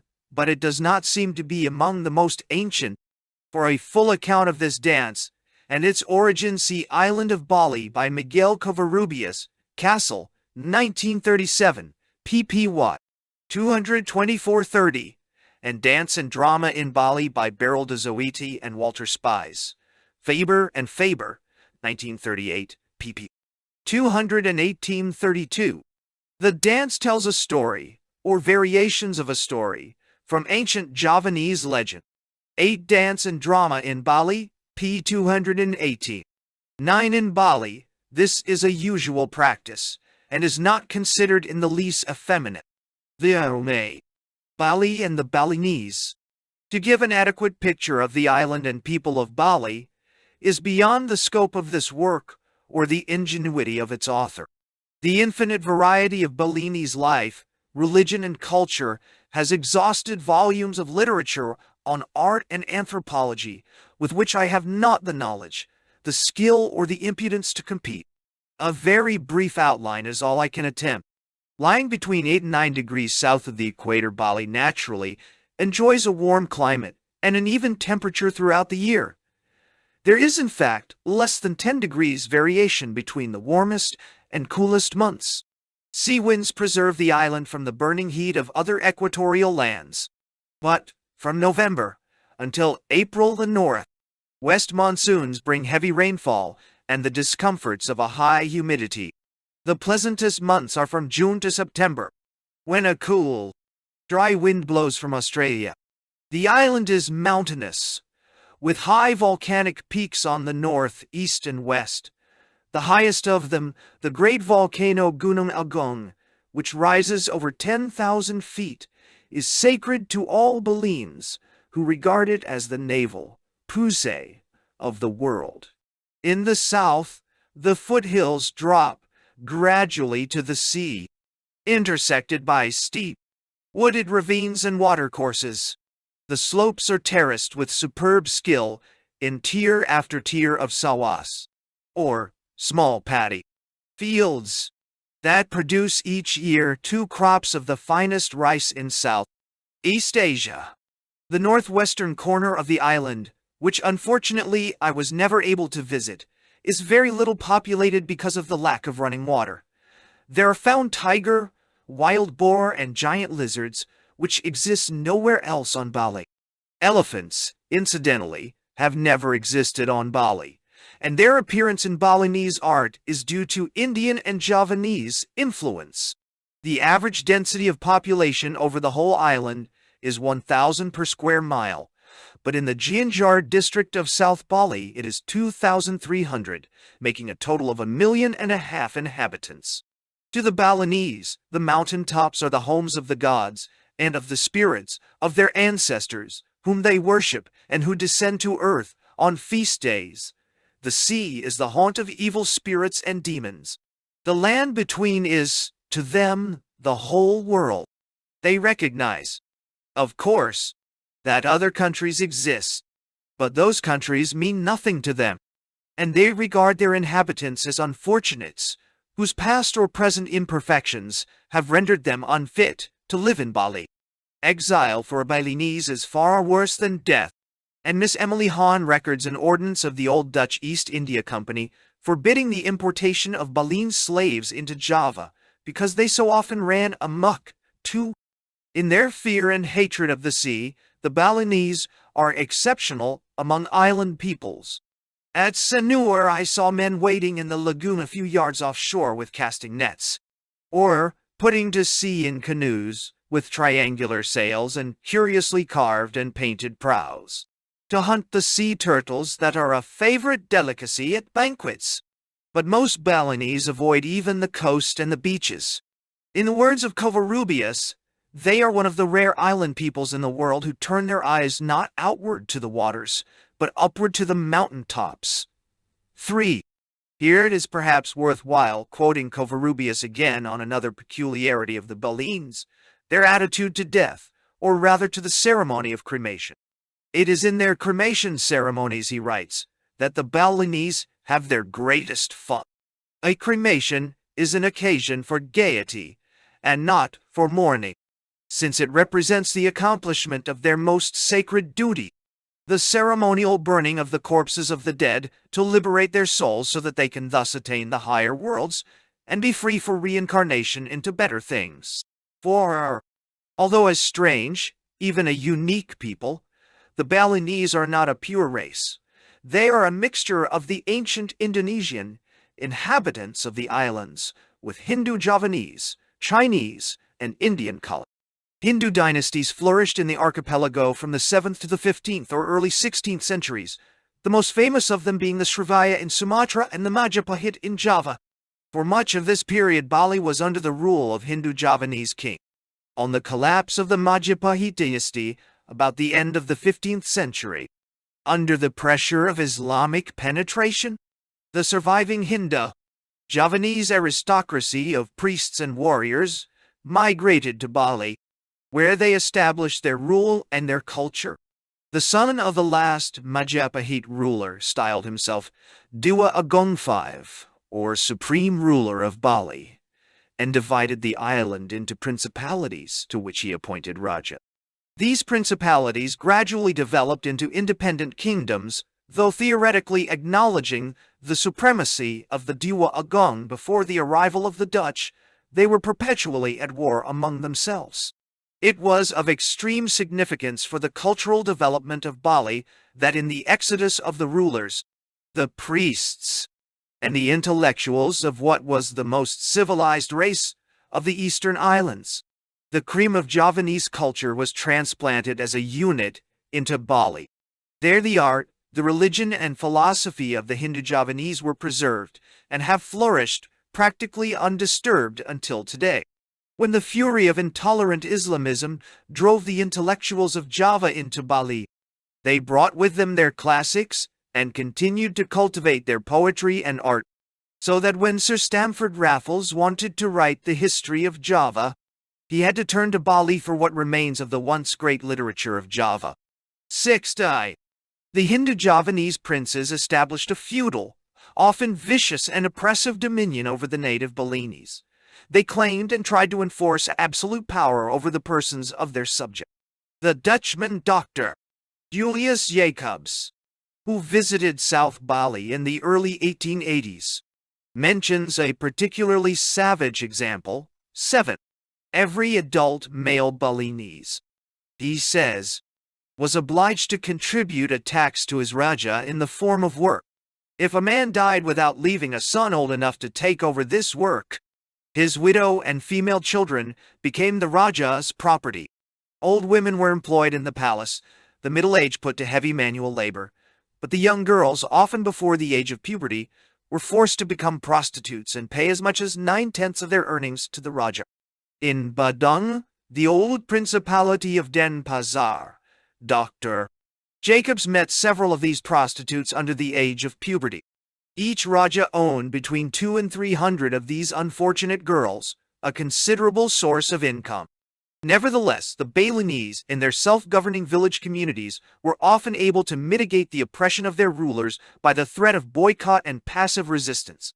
Moreover, in the mountains there are still a few villages of pure descendants of the ancient Indonesian inhabitants, who live in strict isolation and have protected the purity of their stock by the most rigid taboos against marriage outside the community. The most interesting and the most exclusive is the village of Tenganan near Karangasem in East Bali. These people, who style themselves Baliaga, or original Balinese, have never accepted the Hinduism of the Javanese invaders, but cling with fanatical devotion to their ancient traditions and beliefs. The Hindu Balinese aristocracy seem to have respected them and left them alone. The statement that the Balinese are Hindus requires considerable qualification.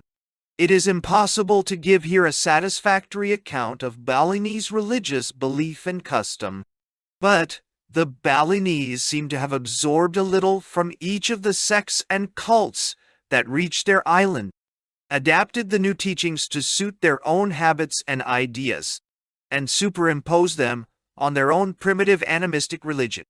Indeed, it is not unlikely, says Covarrubias, 8, that in the future, Sanyong Waididi, the exalted name that the missionaries have adopted for Jesus, will become a first cousin of Siva and Buddha and will enjoy offerings and a shrine where he can rest when he chooses to visit Bali. 9. Of far more religious importance to the Balinese than the imported Hinduism of their conquerors are their own traditional rites connected with the worship of their ancestors' spirits, of the gods of fertility, of the gods of fire and water, earth and sun, of the mountains, the two great volcanoes, Batuo and Gunungagon, have their shrines in every village temple, and of other lesser gods and demons. This worship, as Covarrubias points out, is the backbone of the Balinese religion, which is generally referred to as Hinduism, but which is in reality too close to the earth, too animistic, to be taken as the same esoteric religion as that of the Hindus of India. It is true that Hindu gods and practices are constantly in evidence, but their aspect and significance differ in Bali to such an extent from Orthodox Hinduism that we find the primitive beliefs of a people who never lost contact with the soil rising supreme over the religious philosophy and practices of their masters. Religion is to the Balinese both race and nationality. The religious sages, the Brahmanic priests, remain outsiders, aloof from the ordinary Balinese, who have their own priests, simple people whose office is to guard and sweep the community temples, in which there are no idols, no images of gods to be worshipped. The temples are frequented by the ancestral gods. The Balinese live with their forefathers in a great family of the dead and the living. The religion of Bali is a set of rules of behavior, a mode of life. 10. When, therefore, the Balinese speak of their gods, they do not mean the gods of Orthodox Hinduism. Indeed, the only Hindu god actually worshipped in Balinese temples is Surya, the sun, who has somehow achieved the dignity of head of the Balinese pantheon. They mean a wide variety of protective spirits, all of them connected in some way with the cult of ancestry. Into this family they have also absorbed certain characters from Hindu mythology to whom they have taken a fancy. However, I might mention that when I questioned the Swiss artist Theo Meyer on the number and variety of Balinese deities, he laughed. There are only two gods in Bali, Takut and Malu. Those two rule the lives of all Balinese. The old Rajas ruled through them, and you will find you must do so too. Anvigi. Takut means fear. Malu is shame, embarrassment, or faces. Of the power of Takut over the Balinese, we were to have immediate and almost daily experience. Like the Manichaeans, the Balinese believe that there is perpetual war between the equally powerful forces of good and evil, between their gods and protecting spirits on the one hand, and on the other, the demons and layaks, or witches, whose purpose and joy it is to destroy humanity. It is necessary to propitiate both to avoid arousing the wrath of either. On its ability to preserve a proper balance between the two depends the physical and spiritual health of each community and family. Certain acts or conditions of individual members can make the whole community sebile or unclean, and therefore vulnerable to evil forces.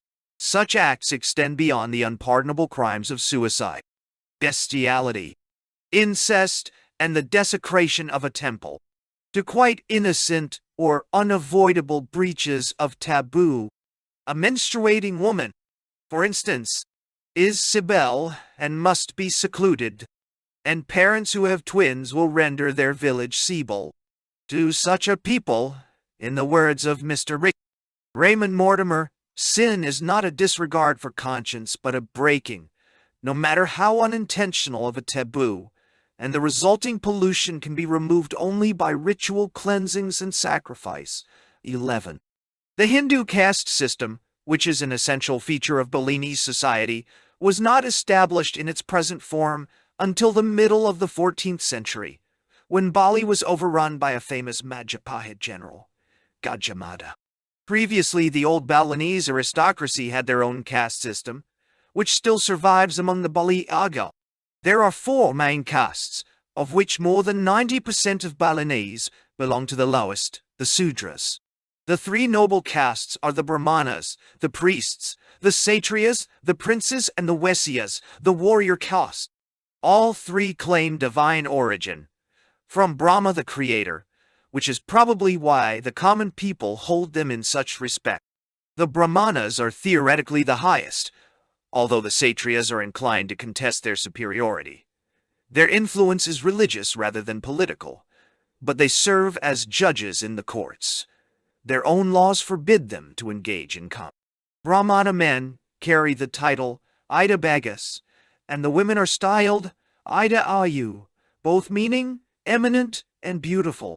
The 2 principal titles of the Kshatriyas are Anak Agung, child of the great, and Chokordi, prince. Most of the nobility, however, belong to the Vaisyas and carry the title Gusti. They have considerable political influence. 12. There do not seem to be any untouchables, as in India, but certain professions are unclean and will pollute a village if practiced within its boundaries.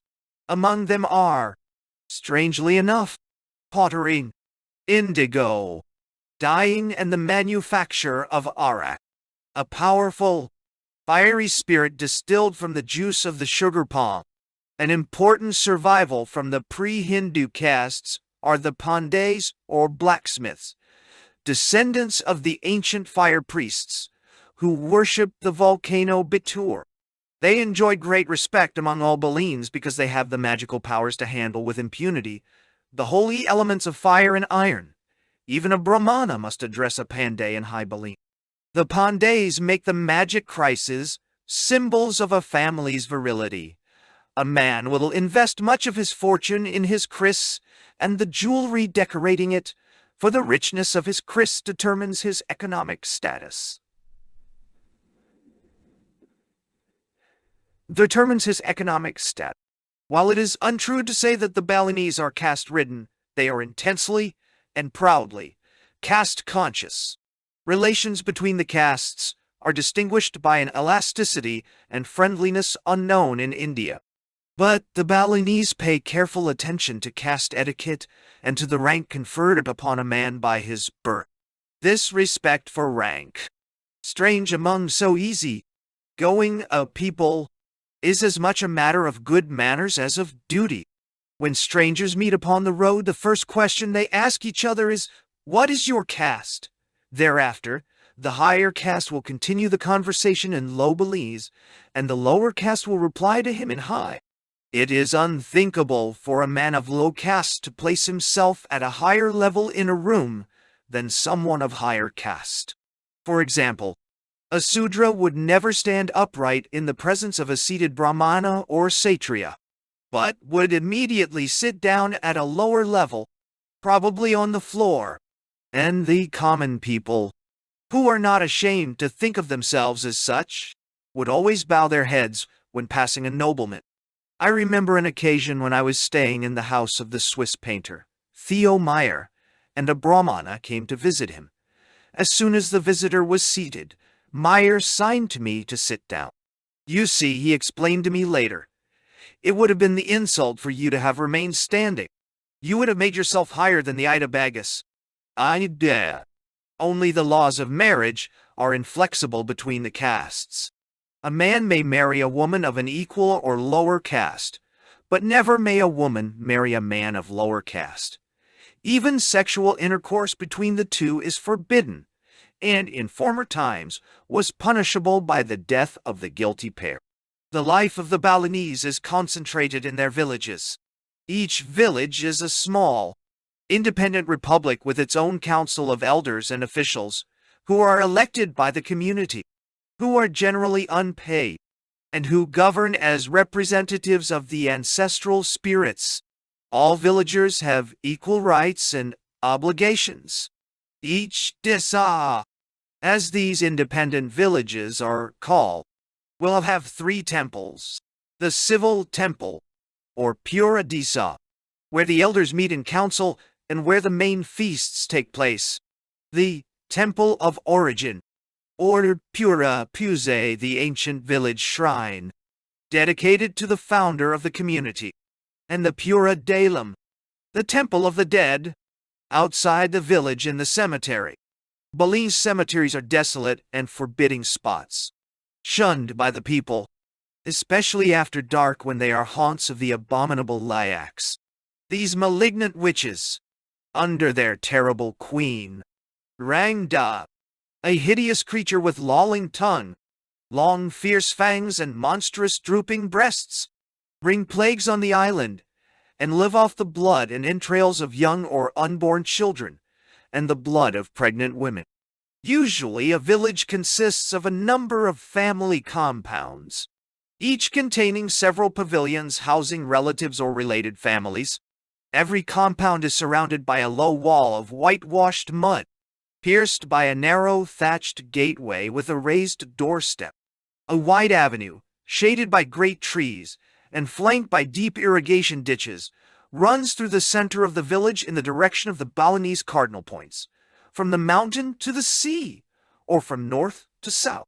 They are a lovely sight, these villages, with their long, beautifully proportioned walls and thatched roofs half hidden in cool shady groves of banana trees, mangoes, and tall, slim, plume-topped cocoa palms.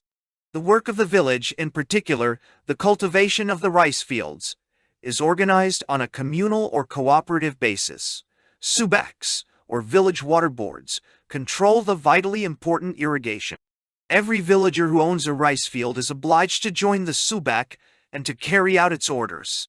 The objectives of the subak are to give the small agriculturist the assurance that he will not lack water, to police the dams effectively so that strangers will not divert the water supply, to settle disputes, and to attend to the communal rice festivals. In the village, the society assumes full social, technical, and administrative authority in all matters concerning irrigation and agriculture. Like other Balinese associations, the spirit of the subak is essentially communal. All members abide by the same rules, each one being allotted work in relation to the amount of water he receives. Certain stipulations are made to prevent individuals from holding more land than would be convenient to the community. A man who has more land than he can work is compelled to share the produce with people appointed to help him. 14. As I have said, the Balinese are primarily a nation of agriculturists whose standard of rice cultivation is the highest in the Far East. Rice itself is treated with extreme reverence, and there is an elaborate religious ritual connected with all aspects of its cultivation. It must be handled with great respect, and must be collected from the granaries in silence and only in the daytime. Except in the north and west, where the soil is barren and water scarce, the whole island is intensively cultivated. People who live in those arid districts grow corn and sweet potatoes, which are considered inferior foods to rice. Only men may plant and attend to the rice, but women and children help with the harvest. The Rajas had no voice in the councils of these self-governing village republics, although they appointed Pungawas as provincial governors and tax collectors. The Pungawa was usually a relative of the Rut. Bali presents the amazing spectacle of a land where the deeply rooted agrarian communalism of the people has continued to exist side by side with the feudalism of the noble landlords. 15. The administration of justice is largely in the hands of the village councils. Moral sanctions and the weight of public opinion are more effective than imprisonment or fine. The most terrible of all punishments for a Balinese is expulsion from the village, when the offender is publicly declared dead to the community. When the Dutch abolished the death penalty, this became the capital punishment. A man expelled from his village cannot be admitted into another community, so he becomes a total outcast, a punishment greater than physical death to the Balinese mind. It often happens that a man who has been publicly shamed kills himself. 16. Dutch relations with Bali date back to the end of the 16th century, when a fleet of their ships visited the ruler. The ill-famed Dutch East India Company engaged in trade and political intrigue in the island until its dissolution in 1798. In the mid-19th century, the Dutch government obtained from the Balinese princes a vague recognition of its sovereignty. But it was not until 1882 that the Dutch, provoked by some stupid acts of Balinese pirates and wreckers against their shipping, launched a military expedition against North Bali and occupied the states of Bulang, Singaraja, and Jimbronadot. At the same time, they concluded treaties with the Rajas of South Bali, under which the Rajas renounced piracy and wrecking and promised to abolish slavery and sati 17. According to Dr. Jacobs, who visited South Bali shortly afterwards, the last two promises were not honored. During the following years, the rulers of South Bali engaged in perpetual civil war. In 1900, the Dutch, appealed to for help by the local Raja, annexed the Principality of Gianjar. In September 1906, they occupied Badung and Tabanan, and in 1908, they annexed the last independent state, Glung Kong. These last three occupations were accompanied by the mass suicides of the Rajas, their chiefs, generals, and the women of their households, who threw themselves with spears and krises against the bullets of the invading army. The army continued in occupation until 1914, when a police force took over its duties. The Dutch placed the administration of the island in the hands of two residents, one in Singaraja, the other in Denpasar, but they continued to govern through the Council of Rajas, the 8 rulers of the old autonomous principalities, attaching to each Raja a controller as advisor, or rather, supervisor. The village councils they left alone, contenting themselves with the appointment of their own Pungawas in place of those of the Rajas. This system continued until the Japanese occupation of 1942. The physical beauty of the Balinese has been proverbial for hundreds of years, and at one time, Balinese women were in great demand in the slave markets of the East and West Indies. This reputation, we soon discovered, was no myth. Handsome looks, fine physique, and dignified bearing are characteristic of both men and women. Nowhere in the world have I seen girls so perfect in the flawless texture of their golden, brown skins, their narrow waists, full, firm breasts, slender arms, and delicate hands and feet. The men are small but lithe, quick but graceful in their movements, gentle in their manner, yet alert and quivering with vitality. Even the elderly retain their dignity of bearing and grace of movement. Childlike is the label attached in this hideous age to a people unresponsive to the language of the demagogue, the high-pressure salesman, and the advertising hound. It is a label that bears no resemblance to the character of the Balinese, although they prefer their traditional way of life to that of the modern world, which they would certainly agree with Pierre Louet. Succomber sous un envahissement de laideur. No. They have neither the ignorance nor the innocence of childhood, although they give an impression of its simplicity. They are, as I have said, the most skillful agriculturists in Asia. They are painters, craftsmen, poets, musicians, and dancers, and their art has aroused the envy of a civilization to whose arrogance, ugliness, and brutality they are largely indifferent. They take little thought for the sufferings of animals, but they are indulgent to children and would never think of beating them, preferring to coax them into obedience as equals. On the other hand, they do not pamper them, but are inclined to leave them from their earliest years to the care of older children. In this way, the young quickly acquire a sense of responsibility, self-confidence, and poise seldom found before maturity in Anglo-Saxons. They have a refreshingly bawdy sense of humor and a Rabelaisian turn of wit. Women and even children are permitted to make jokes which in Europe would be received in shocked silence. There is no prudery in the Balinese, but behavior between the sexes in public is characterized by extreme modesty.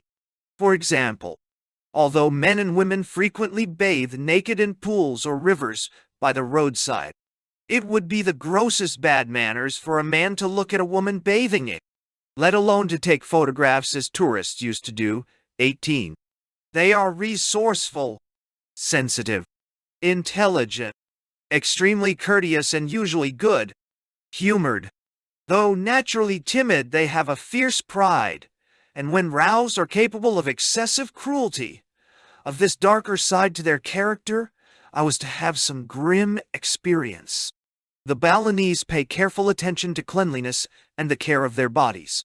They bathe regularly every morning and evening and frequently during the day, scrubbing themselves with pumice stone to cleanse and stimulate the skin and remove the hair.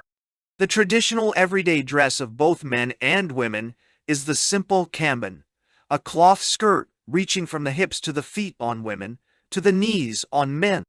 In addition to the kamban, women wear a bright, colored sash round the waist and a long scarf thrown over one shoulder or tied round the head to hold the hair in place. Men wear a headcloth tied as a turban in different styles to suit the wearer's taste. Although the Balinese normally go bare above the waist, both men and women cover the breast in the company of superiors. Priests wear white, and a high priest or padanda goes bareheaded and carries a staff, surmounted by a crystal ball. For temple feasts, weddings, and other ceremonial occasions, the Balinese dress much more elaborately, wrapping themselves in rich cloth and brocade from armpits to feet and adorning their hair with beautiful and scented flowers. Although it is customary for men to put flowers in their hair over each ear, only a Kshatriya may wear the scarlet hibiscus. Infringement of this rule by a man of lower caste carried in former times severe penalties. According to Theomeyer, the offender was tied to a post in the marketplace, while groups of old men stood in front of him spitting peppers into his eyes. Women in North Bali wear a hideous garment called a baju, a tight, fitting, and usually dirty cotton blouse, originally forced upon them, I understand, by the Dutch authorities in the 1880s to lessen the temptation to their troops. 19. By the end of the last war. Unfortunately, the fashion had begun to spread to the rest of the island. European dress has become increasingly popular since the war, especially among the young men, who consider a shirt and slacks or shorts much smarter than the kamban. While there are fine artists among them, and their sculpture, particularly in wood, is famous, it is in music, dancing, and the drama that the Balinese take their chief delight. Every community has at least one orchestra. Many have 2 or 3, and a troupe of dancers. The villages vie with each other in the excellence of their musicians and dancers, all of whom, of course, are unpaid. There is not one music in Bali, writes Beryl de Zuide.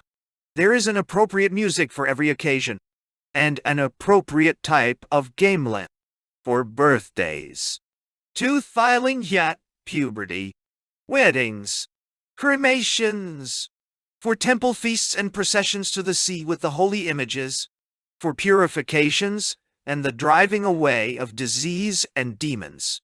There is naturally also an appropriate music for every kind of dance. 20. According to Covarrubias, the Balinese attribute a divine origin to music and dancing. Elaborate dramatic performances, shadow plays, and opera are regular features of every festival, every wedding, birthday, and cremation. They often last the entire night. The themes are ancient legends, a favorite being the struggle between Rangda and her laics, and the Barong, a kind of giant Pekingese who champions the people of Bali and tries to protect them from Rangda's plagues. 22. The Balinese are also devoted to gambling and cockfighting, although the Dutch government used to restrict both. The cocks are carried to the meeting halls, where the fights are held, in curious round baskets of coconut leaves, which have handles and are woven round the bird's body, leaving the tail outside. For the fight, the spur on the right foot is removed and replaced by a wicked steel blade, 5 or 6 inches long, with a needle-sharp point. This practice, of course, shortens the fight, which is to the death. When a cock is wounded, its owner will often revive it by massage and by blowing his own breath into its lungs. The enthusiasm of the Balinese for this sport is as intense as that of the British for football or the Spanish for bulls. In ancient times, indeed, men would sometimes gamble away their whole fortunes in cockfights, even staking their wives and children. It was for this reason that the Dutch government intervened. It is only too easy to fall in love with Bali and to blind oneself to the vices which, though not immediately apparent, are an essential part of the people's character. Only the cantankerous Dr. Julius Jacobs, who visited the Rajas of South Bali in a semi-official capacity, seems to have had no difficulty in penetrating the veneer of Balinese charm. Indeed, he finds a sour satisfaction in exposing their faults. Contrary to the general impression of authors, he says, who represent the Balinese as patient, hardy, working, and courageous, he found them extremely egotistical, effeminate, cowardly, cynical, revengeful, and jealous. A Balinese, according to him, has no feeling for the sufferings of others, and will undertake nothing that does not hold out some profit for himself. But he does admit that the women have unusual charm, and that they accept with loyalty and without complaint the selfish and callous ill-treatment of their menfolk. Between these two extreme opinions, that of Covarrubias and that of Dr. Jacobs, I confess I find it difficult to judge. Certainly there is an element of truth in both, and, though the picture I shall always cherish is nearer to Covarrubias than to Jacobs, I came myself into unpleasantly close contact with the seamy side of the Balinese character. Of their jealousy and cruelty, the story of the dancer Sampi is a terrible but typical example. In the autumn of 1952, when the Javanese central government were in control of Bali, Sampi left the island with a troupe of dancers, organized by John Coast, to tour Europe and America. They met with resounding success, and their star was Sampi. At the end of the tour, he returned to Bali to enjoy, as he no doubt thought, the envious adulation of his people. The envy he experienced all too soon. At the end of February 1954, he disappeared, and it was 3 days before his remains were found in a riverbed. His jealous fellow countrymen had cut his throat, chopped his body into pieces, and thrown them in the river. 24. To return to the brighter side, the Balinese have a passion for clubs. Even more than the British, the men are clubbable, although their women resent it less. There are sekhe, as they are called, for every conceivable purpose, some more frivolous in our eyes, though not to the Balinese, than others. Thus there are sekhe for fire lighting and for hunting squirrels, who eat the coconuts, and there are sekhe for drinking tuak and for sitting on bridges on Sunday morning.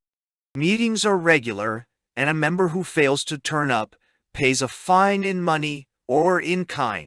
There are no mixed or ladies' sekhe. The little gray squirrels that infest the coconut plantations are a serious nuisance to the villagers, causing devastation to the crop. The method of hunting them is a primitive stratagem with echoes of the brainwashing techniques of today. Armed with sticks and tin cans, the members of the sekhe surround a plantation. Gradually they close in, beating the tin cans with their sticks and making as much noise as they can. The squirrels, alarmed by the din, hop from treetop to treetop in panic. As the circle narrows, the squirrels become so nervous that they lose their footholds and fall to the ground, where they are quickly dispatched by the sticks of the villagers. Tuak drinking is a favorite pastime of the elderly men. 25. Tuak, or toddy, is brewed from the juice of the sugar palm. It looks and tastes somewhat like farm cider, and though not so intoxicating, makes a most refreshing and mellowing drink. It should be drunk within 48 hours of being tapped, for it soon turns to vinegar. And so when people talk of old or young Tuak, they mean a difference only of a few hours. The Tuak drinking sekihe gather every evening before sundown. A member who fails to appear for a meeting must bring an extra bamboo of Tuak the next time. In fact, he buys around. The popularity of these clubs was the reason I found it so hard to get good Tuak in the island. In Denpasar, I used to have a posse of small boys and girls scouting for me to find a good brew. When I passed in the street, they would call out to me, "Tabe! Hello! Tuan Tuak!" The Balinese begin their love life early. In fact, they seldom delay it long after puberty. The attitude of the Sudras towards virginity is as progressive as that of our most advanced Western civilization. Neither by law nor by custom is there an age of consent, the generally accepted principle being, in the words of the Old West country proverb, if they're big enough, they're old enough. For example, it is not customary to say of a girl, "She is still a virgin." Rather, they say, after her first menstruation, "She is already a virgin," implying that she is unlikely to remain 126. Widows, therefore, and divorced women have no difficulty in remarrying, but adultery, especially by a woman, is a serious offense in their eyes, and used to be punished by death. 27. Every Balinese considers it one of his first duties to marry and raise a family of sons to perpetuate his line and do honor to his spirit after his death. Men usually marry at 18, girls at 16. But, since in those latitudes they mature at a much earlier age, it is usual for both to have love affairs before. The idea of platonic love is foreign to the Balinese, who prefer to consummate their desire by sleeping together. In public, however, lovers behave with extreme discretion and decorum. According to Dr. Jacobs, 28, who appears to have considered them as little better than sex maniacs, the Balinese are addicted to every conceivable form of sexual aberration. Certainly in their paintings and temple reliefs, they show some ingenious variations of the normal positions for intercourse. Much of what the doctor says on the subject is irrelevant to this work, impossible of verification by this author, and even in the present state of the law, risky to print. But he states categorically, in contrast to the opinion of Covarrubias 29, that male and female homosexuality and onanism were prevalent. He concludes with a sniff of disgust. Cucumbers and bananas are used by Balinese girls, not only as food. A couple will often live together before their wedding in a legal form of trial marriage known as jendak. The laws governing it protect the girl against desertion by her husband and legitimize children born during this period. The most usual form of marriage, however, is elopement or the more spectacular kidnapping of the bride by her suitor and his friend. Though not of course her parents, is a party to the plot. She arranges to have her belongings taken secretly to her new home, and plans with her future husband the place, usually on the road or in the fields, where he and his friends will waylay her. She usually puts up the pretense of a fight, and any of her relatives who happen to be with her at the time are expected to try to prevent her abduction. But no other witnesses would dream of interfering, even to the extent of informing the girl's parents. As soon afterwards as possible, representatives of the husband will call upon the girl's outraged parents. They must pretend to be outraged, even if they really approve of the marriage, to obtain their formal consent and fix the price the father will receive for his daughter. But a man who kidnaps a girl by force and against her will is liable to severe penalties, unless she chooses to remain with him. The marriage is made binding in the sight of the gods by certain offerings which await the runaway couple at their new home.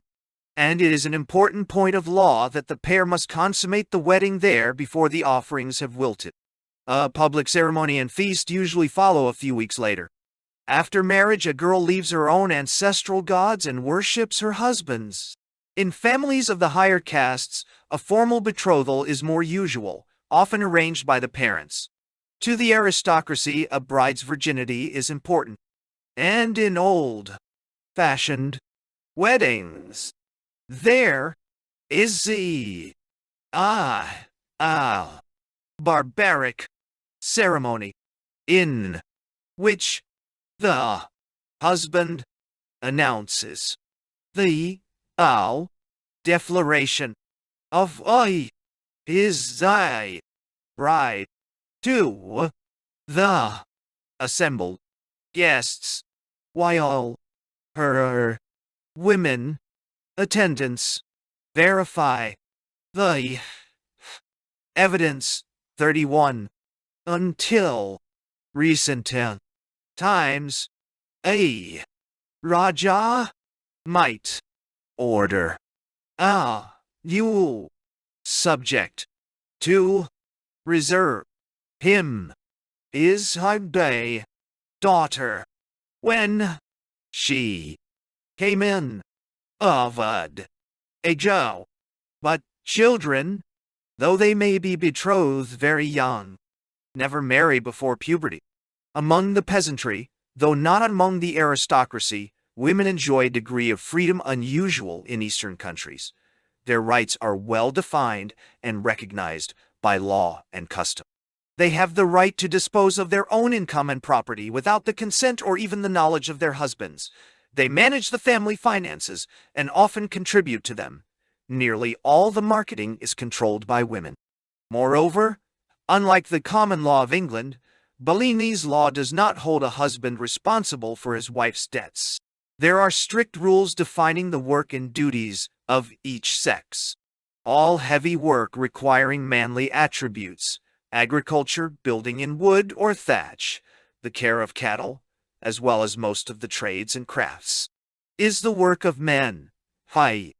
Women own, raise, and sell chickens and pigs, but only men care for cows, buffaloes, and ducks. 32. Similarly, the cooking of everyday meals is the task of women, but it is the privilege of men to prepare the food at the great banquets that mark all Balinese festivals. In the home, women usually prefer to eat after their men have finished, but this does not imply any inferiority in their status. Such, then, is the complicated, alluring, and unpredictable race, which, with no experience or qualifications, and with none of the knowledge I have just recorded, I was called upon to govern.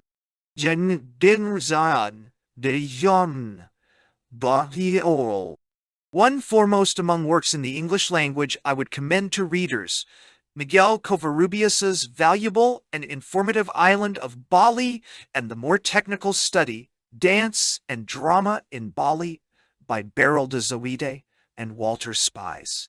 John Coast Dancing out of Bali, Faber and Faber, 1954, gives a fascinating account of more recent conditions on the island. Two Raffles of Singapore, Alder, 1948, on the other hand, the Balinese conquered Lombok in 1740 and established a prosperous colony there, ruled by a Raja. 3 Covarrubias OPT Tile, PE 10, by 4 Ibid, p. 359. 5 Literally divine great. When I was in Bali, this was still the title of the Raja of Klung Kung, the paramount Raja of the island. 6 Covarrubias, OP, City Thai, p. 28. 7 Enigan Tide under de Baliers, Batavia, 1883, a most fascinating work, unfortunately not published in English. For the translations quoted here, I am indebted to my friend Dan Hubrecht. 8 Covarrubias, O.P. Chit Taitoa, p. 263. 9. It is not true, as is sometimes asserted, that the Dutch excluded missionaries. It was the religious outlook of the Balinese that proved unresponsive to missionary zeal. 10 Covarrubias, O.P. Chais, p. 261. My italics. 11 Review in the Sunday Times of 7 September, 1958. Well, for example, a famous Balinese terrorist and hero, killed in battle with the Dutch soon after I left, was Gusti Ngora Rai. Ngora is a title assumed by some nobility to indicate the purity of their descent. 13 Covarrubias, OPT Tai Tai. P 199. When a Raja marries a girl of low caste, she is often married ceremonially to his Kris, the prince not attending the ceremony. 14 Covarrubias, OP Tai Taya. pp. 72, 73. 15 Covarrubias, OPP Tai Taya. p. 83. 16 Covarrubias, OP Sit Tai Tosta. p. 17. The immolation of a nobleman's widows, concubines, and slaves on his funeral pyre. In Bali, suti was never compulsory. The victims of this grisly practice were volunteers, not only in theory but in fact. 18. I hear from a recent visitor that in the new airport building on Bali, there is a prominent notice informing visitors that it is forbidden to photograph native women without breast coverings, whether on purpose or by accident. 19 Covarrubias, OP Chai Tort. p. 111. 20 Dance and Drama in Bali, pp. 6 and 7. 21 Covarrubias, OP Tarai. p. 216. 22. It is obviously beyond the scope of this book to attempt any description of the various fascinating plays and dances of Bali. For a concise account, see Covarrubias, pp.I. 205-55, and for a full study I recommend Dance and Drama in Bali by Beryl de Zuete and Walter Spies. 23 Covarrubias, OP Taritai, p. 114. 24. The story is told in John Coast, Dancing Out of Bali, p. 227. 25 In general, the Balinese are moderate drinkers. I only met one who wasn't, a priest. Incidentally, the consumption of opium, very heavy in Dr. Jacob's time, had almost disappeared in mine. 26. The Baliaga, on the other hand, consider that sexual intercourse carries pollution, and do not encourage it before marriage. 27. Infidelity by the husband seems to be taken for granted. 28 Jacobs, pp. Sit Dawadij, pp. 134-5. 29 Covarrubias, OPP Sit Dai, p. 145. Dr. Bay. 30 Covarrubias, OP Sit Tai, p. 148. 31 Covarrubias, OP Sit, pp. 150-51. 32 Covarrubias, OP TT Tai A, pp. 81-82. 8a. Terrorists. The slight brown figure in the creased white linen suit shifted uncomfortably in his chair. His fingers, interlocked on his lap, twisted in an agony of nervousness and indecision, while his flickering, frightened eyes, heavily pouched with fatigue and strain, darted round the veranda of his house, resting fearfully now on the compound at the back, now on the road and the front gate, where a pair of buffs stood on guard. The Chokordig Derek Sukawati was not ashamed to admit that he was badly scared. He had, it seemed, good reason. A trusted friend of the Dutch and a most able statesman who, by his education and rank, enjoyed considerable influence and respect around Denpasar. Sukawati was the first local dignitary with whom I had tried to make contact. I had lost no time in sending a message to his house, which was not far from my own headquarters, asking him to call on me. My messenger returned with a letter from the Tijakordi welcoming me to Bali, assuring me of his warmest sentiments but regretting that he dared not visit me in person. Taking a small escort, I hastened to call on him myself. Placing my men in positions where they could command all approaches to the house, I climbed a flight of steps to the open wooden veranda which ran round the outside. The Tilcord received me alone, the few servants who had been with him vanishing at my approach. There was no doubt that my visit was causing him acute embarrassment and alarm. He spoke very softly, little above a whisper, trying to keep the tremor out of his voice. Forgive me, Colonel, that I do not appear more hospitable.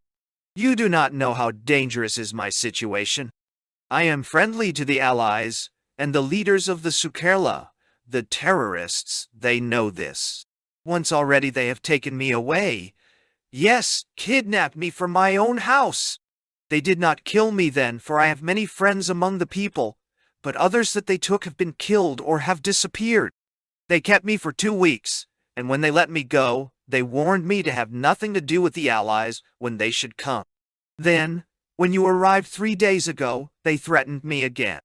Colonel, this time they will kill me. I am sorry I cannot help you. I am afraid. Oblivion.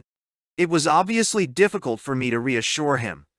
I knew too well the power of determined terrorism. As it was, he probably owed his life only to his popularity and to the terrorists' reluctance to outrage public opinion by the murder of a satrap. Others apparently had been less fortunate. But even if I could no longer expect him to help me, I must still protect him as a friend of the Dutch and a valuable ally in the future. I am going to put a guard on your house, I told him, both by day and night, sentries at the back and the front.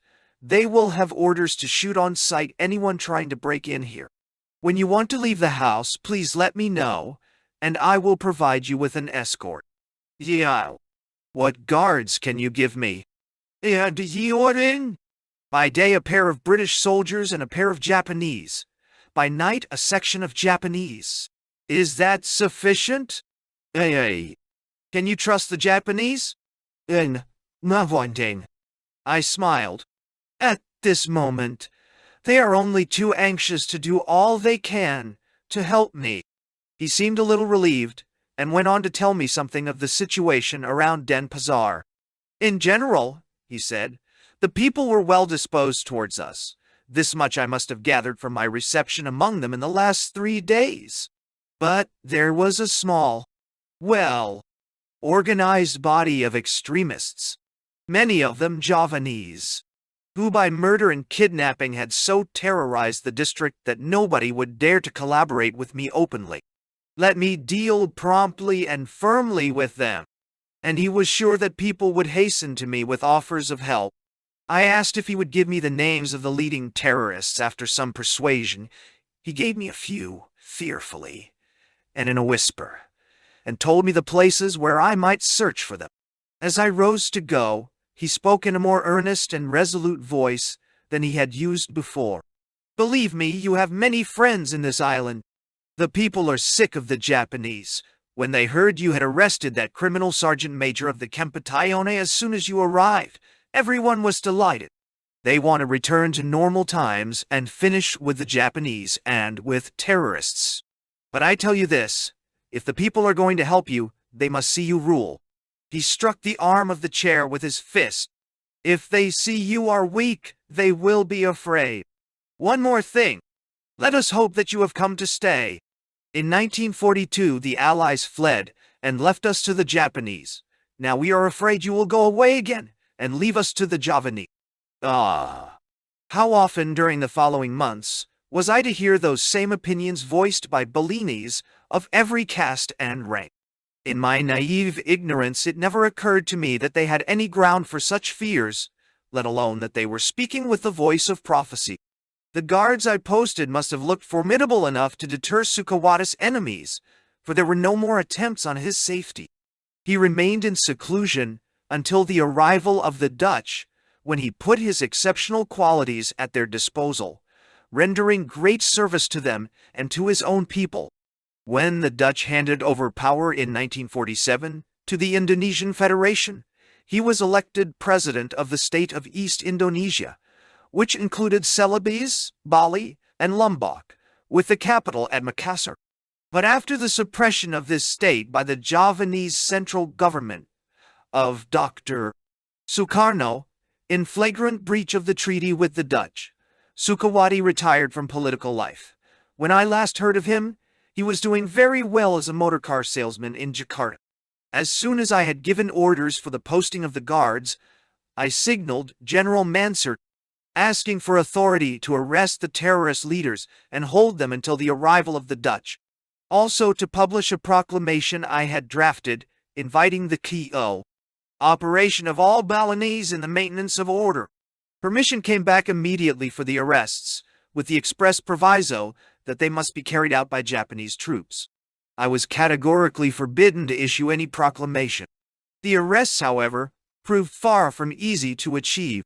Whether they foresaw my intentions, or whether, as is very probable, they had allies among the Japanese, many of the wanted men disappeared. Some fled to remote villages, others went into hiding in the neighborhood. In the meantime, from Denpasar and from Tabanan to the west came more reports of the murder or disappearance of Balinese officials and headmen, supposed to be unsympathetic to the extremists. Our own servants became frightened to work for us, and one or two left our service, although the crowd of sightseers outside our gates never seemed to diminish. In time we laid hands on some of the men we wanted, and the example of a few arrests brought a rapid improvement in the situation. I had given orders to the Japanese that these prisoners should be well treated, that they might see their families who could bring them extra food, but that they might receive no other visitors or have any other contact with the outside world. One evening I walked round to the prison with Miura to see how my orders were being carried out. Each of the prisoners had a cell to himself. When I interviewed them in the courtyard, they greeted me with smiling politeness and assured me that they had no complaints to make of their treatment. However, when I remarked that I was sorry to meet them in such circumstances, their reply was scarcely reassuring. "We do not at all mind being here," laughed their spokesman. "We know that we must suffer to win our freedom. After all, the great leaders of the Russian Revolution were often in prison before they came to power." "Do you then mean to follow the examples of Lenin and Stalin?" I asked. "When you win this freedom you talk about?" They smiled again, but gave me no answer. I pondered sadly on the strange contradiction whereby men who will gladly become martyrs in the cause of freedom will invoke the name of freedom when they themselves achieve power to persecute their own people. The result in Indonesia was to impose a heavier oppression than any endured under the Dutch. With a heavy heart I strolled back in the twilight to the more cheerful atmosphere of the Residency, where Shaw, with the help of fresh limes, was converting some of our operational rum into a badly needed drink. In the afternoon, a few hours after my visit to Jokoradi Sukawat, I was sitting in my office, drafting a long signal and pausing occasionally to look longingly out of the window at the sunlight glistening on the palm fronds, still dripping from a rain storm, and to sniff the damp, heavy, scented air that drifted in from the garden. Shaw was discussing with Colonel Tsuneyoka the location of supply dumps. Neville was at the beach. From the hall outside came the burr and tapping of the wireless. This quiet scene of industry and application was suddenly interrupted by a series of sharp, urgent commands in Japanese from the drive. A moment later there was a quick knock, and a young lieutenant stood saluting in the doorway. He spoke rapidly to Colonel Tsuneyoka. Miura turned to me. "Sir, we have heard that rebellion has broken out at Jinjar.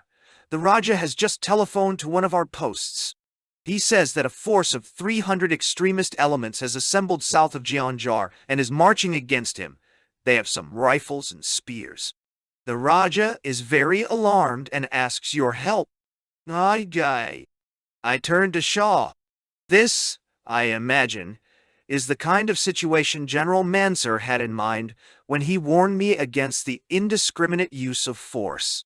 Somehow we must settle this affair without bloodshed, and I see only one way to do it, to go there ourselves and try to parley with the rebels. I only hope they won't be in the mood to shoot first and parley afterwards.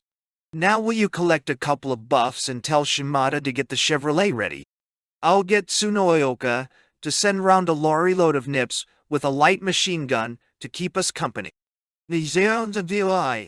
By 4 o'clock, we were ready to start. Shaw and I sat in the front of the staff car with Shimada. The two buffs, as happy as schoolboys on a treat, sat with Miura in the back, one armed with a sten, the other nursing a rifle.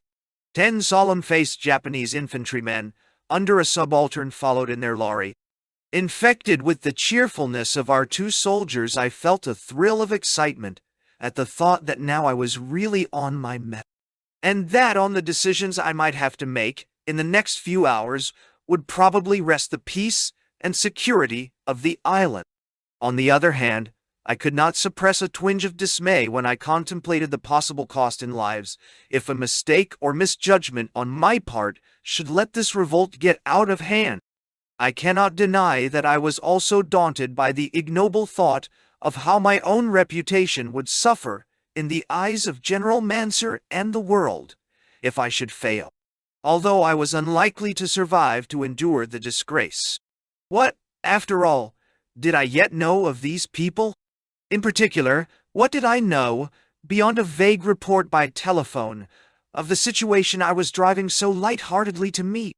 It was this last thought that steadied me, with the reflection that there was nothing more I could do or plan to do until I arrived on the spot and saw the situation for myself. I should have to play it off the cuff. Meanwhile, I had better relax and enjoy the scenery. We passed through Kessiman with its low mud walls and thatched gateways, where men squatted in groups by the roadside, idling and gossiping. The women were returning from the market carrying loads and baskets on their heads, the girls proud and erect as goddesses, graceful as nymphs, each with an arm raised to balance the weight of the basket. Beyond the village, as we drove east, the palm trees gave way to race fields, where the vivid green of the young paddy blended with the rich gold of the ripening crop. War and rebellion seemed far away. I find it encouraging, Shaw broke in upon my thoughts, to see people on the roads and in the fields. In Java you always knew there was trouble afoot if the countryside was deserted and the men were not working in the sawas. Yes, but we've still a fair way to go. What I'm wondering is whether we're going to find that this is the start of a full-scale revolt by the Pemudas, which is what the Raja would have us believe, or whether it's just a local riot by some of the lads who don tea like the Raja, or don't want to pay his taxes. Jianja, you remember, was one of the few Rajas whom the Dutch allowed to retain most of their feudal rights after the conquest of South Bali. Anyway, I don't suppose we'll be left long in doubt. We climbed gently among the terraced fields, on a well-constructed metalled road, shaded by great sugar palms. Approaching Jianjar, we saw immediately that something was wrong. Groups of young men, carrying long spears and heavy kallaks, or chopping knives, thronged the road, padding silently in the direction of the Raja's palace. They were naked, except for their loincloths girt up above their knees, and they looked resolute and grim. They paid no attention to us whatever. Puzzled as to whether we were among enemies or friends, I told Shimada to drive on slowly to the palace. The throng of Balinis made way for us reluctantly, but without sparing us more than a glance. I felt the tension rising as we drove through them, and wondered whether at any moment we were to meet the fate of poor Brigadier Malaby. Quite suddenly, as the last group parted before us, I saw ahead the square of Jayar and the carved gateway of the Raja's Puri, or palace. Under the broad, cascading wearing-in in front of it stood a slight figure in a grey uniform with a Sam Brown belt and a pistol holster. The pistol, a Luger, was in his hand. We halted as he hastened towards us. His Highness Anak Agongde Agung, child of the great-grand-great, acting Raja of Jianjar and eldest son of the old ruler, was a slim, handsome man of about 30, with a sensitive face, bright, intelligent eyes, dark, curly hair and small, sad mustache. His nervous manner seemed inappropriate to his smartly cut military tunic and breeches. As I stepped from my car to salute him, he replaced his Luger in its holster, to my great relief, and shook me warmly by the hand. "I think you have come only just in time." His English was careful but fluent, his voice soft and hesitant. The concentrations of Bermudas have increased since this morning, and now there are at least 2,000 of them. My own people are loyal to me. You passed many of them just now on the road, coming here to defend me, but there are not enough of us. Besides, the enemy have rifles, while I am the only one here to possess a gun. I have been trying to warn you since midday, but it took me so long to get a message through. Nay, how did this trouble start? I asked. It has been in preparation for a long time, but I think your arrival in Bali hastened the event. It is organized by the Sukarela, the extremist leaders in Denpasar. You see, Janjar is the richest and most populated part of Bali, and if they can gain control here, they think they will be too powerful for you to overthrow them. So they have assembled men from Badung and Tabanan to attack me and my people. But we will resist them to the end. Adova, where are they assembled? Aye. If you follow that road southward through the Sawas, you will come upon my outposts. I will send a man with you that far to see they let you pass. When you have passed them, you will see the Bermudas within a few hundred meters, but please be careful, because I fear they will shoot at you before they know who you are. Oh. Leaving the Anak a gun to complete the organization of his defenses, we turned down the road he had indicated, his guide perched on the mudguard. As we passed more groups of spearmen, I recalled the stories I had read of the palace retainers, who had thrown themselves with their gold tipped spears upon the Dutch riflemen when the Rajas of South Bali went down in mass suicide before the European invaders. We came into a countryside of open paddy fields on either side of the road. On a corner, a small group of spearmen barred our way, waving to us with urgent gestures. Miura and our guide exchanged a few words with them. Then Miura said to me, "This is the last of the Raja's outposts. They say that we shall find the Bermudas a short way down the road. They ask us not to go on, because we shall be attacked." I ordered the Japanese to get out of their lorry and proceed us along the road in open file. At the same time, I told their subaltern that there was to be no shooting unless we were fired upon. When they were 50 yards ahead, I told Shimada to drive on slowly. Leaving the Raja's guide with the picket looking gloomily after us, we continued our journey. I was feeling far from happy, but it was clearly essential for us to make contact with the Bermudas, and quickly. We made it quicker than I had expected. At one moment there was nobody in sight. At the next, we were confronted with a roadblock of felled trees. Behind it, a mob of sullen-looking Balinese. Most were armed and clad like the Raja's retainers, but a few among them were dressed in green shirts and slacks, and I noticed with misgiving that these men, whom I assumed to be the leaders, carried rifles or pistols. Many more Bermudas were dispersed among the paddy on either side of the road. The Japanese halted and took up action stations. The subaltern hurried back to me for orders, his concern showing plainly on his face. As Shimada stopped the car, I scrambled out, followed immediately by Shaw, the two buffs, and more slowly, Miura. "This is where we parley, I hope." I smiled to Shaw and started to walk towards the roadblock. The lieutenant stood in front of me, saluting and talking urgently in Japanese. "He begs you not to go forward, sir," translated Miura. "He says he is responsible for your safety. Tell him he's also under my orders. He's to stay here with his men until I tell him to move." Leaving the buffs by the car, Shaw and I approached the Bermudas. We put on the most nonchalant air we could muster. But for my part, I know that my stomach felt full of butterflies and mildew. As the Spaniards so prettily express it, my testicles were in my throat. Once again I thought of Brigadier Malaby and the appalling massacre that had followed his murder. As always in moments of acute peril, I found myself praying to the God I usually neglect. There was a stir in the ranks behind the barricade, and my tortured stomach contracted again as I saw the spearmen stiffen at their leader's command. There was a murmur of voices, in which I caught the words, "Orang Puta 3 and," quite suddenly and without warning relaxation, spread like a ripple along the lowering faces in front of us.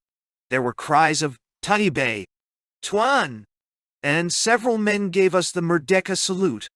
Two youths in European dress climbed nimbly over the roadblock and ran up to us with hands outstretched in greeting. Others followed until we were the center of a crowd, who studied us with silent but apparently not hostile interest. I had been turning over in my mind what I should say, and had improvised a simple speech on the lines of the proclamation I had wished to publish. The details would make dull reading at this distance, but in essence it was a plea for the cooperation of all Balinese in the maintenance of peace, an assurance that we would do all in our power to restore prosperity to the island, and a veiled threat that I would not hesitate to use force if I found it necessary. I concluded with the platitude that on their key operation depended the quick removal of the Japanese forces, and urged them to disperse to their homes without delay. When I had finished, there was silence for a few moments. Then came the expected question: will the Dutch come back, or shall we be allowed to govern ourselves? I knew the answer to that one. The Allied governments will decide in consultation the future of Bali in the best interests of the Balinese people. I made Myra repeat the last three words, while I looked pointedly at the half-dozen Javanese we had noticed among the leaders. There was a brief discussion among the Bermudas. Soon they began to drift away southward in small groups, giving us their salute as they went. I was not so sanguine as to suppose that they were going home. I think I'll stay in Gianjar, I told Shaw, in case they attack during the night. Miura and the Nips will have to stay too, and I'll have another platoon sent here at once from Klungkong. Will you take our party back to Denpasar and send a signal to Surabaya, giving all details? Shimada can come back to collect me in the morning. You ought to go back and send the signal, protested Shaw, and let me stay here. If it comes to a battle, I know much more about soldiering than you do. Maybe. But if it comes to a battle, I dare say the Nip commander is a reasonably competent infantry officer. I want to be here to watch how the situation develops. We found the Anakagung pacing anxiously before the palace. His men were ranged in lines around the square, squatting on the ground with their long spears held upright before them. He was grateful, but far from reassured. I am certain they have not gone away, he declared gloomily. They are sure to attack during the night. He cheered up when I suggested that I should stay, and disappeared into the palace to see personally to my comfort. I said good bye to Shaw and two almost mutinous buffs, who clearly felt themselves cheated of their fun.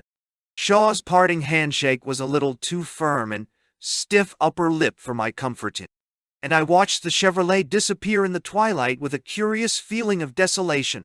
It was going to be an anxious night. The telephone between Jayanjar and Klungkong had broken down. More probably, it had been cut, and so my demand for reinforcements would have to be sent by radio from Japanese headquarters in Denpasar. It was unlikely that help would arrive before morning. Meanwhile, we had only the small force I had brought with me, and about 200 of the Rajashri retainers, to oppose at least 10 times as many Bermudas, some of whom were armed with modern rifles. Having stationed the Japanese in the square outside the palace, where they would be under my immediate control in case of attack, I went inside to have supper with the Anak Agong. Although it was an excellent meal, neither of us felt like eating, but courtesy obliged us both to try. The Anak Agong was the most intelligent and best educated of the Rajas, in fact about the most intelligent Balinese I met. We talked, inevitably, of nationalism and the future of Indonesia, on which I was particularly anxious to learn his view. He praised the efficiency of pre-war Dutch administration and the selfless devotion of their best residents and controllers, but he was critical of some aspects of their educational policy. In particular, their suppression of all political activity, which had provided the Japanese with a useful field for exploitation. We hope for independence, of course, he explained, but not the kind of merdeka preached by those hot-headed boys in Denpasar.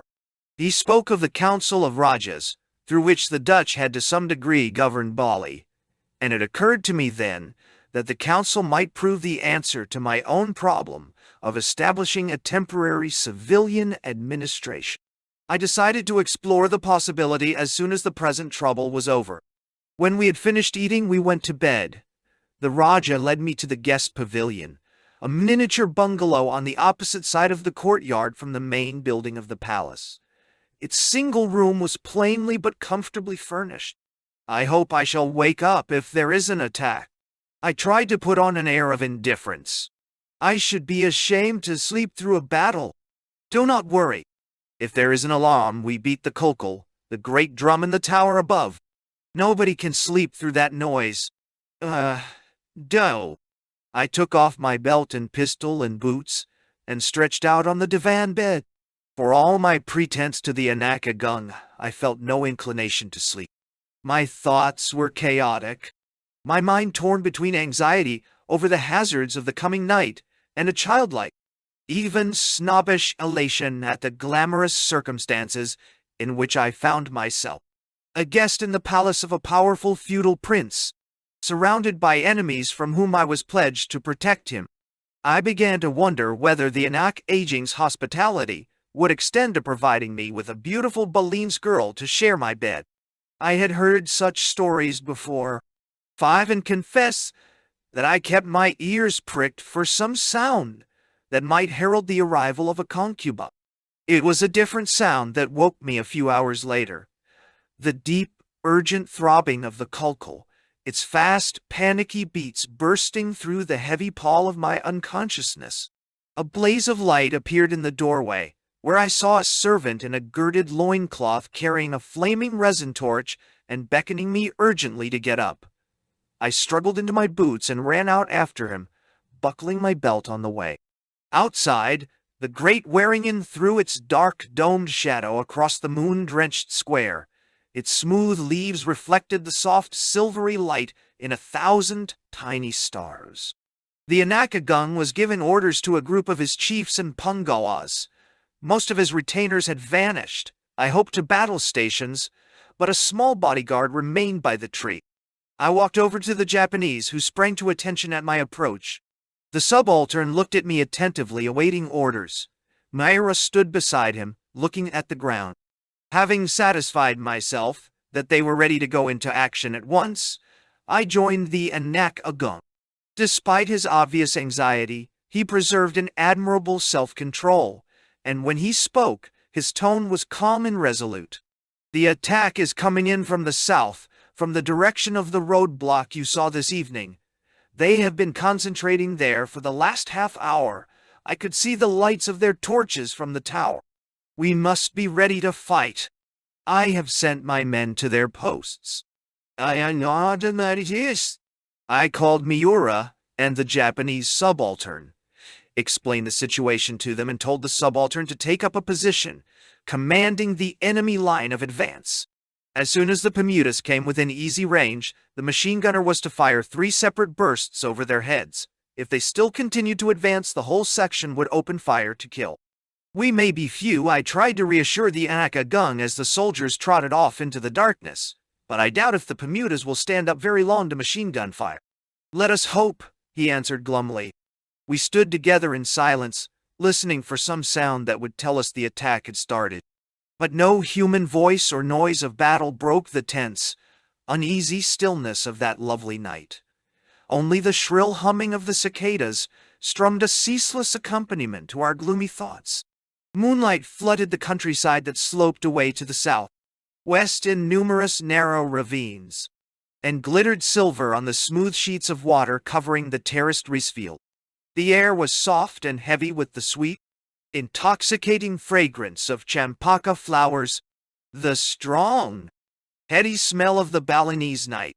From close at hand came a burst of machine gun fire, followed 5 seconds later by another, and then a third. In the ensuing silence, we looked at one another long and hard. We are about to see, I smiled grimly as I moved towards the Japanese, whether what I told you just now was right. Suddenly I halted in my tracks. From the east, faintly at first but rapidly growing louder, I heard the sound of engines, motor transport approaching at speed from the direction of Klungkung. In a few moments the lights of a convoy came into view. At the same time a runner padded up from the Japanese lieutenant with the news that the enemy had halted after the 3 bursts from his machine gun. On the approach of the convoy they had begun to withdraw. A long line of lorries drove into the square and ground to a halt. Instead of the platoon I had demanded, there was a full company of infantry, well equipped with light machine guns and mortars. Clearly somebody had been using his initiative. The danger was over. Half an hour later, I was back in bed. Before leaving in the morning, I gave orders that a company of Japanese should be stationed permanently in Jinjar. It was as well that I did, because next day there were 2 separate attacks on the town. The Japanese garrison repulsed them, but did not prevent the Bermudas from pillaging and burning houses in several villages around. The Japanese commander, misinterpreting my instructions, had been reluctant to open fire and had preferred to withdraw his troops into the town. Thereafter I amended my orders to allow him to open fire on all Bermuda concentrations that did not disperse after 1 warning volley. One Japanese security policy. The arrest was ordered by the 5th Indian Division. 2. The giant banyan tree, sacred to the Hindus. Its great branches droop to the ground, where they form new roots to spread the girth of the tree. In every Balinese village square there are wearing-in, beneath which are performed the plays and dances at festivals. 3. White men, in Malay, not Balinese. 4. Subsequently he became Indonesian foreign minister under Sukarno. He has also held appointments of Indonesian ambassador in Paris and in Brussels. Later he quarreled with Sukarno, but he still has a desk in the Ministry of Foreign Affairs in Jakarta. 5. There was truth in them too. Dr. Jacobs records that during his visit to Jinjar in 1882, the women of the harem were instructed to make themselves agreeable to him and his party every night. Some people have all the luck. Women, painters, and princes. My first action on returning to Denpasar was to signal General Mansur, asking permission to entrust the civil administration of the island to the Council of Rajas. My second was to summon the council to meet at Klungkung the following afternoon. Late the same night, I received a reply from the general giving his full approval to my plan. Another signal warned us that the Dutch would land at 8 a.m. on 2nd March. Apart from the visit to Jinjar, our duties had hitherto confined us to the Denpasar area. It was time, I judged, for us to see what was going on in other parts of the island. We had less than 3 days before the landing, and so could only hope to cover the more important districts. I therefore decided to visit Singaraja that same afternoon, the 27th, for as yet I knew nothing of the situation in North Bali. On my way back, I would call in at the village of Kintamani, on the rim of the volcano Batur, and see the Austrian painter Roland Strasser, who had lived there throughout the Japanese occupation. Meanwhile, I asked Cho to take the other staff car to Klungkung and Karangasem in the east. He could combine the journey with a visit to the Swiss artist Theo Meyer, who lived at Eisisch in the foothills of Gunung. As soon as I had dealt with the signal traffic, I set out, taking a few sandwiches to eat in the car in order to save time. We drove through Jinjar, then turned north towards the mountains along a straight palm-fringed avenue that rose in a gentle gradient among terraces of paths. Above the neat and peaceful village of Bangli, at a height of nearly 2,000 feet, the lush vegetation and rich sawas gave way to rough hill pasture. Poinsettias grew thickly by the roadside, winding up the hill in a ribbon of scarlet. Soon we began to climb steeply. The air grew suddenly colder, and the sky overcast. To the east a dark mass of lowering cloud hid the gigantic cone of Gunung Agung. A fierce and bitter wind howled across the mountainside, hurling great gusts of rain against our windscreen. With every mile the stony landscape became bleaker, the few villages more miserable and dirty. Shivering in my thin clothes, I could scarcely believe that we had only just left the tropical exuberance of South Bali. Above 3,000 feet, the pass was in cloud, which limited our vision to 50 yards and hid the great bulk of Batur and its crater lake. Round a corner we came upon two wild-looking men riding scraggy ponies. The first travelers we had met in this desolate region. They pulled hurriedly off the road and, huddled and hooded in their thick blankets, watched us go by, neither acknowledging our greeting nor showing any sign of interest in our appearance. Not very friendly, are they? Called out Sergeant Hopkins from the back. He had asked to come with me for the ride. Do you think they know who we are? No, and I don't suppose they care either. It must be all the same to these Highlanders, whether the Dutch, the Nips, the British, or their own people are in power. Nobody seems to have bothered about them. They look as if they live pretty near the starvation level, and I'm sure they wouldn't recognize a social conscience if they saw one. The head of the pass marked the boundary with North Bali, the residency of Singaraja and the ancient state of Bulungot I. From this point the road wound steeply down towards the north coast. The mist dispersed and the grim mountain landscape gave place to terraced paddy fields, their crops a lustreless green under the overcast sky. We entered Singaraja along a broad, straight avenue flanked by the neat but neglected European bungalows of the old colonial administration, and turned in through stone gateposts adorned by two enormous carved snakes to the driveway of the residency. Here the Rajah, warned by telephone of my visit, was awaiting me with his brother. Both of them spoke English and both, I believe, were graduates of the University of Leyden. The Rajah, who seemed a man of initiative and intelligence, told me that he had already taken command of the native police, and, with the cooperation of the Japanese, was keeping order in his territory. There were no incidents to report. He welcomed me warmly and promised me all the help in his power, but, like Sukawati a few days before, he was frankly apprehensive about the future course of Allied policy. "I am afraid you are going to hand us over to the Javanese," he predicted. And his brother added with a wry smile, "Bali has been called the last paradise. Will it become the lost paradise?" The clouds were still down over Batur when we reached Kentamani. The house of Roland Strasser, built in the style of an alpine chalet, stood a little way apart from the village, alone and cheerless in that rain-soaked mountain scene. Despite their friendly greeting, I was shocked by the forlorn appearance of the artist and his Hungarian wife. In contrast to the carefree, ebullient Lemures, they seemed worn out by illness, adversity, and fear. Their nationality and status as friendly aliens had given them little protection from the venom of the Japanese, who had subjected them to ceaseless petty persecution, and none from the rapacity of the local villagers, who had taken advantage of their distress and loneliness to pillage and insult them. I hate these people. Strasser's rugged features twisted with indignation and disgust. They are despicable, vicious, treacherous, and cruel. His tall, bowed frame shook, and the tufts of gray hair at the side of his bald head stood out like the wings on a Norseman's helmet.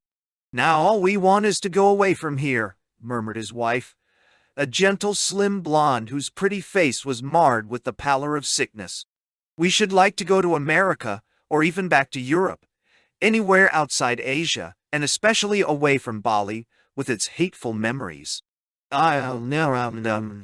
Privately, I thought that I too might come to hate Bali if I had chosen to seclude myself among these dark and storm-swept hills.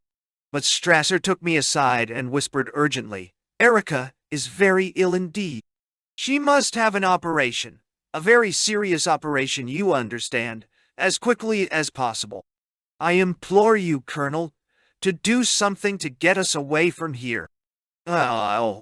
Overcome with pity by the urgency and despair in his voice, I gladly undertook to do what I could for them. As soon as the Dutch arrived, and we had the Kuta airstrip in use, I thought it should be possible to fly them to Java. Meanwhile, I offered to send a truck in the morning to bring them to the comparative comfort and safety of Denpasar, where at least we had better medical facilities than they enjoyed at Kintamani.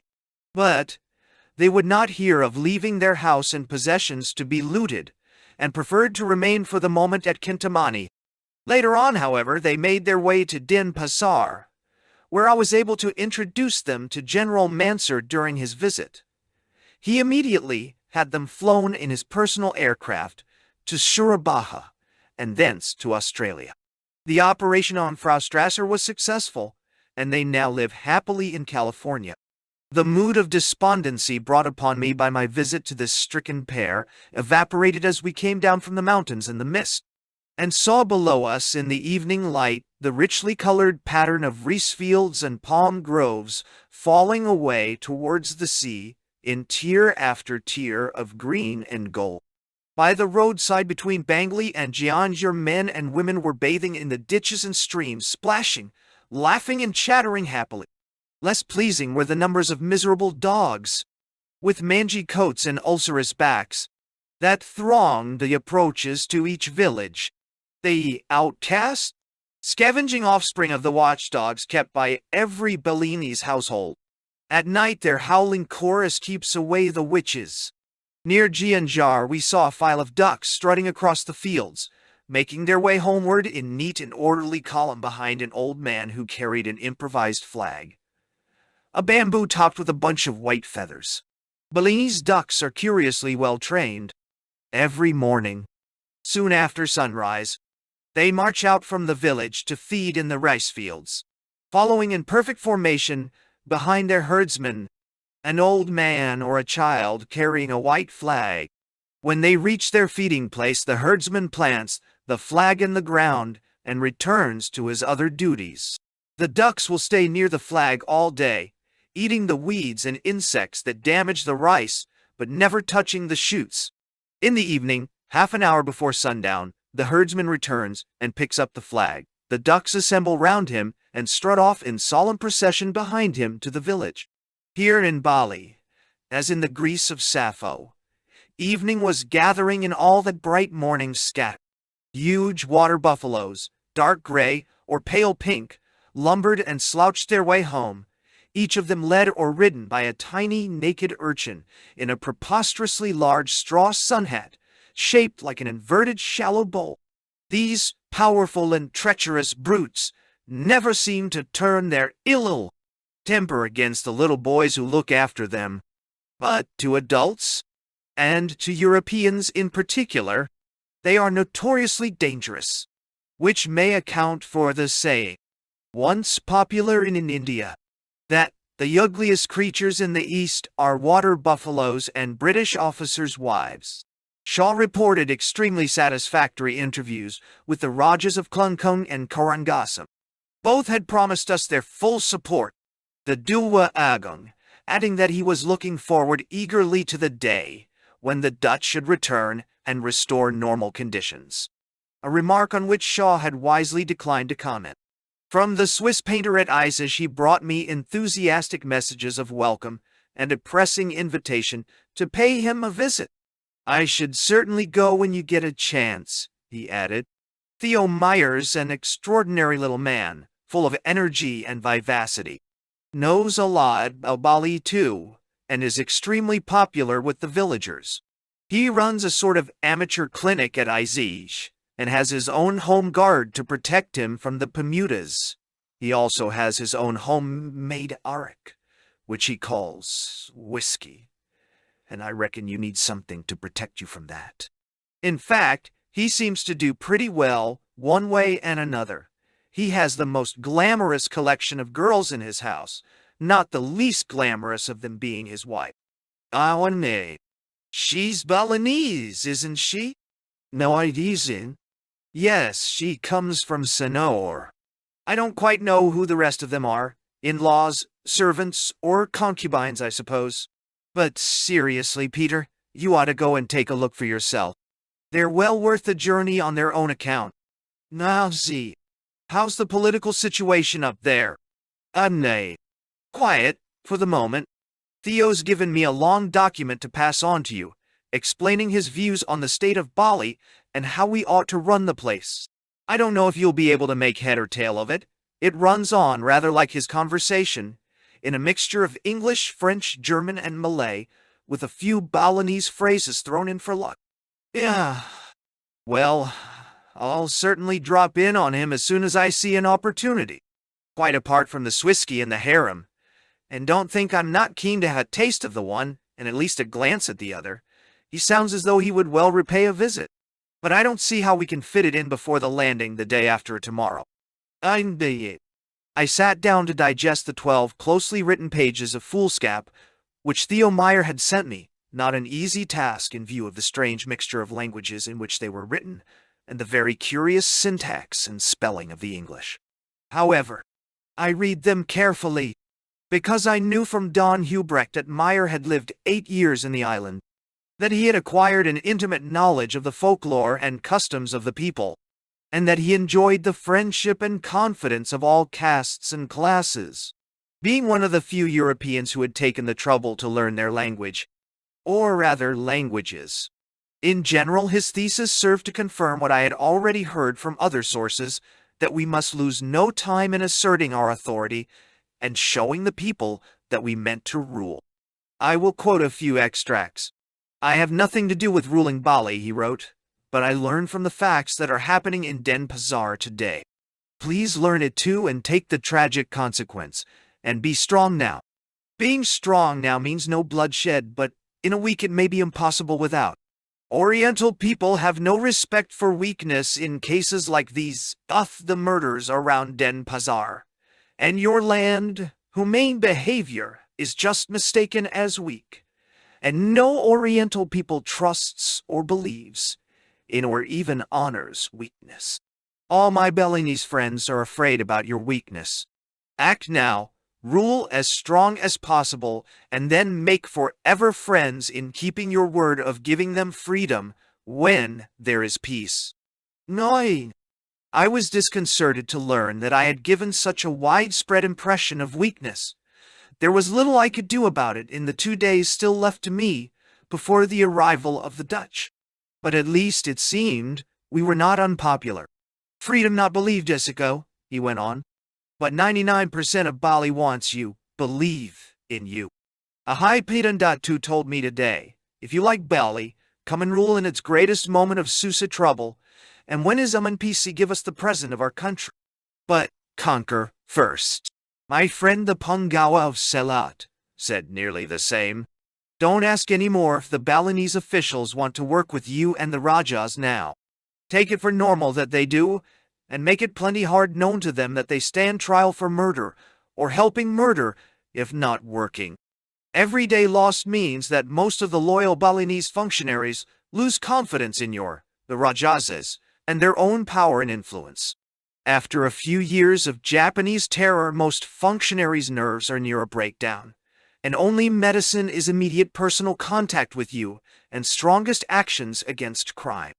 This absorbing document impressed me by its humility no less than its sincerity. As I am no man with any knowledge of economic and without any education for administration. I cannot give you logic advices, but just the result of my artist. Mine. There was a touching postscript.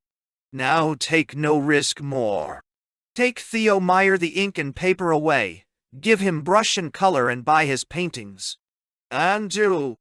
In the morning, accompanied by the Japanese commanders, we went to inspect the beachhead, which Neville had pronounced ready for the assault land. I was astonished at the transformation his ingenuity had wrought. In so short a time, on that rock and boulder, strewn beach and scrub, covered foreshore, now, with every natural obstacle cleared or blasted away, it might have formed part of some fashionable lido. Connecting the beachhead with the road from Denpasar, Neville had built a wide dirt track suitable for motor traffic. When I had given my final orders for the deployment of the Japanese troops guarding the approaches, we returned to Denpasar to prepare for the Rajas' conference that afternoon. It was in a state of considerable anxiety that I set out for Klung Kung after an early and hasty lunch which I had no appetite to eat. So much depended on the outcome of this conference. In my optimistic plan for presenting the Dutch, on their arrival, with an efficient and smoothly working civil administration, I had taken it for granted that all the Rajas would support me. But would they? It was just as likely that some of them would be hostile, and even more likely that some would hedge. They might be sympathetic to this new spirit of xenophobic nationalism, or unwilling to risk the wrath of the terrorists, who had already shown that they were not afraid to strike at the great. Of one thing only could I be sure, that in the game of statecraft and political maneuver, these princes would have forgotten more than I should ever learn. Xenophobic nationalism, of course, might equally operate in my favor. My impression was that the majority of them, like most of their subjects, feared Javanese more than European rule, and there was no doubt that the terrorists took their orders from Java. The Japanese, on the other hand, were universally unpopular, and I could expect opposition to the use of Japanese troops in support of our government. I hated the idea myself, but what alternative did we have? The native police were unarmed, and it would take time to arm them in sufficient numbers, nor did I know how many of them were reliable. For the moment, however distasteful the thought, the Japanese were my only means of keeping order. I was still reviewing the situation when we drew up outside the palace at Klungkung. Only 2 out of the 8 members of the council were absent. The Raja of the western state of Jimbrana had sent a message pleading illness, and the aged and infirm Raja of Badung Denpasar was represented by his eldest son. When the introductions were over, we took our seats at a long table. The Dua Agung of Klungkung, a dignified and portly figure in white robes, sat at the head, with me and my interpreter on his right. Behind each Raja stood a court official, presumably of Brahmana caste, in the role of secretary. Some of the older men wore richly embroidered Balinese dress, in contrast to the carefully pressed white shirts and trousers of the emancipated young daughter. Striving to control my nervousness, I rose to address them, speaking slowly, with long pauses at the end of each sentence to allow the interpreter to translate and my audience to assimilate what I was saying. I began with a brief explanation of the purpose of my mission. I outlined the main problems, as I saw them, and my reasons for inviting the Rajas to take over the civil administration in their respective areas. And in conclusion, with all the force and eloquence I could command, I launched my plea for their support. A long debate followed, in which the principal point of argument, as I had foreseen, was the weakness of the native police, and the necessity for making use of the Japanese. In the end, it was the Dua Agung who swayed the meeting to my side. "Will you promise us," he asked me, "that you will give us arms for our police?" "Tuanku Dewa Agung," I answered. "I will signal my headquarters tonight, asking permission from my general." "Very well then," he continued. The English colonel said earlier, it will take time to have our own police armed and ready. In the meantime, order must be preserved. It is regrettable that we should have to use the Japanese, but surely, my friends, it is better to use them for a little while than to watch Bali disintegrate before our eyes in bloodshed, anarchy, and civil war. I never do. One by one, the others rose to speak their approval. There was only one voice raised in opposition. The young son of the Raja of Badung sprang to his feet and delivered a violent attack on me, my policy, and my methods. "It is shameful to use Japanese soldiers to suppress the Bermudas, who only ask for freedom," he shouted. "The Bermudas would not be active if the Japanese did not hunt them all the time. I want no Japanese guards in Denpasar." He glared at me out of bright and angry eyes. "Take away your soldiers, bring the Bermudas into the administration, and you will have no trouble." "Nay." He spoke with such passion and sincerity that, despite my indignation, I could scarcely refrain from clapping when he sat down. However, much as I admired his courage, I could not ignore the implications of his speech, especially when I learned that he was a leader of one of the extreme revolutionary groups in Denpasar. Fortunately, his outbursts seemed to have little effect on the other Rajas, who agreed to give the necessary orders to their Pungawas immediately. After the conference was over, the Dewa Agung took me to see the famous Kurtagosa, the courthouse of Klungkung. This ancient building, a simple but beautifully carved and decorated pavilion, stood at a crossroads in the center of the town. A stair, case guarded by 2 stone serpents, led to a raised platform covered by a roof and fenced by a stone balustrade along each side. The ceiling was covered with paintings illustrating the tortures of the damned in hell, evidently the work of an artist, or artists, of a sadistic turn of mind. The Kurtas are the courts of the Rajas, and the judges are usually Brahmana priests, but the people only appeal to them as a last resort, in cases of particular complexity or bitterness, preferring to settle their disputes within the village community. I never witnessed any proceedings before a Kurta, but I am told that their rules and technical language resemble those of the cockfight, which is such an important feature of Balin's life. There is, however, nothing light-hearted about the ritual of swearing in. The oath is administered to only one of the contesting parties. The judges determine which one, in an elaborate and extremely solemn ceremony, and invokes appalling calamities upon the person and family of a perjurer. The judges also pay particular attention to the bearing and mannerisms of the litigants during the trial, noting any signs of nervousness, hesitation, or anxiety. I returned to Denpasar in a mood of considerable satisfaction, bordering upon elation, very different from the gloom in which I had left earlier that afternoon. With the exception of Badung and possibly Jimbrana, who had been absent, I felt I could now depend upon the Raja's support. The Dutch should find at least a foundation on which to build. My first action on reaching my headquarters was to put the eldest son of the Raja of Badung under house arrest in his father's palace, and to instruct the Japanese to keep him under surveillance. I regretted having to take this step against a sincere and courageous young man, but he was already suspected of helping the terrorists in the town and of organizing the movement of Bermudas towards Jinjar, which had caused trouble earlier. He was obviously in a position to cause further trouble, and I could afford to take no risks at such a time. In the circumstances, I could hardly be accused of undue severity.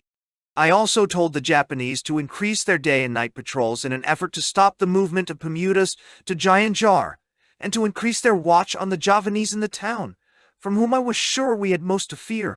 There was a signal in from Surabaya informing me that we were to remain in Bali for a week after the arrival of the Dutch, during which period I was to act as political advisor to Colonel Termulin. General Mansard would arrive in Lokek on the 8th to accept the official surrender of the Japanese forces at a ceremonial parade on the Alan. Both Shaw and I had been impressed by the excellent discipline of the Japanese in Bali. On this particular evening, I caught a glimpse of the methods by which it was maintained. Walking past a building occupied by Japanese troops near the residency, I was amazed to see the sentry, instead of springing to attention at my approach, remain standing at ease, watching me with an unmistakably impudent leer. I had been warned in Surabaya to be particularly strict in enforcing the orders requiring all Japanese ranks to salute Allied officers, and so I could not possibly ignore this lapse. I walked straight into the house and shouted, "Guard Commander," at the top of my voice. My meaning must have been clear, because a subaltern appeared immediately with 2 NCOS. I pointed to the sentry, who unaccountably had not moved from his slovenly attitude. He was disarmed on the spot and marched away. Colonel Okuyama had him confined in a bamboo cage so constructed that he could neither stand upright in it nor he down. He was fed like an animal through the bars. When I asked the colonel how long this punishment was to last, Miura translated his reply. "We have sentenced him to a fortnight in the cage. But if you wish that we should execute the fellow, that can be done afterwards." I did see. Walk on. Oh, no, I answered, suppressing a shudder. That will not be necessary, but I had no authority to alter the sentence, and the poor man was still in his cage when I left for Shurabaha. The next morning, Friday, 1st March, passed in a fever of final preparations. Neville hurried off to the beach head, while Shaw and I toured the whole area, inspecting troop dispositions and checking the billeting arrangements for the Dutch. The buildings of the Bali Hotel and its annex had been cleared to house. In addition to Colonel Termolen and his staff, 16 war correspondents of various nationalities who were arriving at the same time and who, we had been warned, would expect and must receive VIP treatment. We spent the latter part of the morning studying and collating the intelligence reports which poured in from the Rajas and the Japanese garrisons in various parts of the island. Things seemed to be quiet everywhere, for the moment at least. I could only hope that they would remain quiet, and that the gods of Bali, who had watched so many invasions in the past, would look kindly upon this one. I really don't think there's much more we could have done, commented Shaw. In the very short time at our disposal. You realize, don't you, that we haven't been here a week yet? It's incredible. I seem to have lost all track of time since we arrived. There have been so many other things to think about. Let's see. Today's Friday, isn't it? You're quite right. It was only last Saturday that we anchored off Benoa and caught our first glimpse of bait. It seems ages ago. I suppose everything will be all right tomorrow, I continued doubtfully. But I'm not absolutely happy about Tabanin. After Denpasar, it's the worst area of the lot, and the Raja is old, weak, and scared. I know, but you've got it pretty well sealed off by the Nips, haven't you? For heaven's sake, stop fussing, Peter. Just relax for a change. You've been like a bloody old hen with chicks. Flap, flap, flap. What about going to see Theo this afternoon? Ayal. Damned good idea. Can we get to Aisha and back before dinner? Oh, easily. Now I know the way. We might do worse than take him one of our gallon jars of rum. We've got plenty here, and he'll certainly appreciate it. It'll probably save our own lives as well. Otherwise, we'll have to drink that lethal Swisky. Amy. How much, Shani? We reached Klungkung in the height of the afternoon, and turning left at the crossroads by the Kurtagosa, began to climb into the foothills of Gunung Agung. After 10 miles, at the sprawling, untidy village of Rendang, we turned to the right and traveled eastwards along a mountain road which soon dropped into a broad and fertile valley. On our left rose the mighty flank of Gunung Agung. On the right the paddy. Fields stretched level to a line of low but steep and thickly wooded hills, among which we could see the lighter green of coconut plantations and the palm thatch roofs of a few buildings. There, said Shaw, is Eyes. We branched off to the right along a rough track across the fields towards the hills. As we approached, they seemed to rise sheer above us, the terrace rice fields meeting the rich green jungle where a wide path climbed at a gentle angle across the hillock. Side to this way, Einkai. We roared up the winding track, which came to an abrupt end in a tiny marketplace among a few poor dwellings, little better than hovels. On our right, the path led up the hill to a neat wooden house with a wide veranda. From that direction, as we climbed out of the car, came a loud and cheerful greeting. Ho, ho, ho, mon colonel!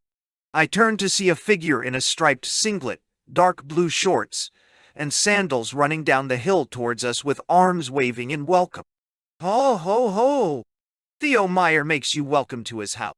A moment later, a dark, puppy little man with twinkling eyes and an enchanting, mischievous smile was standing in front of us, vigorously shaking hands alternately with Shaw and me, and patting Shimada on the shoulder, while a group of grinning villagers stood by, bowing and murmuring, Tabe, Tuan Bisar.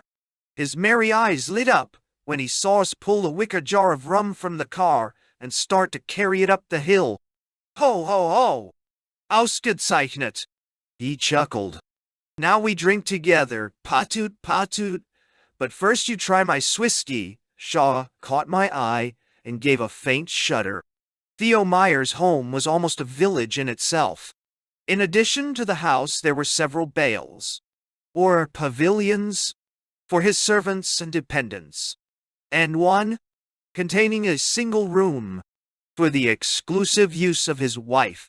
There she would go to worship her household gods, and there, so Meyer told me, she would seclude herself from the sight of all men, including her husband, during the periods when she was Sebel. Unclean. The house was a fine, compact building of wood and brick, built by the artist himself with the help of the villagers, perched on the hillside between the rice fields and the jungle. It looked across the valley of Selet to the scrub-covered slopes and cloud-wrapped crater of Gunung Agung. A flight of steps led from the path up to the veranda.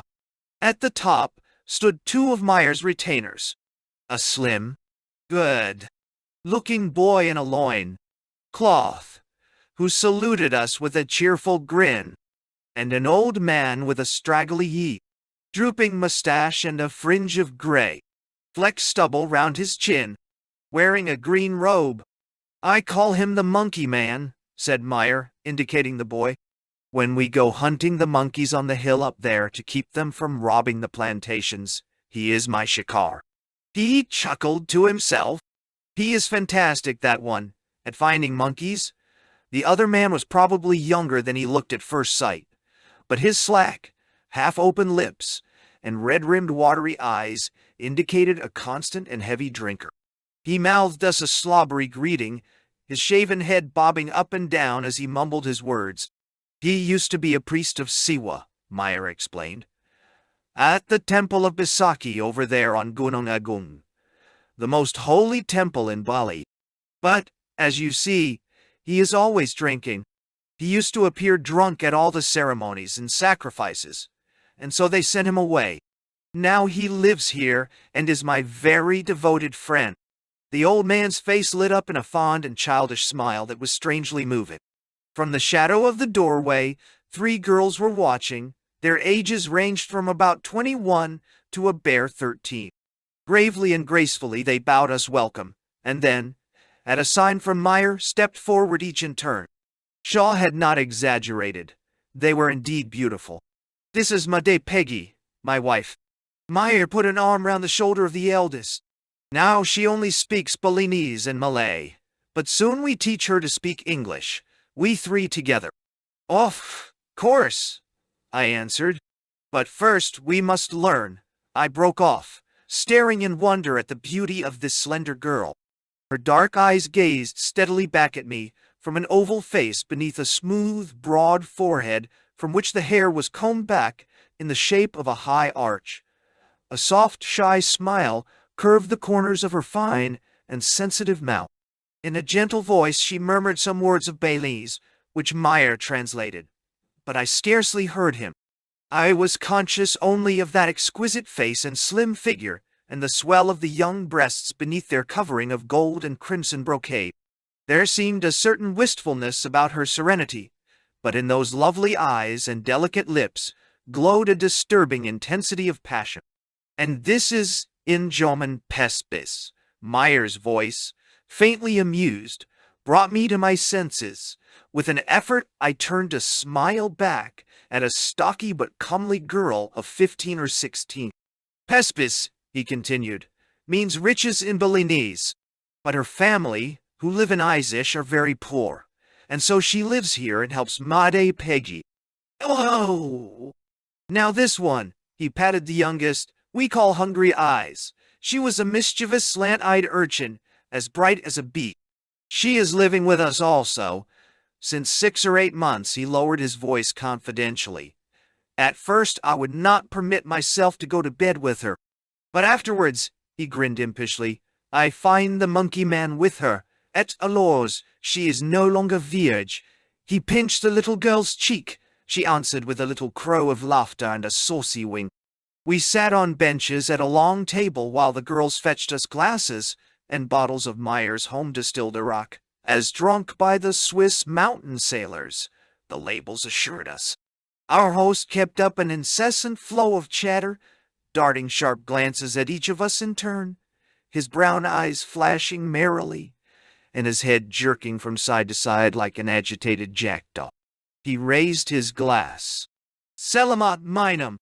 That is how you say cheerio in Malay. Selamat minum, tuan besar. And he drained his glass. I drained mine too, but I was unable to reply, Selamat minum, or anything else for several minutes. My voice seemed to shrivel in my throat, and my eyes were blinded with tears as I swallowed that dose of liquid fire. Not since I had been obliged to drink a mixture of raw alcohol and petrol with some friendly officers of a Russian armored division in Poland had I administered such a painful shock to my system. Jean Paul, he went on, fortunately without observing my distress. He smacked his lips appreciatively. Jean Paul is wunderbar in High Belize. You must learn these words. To say chumpol or patat, very right, to these peoples makes great fun all over the place. He picked up the jar of rum from the floor. Now we drink some of this. It is good you bring me the rum. It is more safe than arak. I like also the arak, you understand. But now since a few days I find de jolis Christo Dore dans mon pipi, and I must be prudent. Herr Maya, I began as soon as I could find my voice, but he cut me off. Oh no, mon colonel, please. You must call me Theo. Everybody in Bali is calling me Theo. It is many years since any man calls me Herr Meyer. Patot. So now you call me Theo. Ewan. Where did you live before you came to Bali, Theo? Iwanjandu. In the Marquises. Alme. I see. Like Goggin. Yeah, Goggin. Goggin is my master. All I know of painting I learned from his work. Always I hope I paint like Goggin. No. I never. And why did you leave the Marquises? Oh. I was not happy. The Marquises is not like when, is there Goggin? And so I come to Bali, where is much better for me.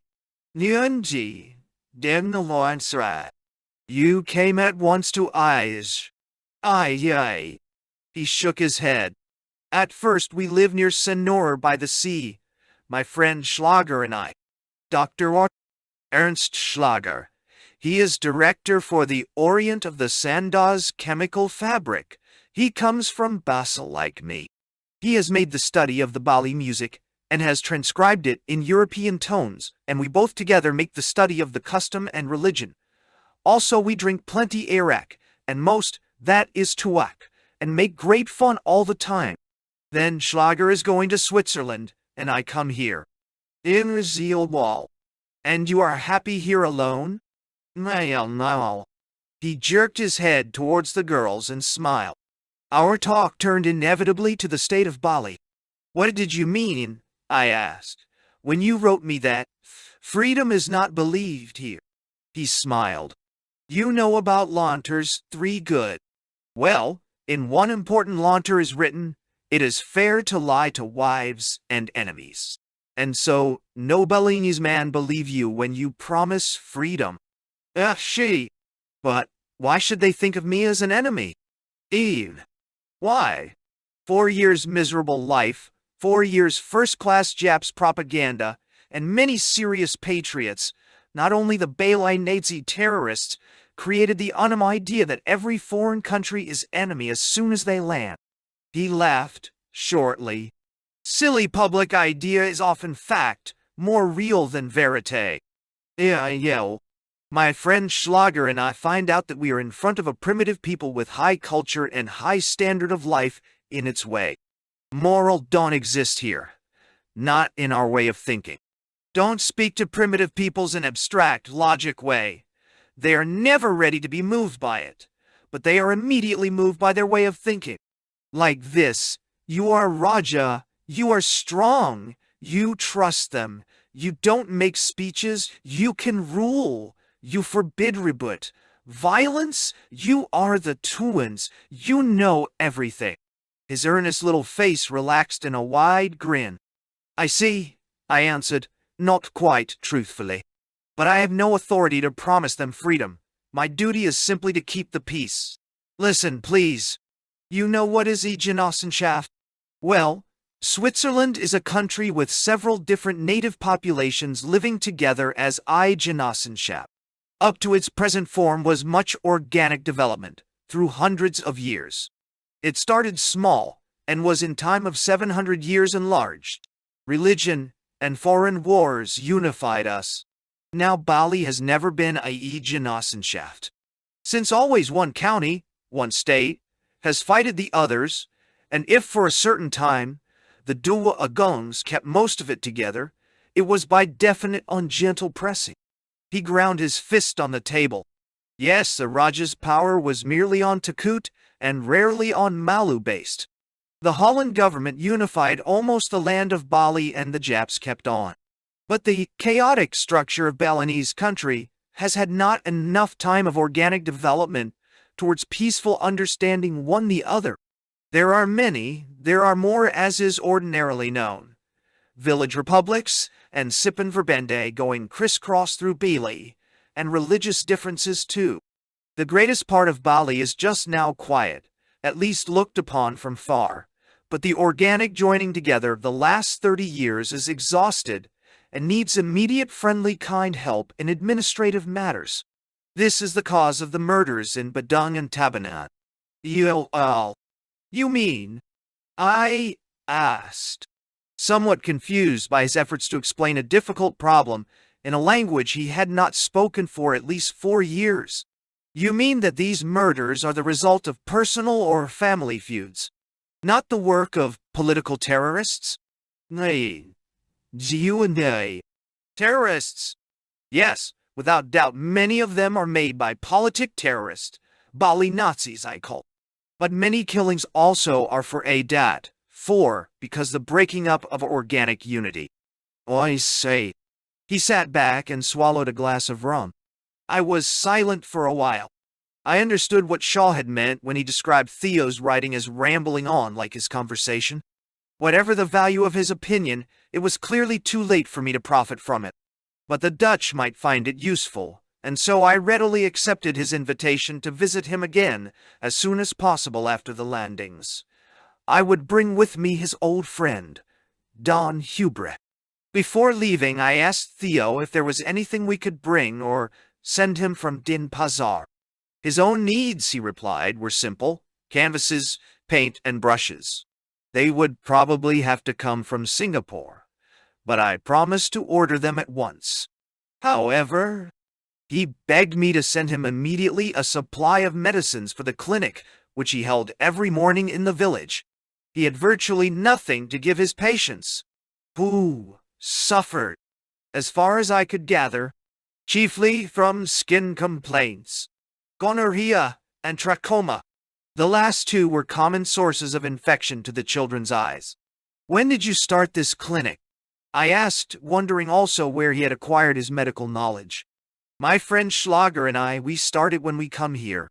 Schlager is doctor of pharmacopoeia. Also, our good friend Dr. Hausmann from Java has given us much help.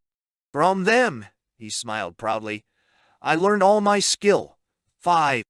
The entire household accompanied us to the car. We found Shimada chatting with a group of villagers armed with spears. These are my guards, explained Theo. Some of them do the service every night to protect me from the Bermudas, so you see, I am quite safe here. 6.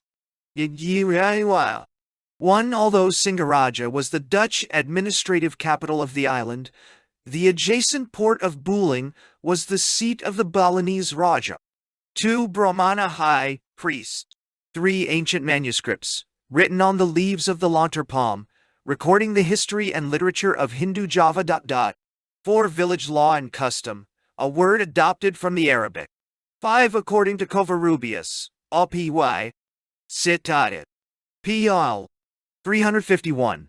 The Balinese have no faith in Western medicines, believing that they can only cure the people who invented them. They will only accept treatment out of politeness, or when everything else has failed them. However, as I later saw for myself, Theo's clinic was well attended by villagers, who seemed to hold him in great reverence as well as affection.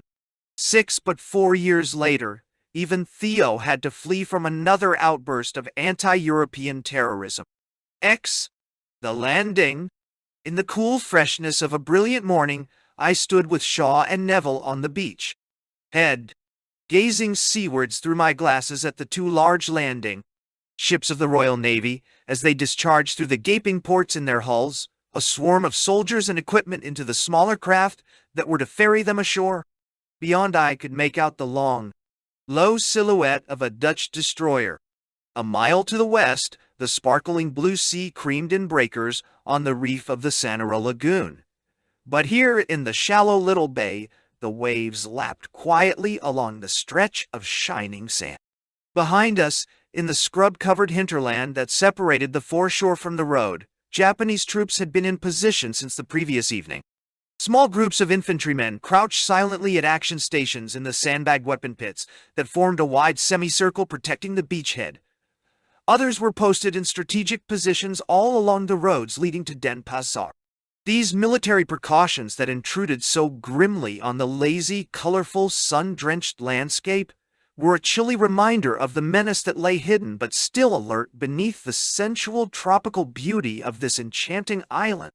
I looked around uneasily. The landing craft had begun their run to the shore. The leaders, riding smoothly over the calm water, were already inside the bay.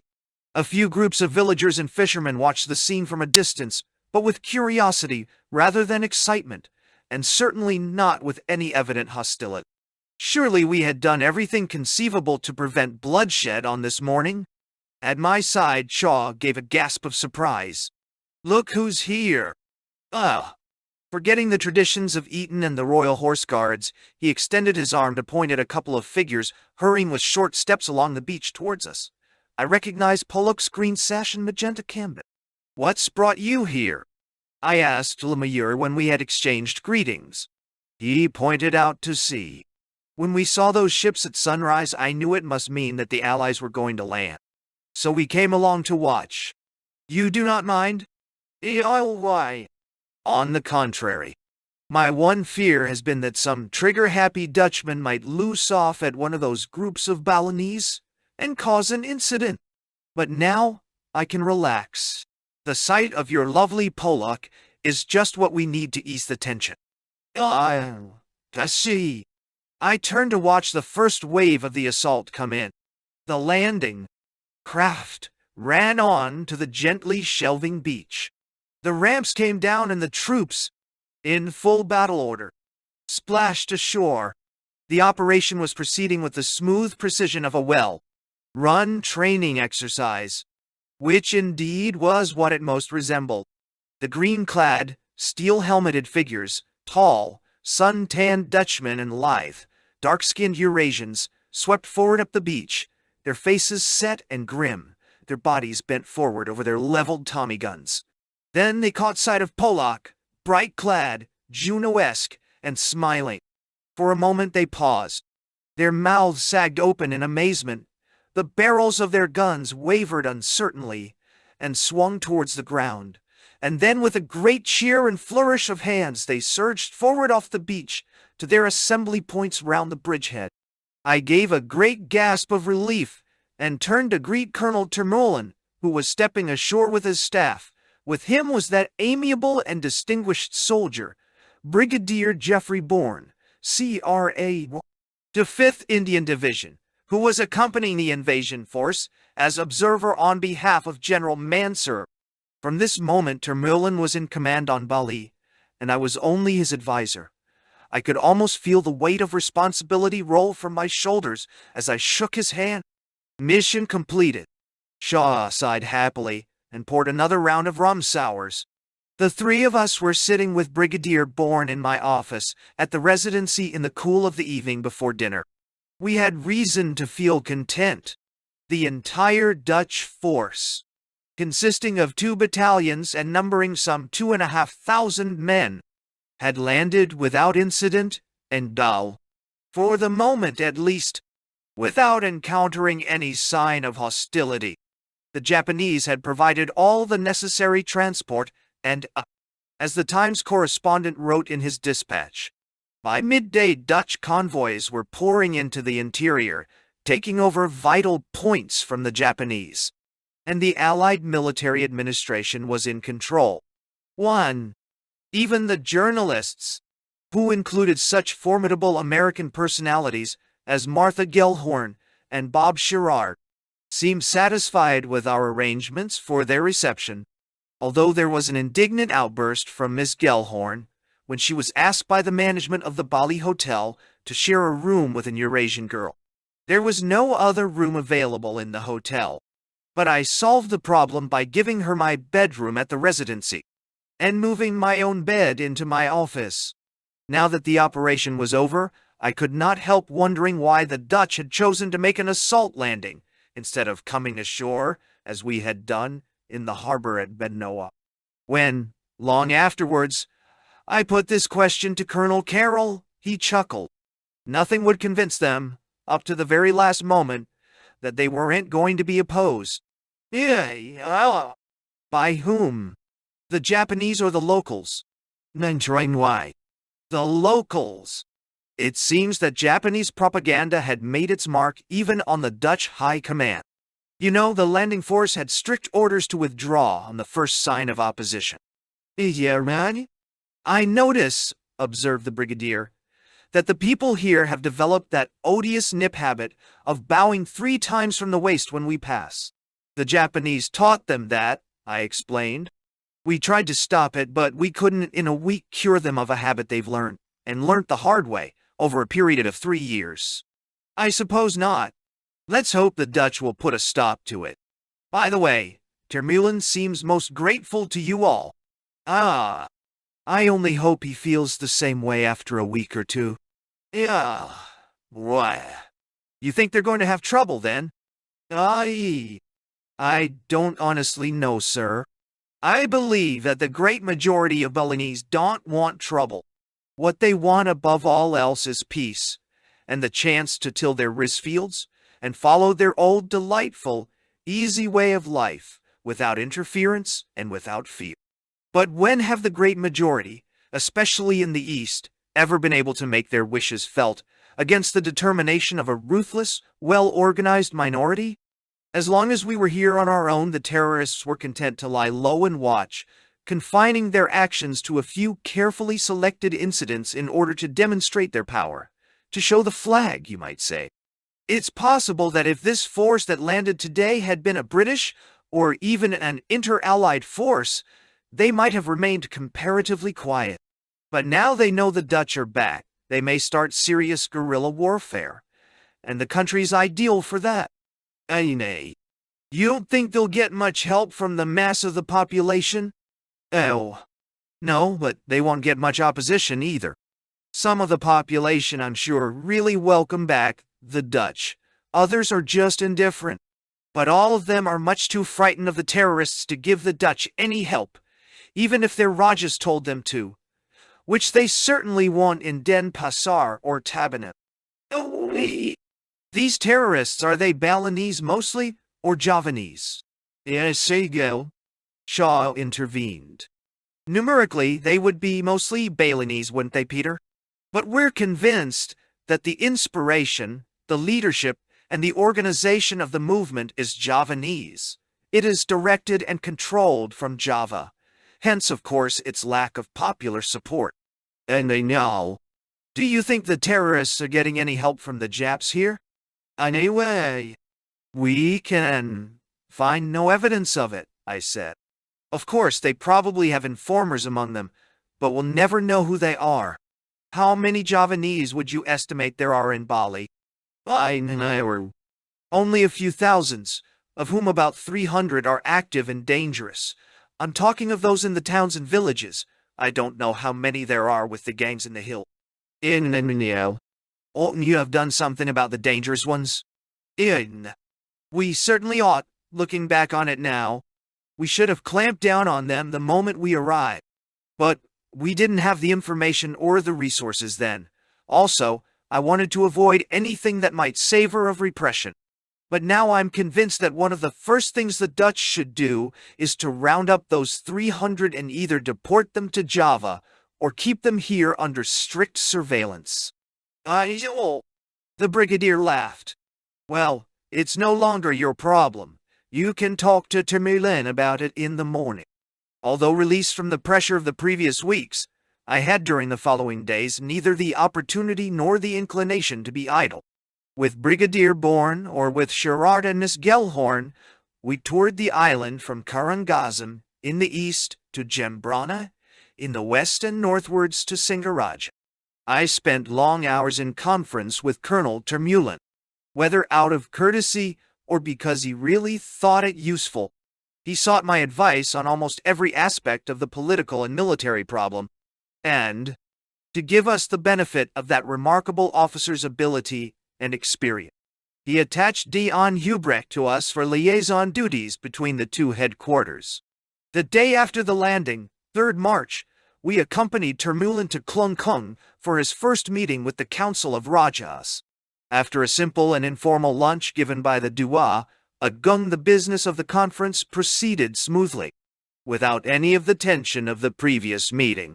The Rajas pledged their full support to Termulin, and he, in return, promised to reorganize and arm their police. In this atmosphere of friendliness and confidence, some of my anxieties began to disperse. This was the first day of the Feast of Enjepi, marking the spring equinox, the end of the rainy season, and the Balinese New Year too. On this day, every community in the island clears out its devils and evil spirits. It is believed, says Covarrubias, that then the Lord of Hell, Yama, sweeps Hades of devils, which fall on Bali, making it imperative that the whole of the island be purified.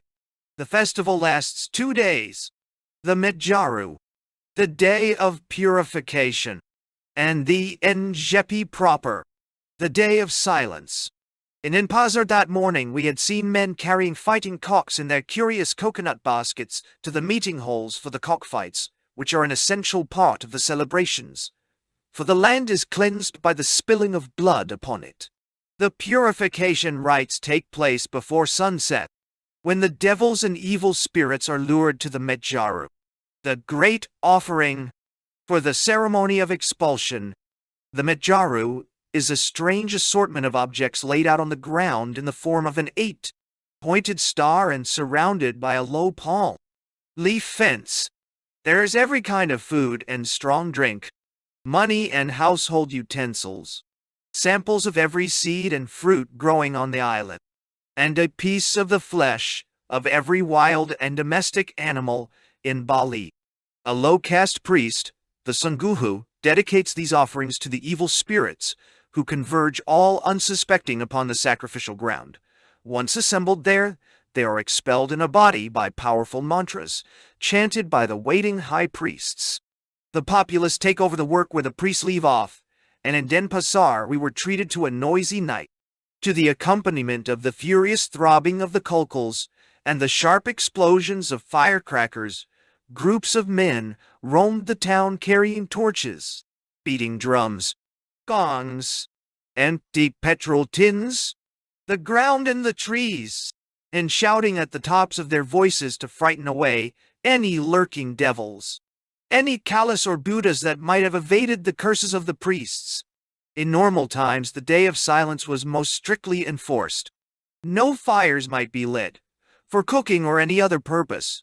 It was unlawful even to smoke a cigarette. There was no traffic on the roads. No work and no sexual intercourse were permitted on this day. Under present circumstances, the last was the only prohibition we felt ourselves bound to observe. Nevertheless, we remained in Denpasar, where there was plenty to keep us busy in conference and office. On 5th March, Brigadier Born flew back to Surabaya, taking off from the airstrip at Kuta, which Shaw's Japanese working parties had made serviceable. He would return to Bali in 3 days' time with General Mansur. Denpasar seemed to settle down peacefully enough under the new occupation. The townspeople, cautious at first, soon welcomed the Dutch troops, and shops and market vendors did a brisk trade. Termulen formed a defended perimeter around the town, with checkpoints and roadblocks covering all approaches. No European was allowed to wander outside without an escort. The terrorists had not yet shown their hand, but neither were they idle. Their first move was to impose a boycott on Denpasar, and they were able to interfere seriously with the supply of food from the countryside. Termulen soon found himself with a food shortage on his hands, and he had to call upon Surabaha for help. The focus of terrorist activity was Tabanan.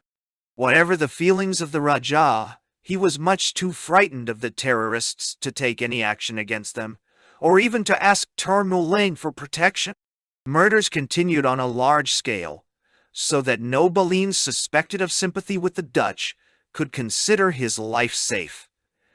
The civil administration had virtually collapsed. That this was an unfriendly district was made clear to Termulen on his first visit. The attitude of the people along the roads towards us, he wrote in his report, was mistrustful and without any sign of welcome.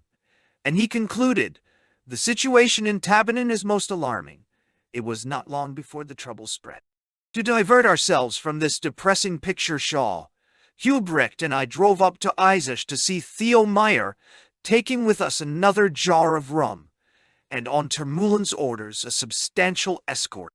The little man was ecstatic to see his old friend again, and the beautiful Peggy shed tears of joy, exclaiming that now everything was going to be the same as it had been in the days before the war. When the time came for us to leave, Theo insisted on accompanying us back to Denpasar. He wanted to see Van Berger, the new chief of civil administration, and give him advice on how to govern the island. I gladly offered to put him up. Ho ho ho! He courted as he skipped down the path to our jeep, while Peggy and the two girls waved us goodbye. Ho ho ho! Tonight, we make the celebration in the headquarters of Mon Colonel Peter, the conqueror of Bali. I prayed he would not talk like that to Van Berger. We certainly made a celebration, and it was a noisy one, lasting late into the night. Unfortunately, it disturbed my other guest, whom in the excitement I had temporarily forgotten. Miss Gellhorn's furious protests broke in upon our revels, sobering me instantly as I remembered General Mansard's strict instructions on the importance of the press. Seeing my crestfallen expression, Theo patted me reassuringly on the shoulder. "Do not worry, Peter," he whispered. "Now I make everything all right with her." He tiptoed across the room. "Where are you going?" I asked anxiously. He gave a devilish leer. "I go to her now, and I make love to her, yes," and he padded through the door. "Theo, come back at once."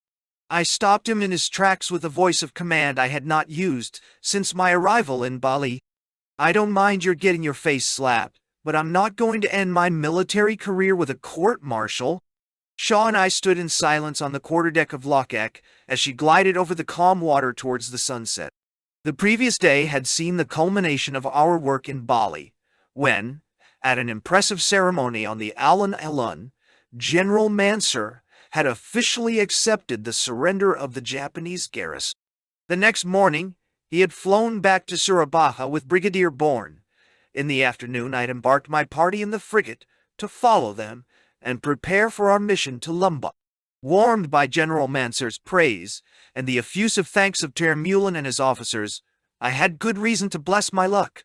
Especially I blessed the two officers on my staff, who had done most of the work for which I was getting the credit. But as I watched the land fade into the dusk astern, I wondered uneasily whether our work there was going to prove so useful in the long run as it might seem at the moment. I was afraid Termulen's staying in Bali would not be so peaceful as his landing. Except for Surabaha, the Indonesian nationalists held the whole of East Java. It was too easy for them to infiltrate arms and agents across the narrow waters of the Bali Strait.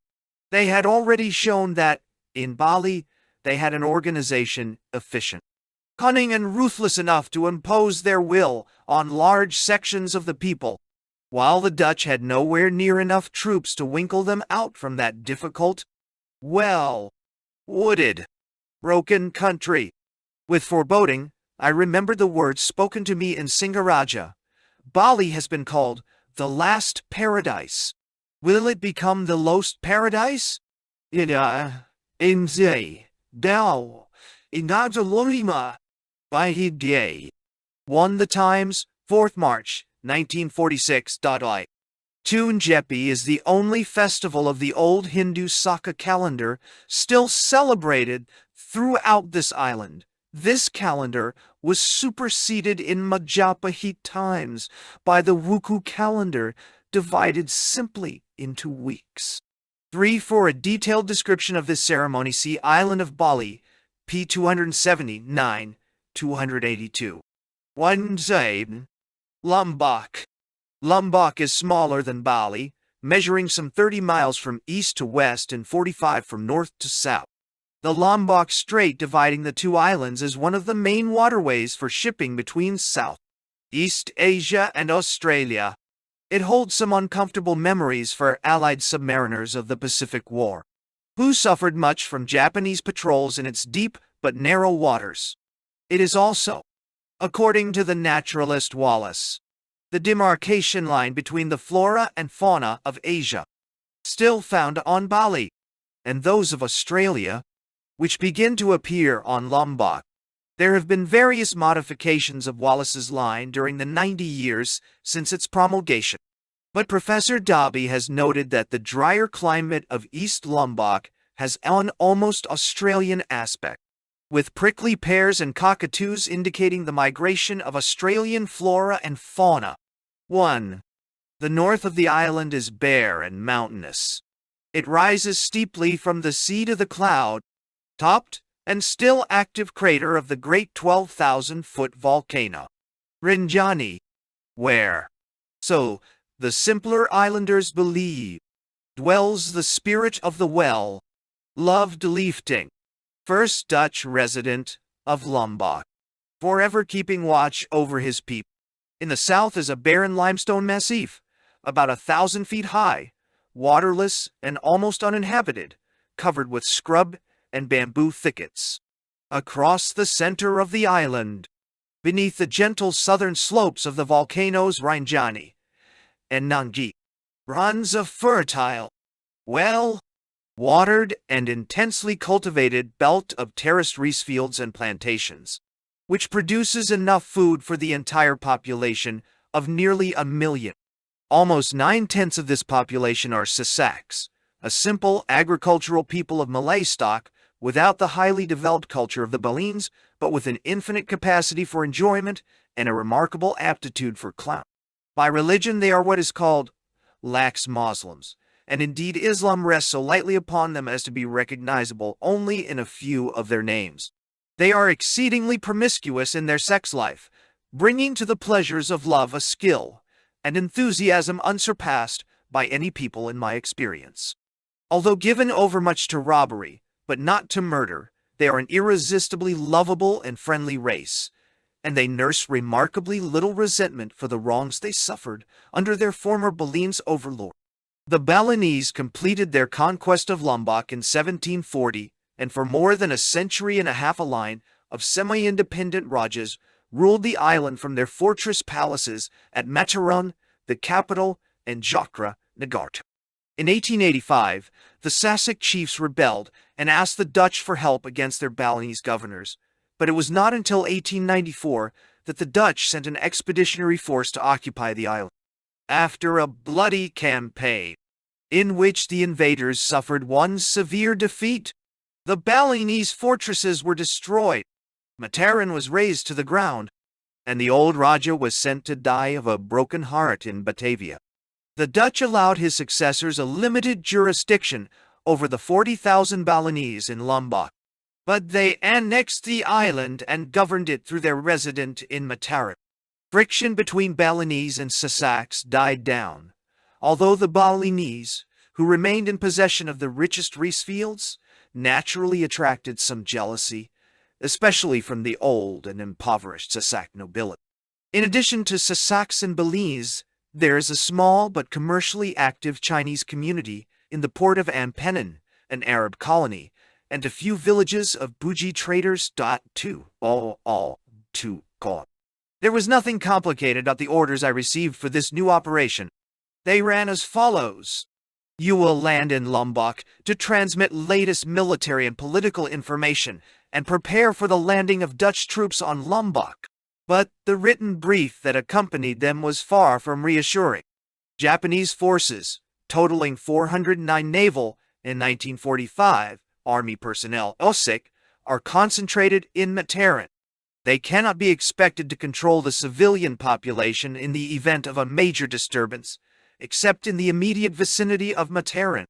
The Japanese garrison is in possession of only a limited amount of arms, left to them by an Australian surveillance party. It was explained to me in Surabaya that the Australian party had turned up some months previously from one of the islands farther east, disarmed the Japanese, and sailed back whence they had come. They had acted on their own initiative and without authority. My brief concluded with the encouraging forecast that the landing may well be opposed by the local inhabitants, who are known to possess a number of weapons.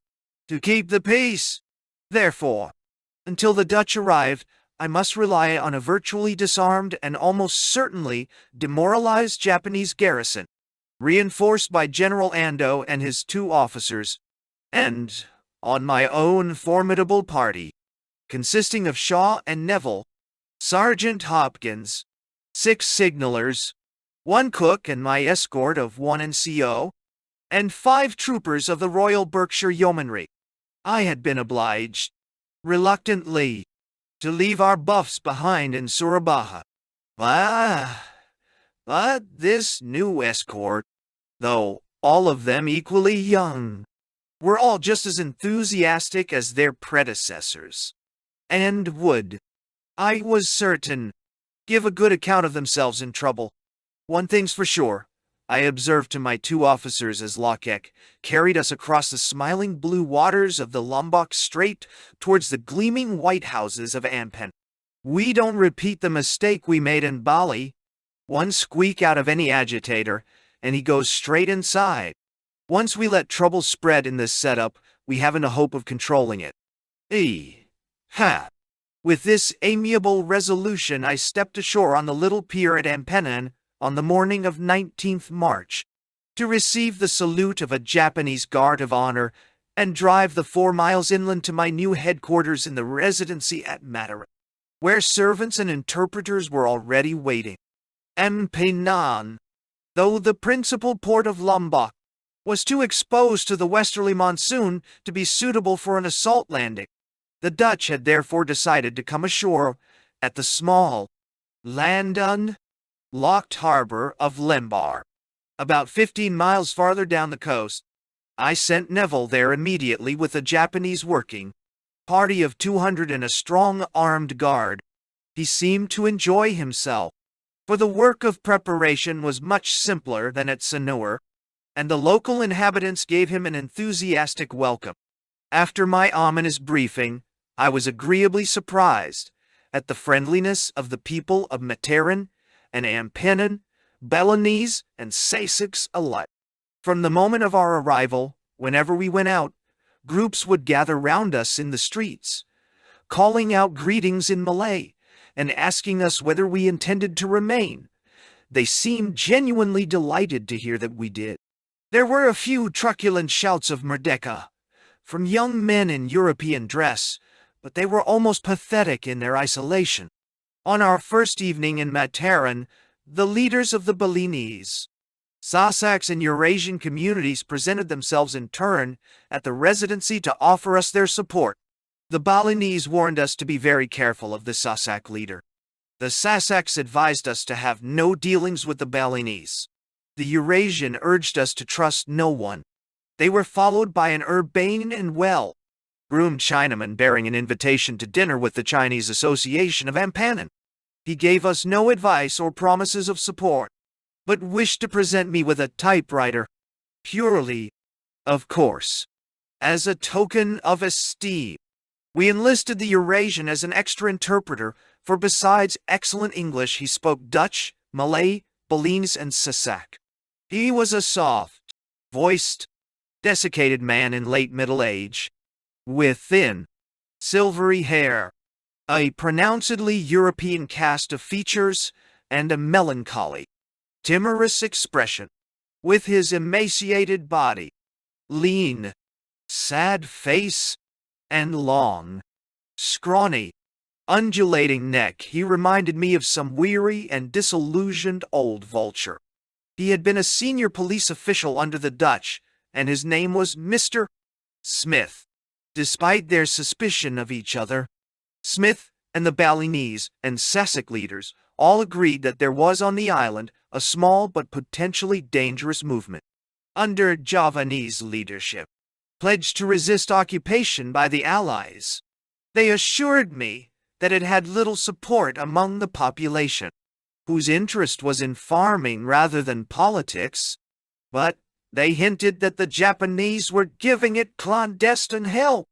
Moreover, the day before our arrival, a certain Kumanit, an agitator from Manado in North Celebes, had addressed a public meeting in Mataron, exhorting the people to oppose the Allies to the last drop of their blood. There had also been some attempts at intimidation, but as yet no kidnapping or murder. I decided on an immediate showdown to dispose of the malcontents and at the same time test the loyalty of the Japanese garrison. I recognized my cue the following afternoon, when a party of 4 young Javanese presented themselves at the Residency and demanded an immediate interview in the name of the National Independence Committee. Their leader, I afterwards learned, was a clerk in a government office. The other 3 were schoolmasters. Trooping into my office, they brusquely declined my invitation to sit down and stood stiffly in front of my desk, glaring at me with an angry self-assurance. Smith, looking more than usually woebegone and frightened, acted as interpreter. They wasted no time on courtesies. "We have come," declared their leader haughtily, "to lay before you the people's demands for the civil administration of Lombok." I asked mildly by what right they, who were Javanese, claimed to speak for the people of Lombok. Quite unabashed, he replied simply, "We have been appointed." He then launched into a fierce indictment of the Allies for their repression in Java, demanded my assurance that the Dutch would not land in Lombok, and concluded by ordering me to hand over the civil administration immediately to his committee and confine myself to getting rid of the Japanese. His companions hung on his words with rapt attention, nodding their heads eagerly as he made each point. Controlling my temper, I heard him out to the end. Then I stood up and coldly invited them to leave. It would be impolitic, as well as unethical, to detain them while they were technically my guests in the Residency. But that evening I told the Japanese to arrest their leader. I gave the same orders about his treatment and privileges as I had given for my prisoners in Bali. 2 days later I visited him in prison and found him in excellent spirits. He seemed amused when I apologized for having to curtail his liberty, and clearly bore me no ill will. Shorn of his arrogance, he seemed a delightful fellow. I made the Japanese give me a copy in translation of their prison records, stating the name of each prisoner and the charge on which he was being held. I observed that in several cases the charge was listed simply as fornication. After consultation with Balinese and Sasak officials, I ordered the release of these men. I should feel extremely uncomfortable, I explained to Shaw, to be holding anybody in jail for that particular offense. Besides, even if it is a crime under Muslim law, it certainly isn't under Balinese or Sasak custom. Touring the island with Smith and the Sasak and Balinese leaders, Sean and I interviewed the principal officials and head men of every district, and soon had a clear picture of the situation. It was a great deal better than in Bali. From the information we collected, I was able to identify the most dangerous characters. Within 4 days, I had ordered some 30 arrests, including 3 officers of the Japanese Kemp. One of them a war criminal and the other two agents provocateurs who had busied themselves in stirring up trouble between the Balinese and Sussex. With these arrests, all sign of opposition ceased. It was quickly evident in the cheerful faces of the people and the enthusiastic welcomes we received wherever we went that a new and happier atmosphere prevailed in the island. Every day the residency was thronged with deputations of villagers and headmen, come to declare their loyalty. They brought presents of pigs, ducks, eggs, and brom, a potent wine made from black or red rice. The livestock was something of an embarrassment, for their numbers threatened to overcrowd the small residency compound, yet we could not hurt the feelings of our visitors by refusing their gifts. Sergeant Hopkins, whose medical duties were fortunately light, appointed himself chief swineherd, but we had to leave most of his charges to our Dutch successors. The Japanese at first were slow to cooperate, especially in carrying out the arrests I ordered. We soon traced the fault to the attitude of their commander. He was an elderly colonel of slovenly manner and untidy appearance, whose attitude in our presence was a studied blend of apathy and insolence. At conferences, he would sit sprawled in his chair, with his jacket unbuttoned and his hands in his pockets, staring at the ceiling and occasionally yawning. And he carried out our instructions, when he carried them out at all, with unconcealed reluctance and ill grace. It was probably ennui that was affecting him rather than malice, but I could not afford to make allowances, and so I relieved him of his command and sent him under close arrest to Bali. We had no trouble from his successor. Although we had less cause to worry now than when we were in Bali, we still had an extremely heavy load of work, and neither Shaw nor I had much time to sleep or to relax and enjoy the exuberant loveliness of this gaily colored landscape. In addition to our daily tours of inspection, which took us all over the island, Shaw was busy with his old problem of Japanese troop concentrations to protect the Dutch landing at Lembar, for we dared not neglect any precautions, and the preparation of a landing strip for aircraft on the east coast, while I was absorbed in a host of minor but still important matters, questions of civil administration, local law and custom, and village economy that were far outside my capacity or experience. Acting on the principle that it is better to give a wrong decision than none at all, I almost certainly gave a lot of wrong decisions. On the morning of 27th March, Colonel Termoulain led his troops ashore at Lembar to be greeted by a crowd of cheering villagers. He brought with him his own motor transport, and by noon had occupied the capital. Mataram and Ampenan, indeed every village on the route from Lembar, came out in a rash of Dutch flags, which must have been concealed since before the war. The warmth and enthusiasm of the people's welcome far exceeded our brightest hopes. Indeed, Brigadier Bourne, who once again accompanied Termoulain, signaled to General Manser, "People's welcome both spontaneous and vociferous." Those who saw welcome to British in Malaya compare it equally. That briefing we had in Surabaya, I remarked to Shaw, was the most inaccurate appreciation of a situation I've ever come across. We were standing outside the residency with Termoulain and Jacobs, the new Dutch resident, watching the happy, excited crowds that thronged the long, wide main street. "It wouldn't have been," he answered, "if we hadn't learnt our lesson in Bali and muzzled the opposition here right away." "What will you do with them?" I asked Termoulain. He shrugged his shoulders. "Nothing. They will have to stay in prison until everything is normal here. Then they will be allowed to leave." The next morning, at an assembly of all the heads of district, the Balinese Pungawas, the Sussex chiefs, and the principal village headmen, Termoulain and Jacobs formally announced the return of Lombok to the Dutch crown. At the end of the ceremony there were prolonged cheers, led by the Dutch but echoed enthusiastically by the people, for Queen Wilhelmina. The British and Dutch flags were hoisted over the residency. In the afternoon we watched a remarkable display of Sussex games on the great open space where the assembly had taken place in the morning. It consisted chiefly of a series of mock combats between two men armed with long, pliant rattan rods and wooden shields. Naked, save for their girded loincloths, the combatants pranced warily round each other, their shields raised over their heads, their right arms extended, trailing the rattans on the ground behind them. Suddenly, one of them would leap forward, swinging his staff in a high arc over the opposing shield at his adversary's head, or in a wide sweep round the shield at his ribs. Usually the shields parried these murderous blows, and nobody was hit on the head, but sometimes a sideways swipe would land with a sickening whack, loud as the impact of a bullet, on a man's bare ribs. When this happened, there was a brief lull.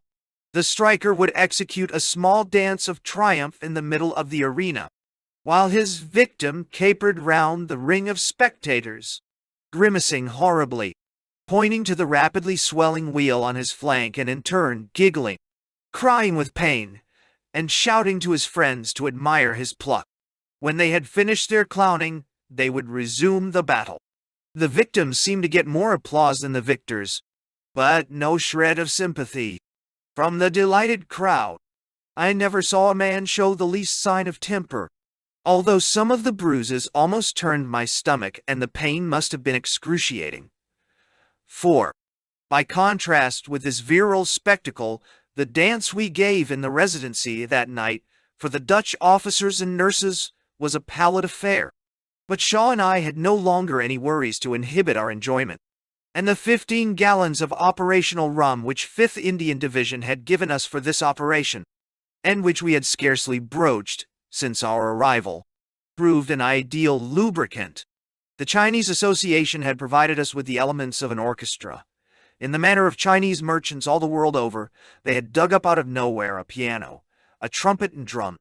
The piano was a little out of tune, but so also was the pianist, Brigadier-born soldier servant, who had learned by correspondence course during his service in the Far East. A Dutchman played the trumpet, and the drummer was a Japanese sailor, who in peacetime had been the champion tap dancer of Tokyo. At Termeulen's request we remained another week on Lombok, although there was very little for us to do. There was no serious opposition to the Dutch, and it seemed unlikely now that any would develop. The people, the Sassacks especially, were well disposed towards them. Moreover, the island was not suitable for guerrilla warfare, for the cultivated area was too small, the mountains too bare and desolate, to shelter bands of terrorists. Termeulen decided to hand over to Jacobs and return to the much more serious problems of Bali Daita. On General Manzur's orders, I sent my party back to Surabaya, but Shaw and I, who had been granted a week's leave in Bali, left with Termeulen in an MTB. On 3rd April, one of my last actions in Lombok was to make a farewell call on the Balinese Raja in his palace. He welcomed me with warmth, remarking that I had come at a most auspicious moment. Although 75 years old, he had that day been presented with a son by his youngest wife, a girl of 17. To mark the occasion, he gave me a fine colloque with a beautifully worked wooden sheet. "I can't imagine what he thinks you had to do with it," grumbled Shaw. 1 Southeast Asia, University of London Press, 1950, p. 275, watch. 2 natives of Celebes. The Buginese are stricter Muslims than either Sacs or Javanese. The Bugis and Mascaceres, says Professor Dobby. We're historically one of the most active Muslim seafaring peoples of the Indies, acquiring a notoriety as pirates and slavers. They now rank as an inter-island trading people whose little sailing ships may be found anywhere between Singapore and Port Moresby. Nairns, Nisinduo. 3. The Balinese representative was not Raja, but an official in charge of the Balinese civil administration. 4. These contests are very similar to the Gabug or Indai, performed as a dance in certain districts of East Bali. See Dance and Drama in Bali, pp. 265-7. Well, and farewell goes out sighing. Shaw and I had agreed with the Lumières and Theo to divide our leave between them. While he was staying with one, I should stay with the others, and we should change round after 3 days. And so, when we landed at Karangazam on 3rd April, Shaw took the road to Aizshiu, while I went straight to Sonor, to the bamboo house beside the murmuring sea, and exchanged my uniform for a convent, and slept a great deal, and bathed in the lagoon before breakfast, and lounged on the veranda watching the bright hibiscus in the garden glowing in the early morning sunshine, and listened to the sea breeze whispering in the tall sugar palms. And yet I was not happy, for all the kindness of Lumière and Palat.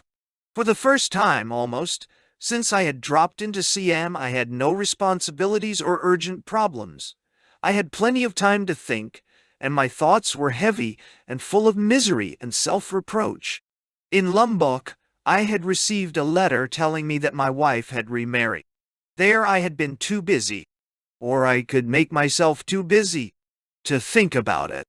But now I felt the full pain and desolation, mixed, let me be honest, with a large dose of hurt pride, of this news which I ought to have expected but somehow had never foreseen. Bitterly I cursed the selfishness and obstinate determination to go my own way that had wrecked my marriage and destroyed our love. And so I took no pleasure in this paradise, but brooded in a deep pit of loneliness and despair, and abused my fate, and hated myself, and wept a little, and drank too much, and wept some more. This discreditable exhibition of angst und Schaden was aggravated, though I did not recognize them at the time, by the early symptoms of the tuberculosis, which 18 months later almost ended my life. Apart from the usual persistent cough, to which I paid no attention, I became noticeably neurotic, short-tempered, and snappy, with spells of overpowering lassitude that seemed to deprive me of all my energy and will. At the time I put everything down to war weariness and alcohol. Termeulen, too, had his troubles, more serious than mine.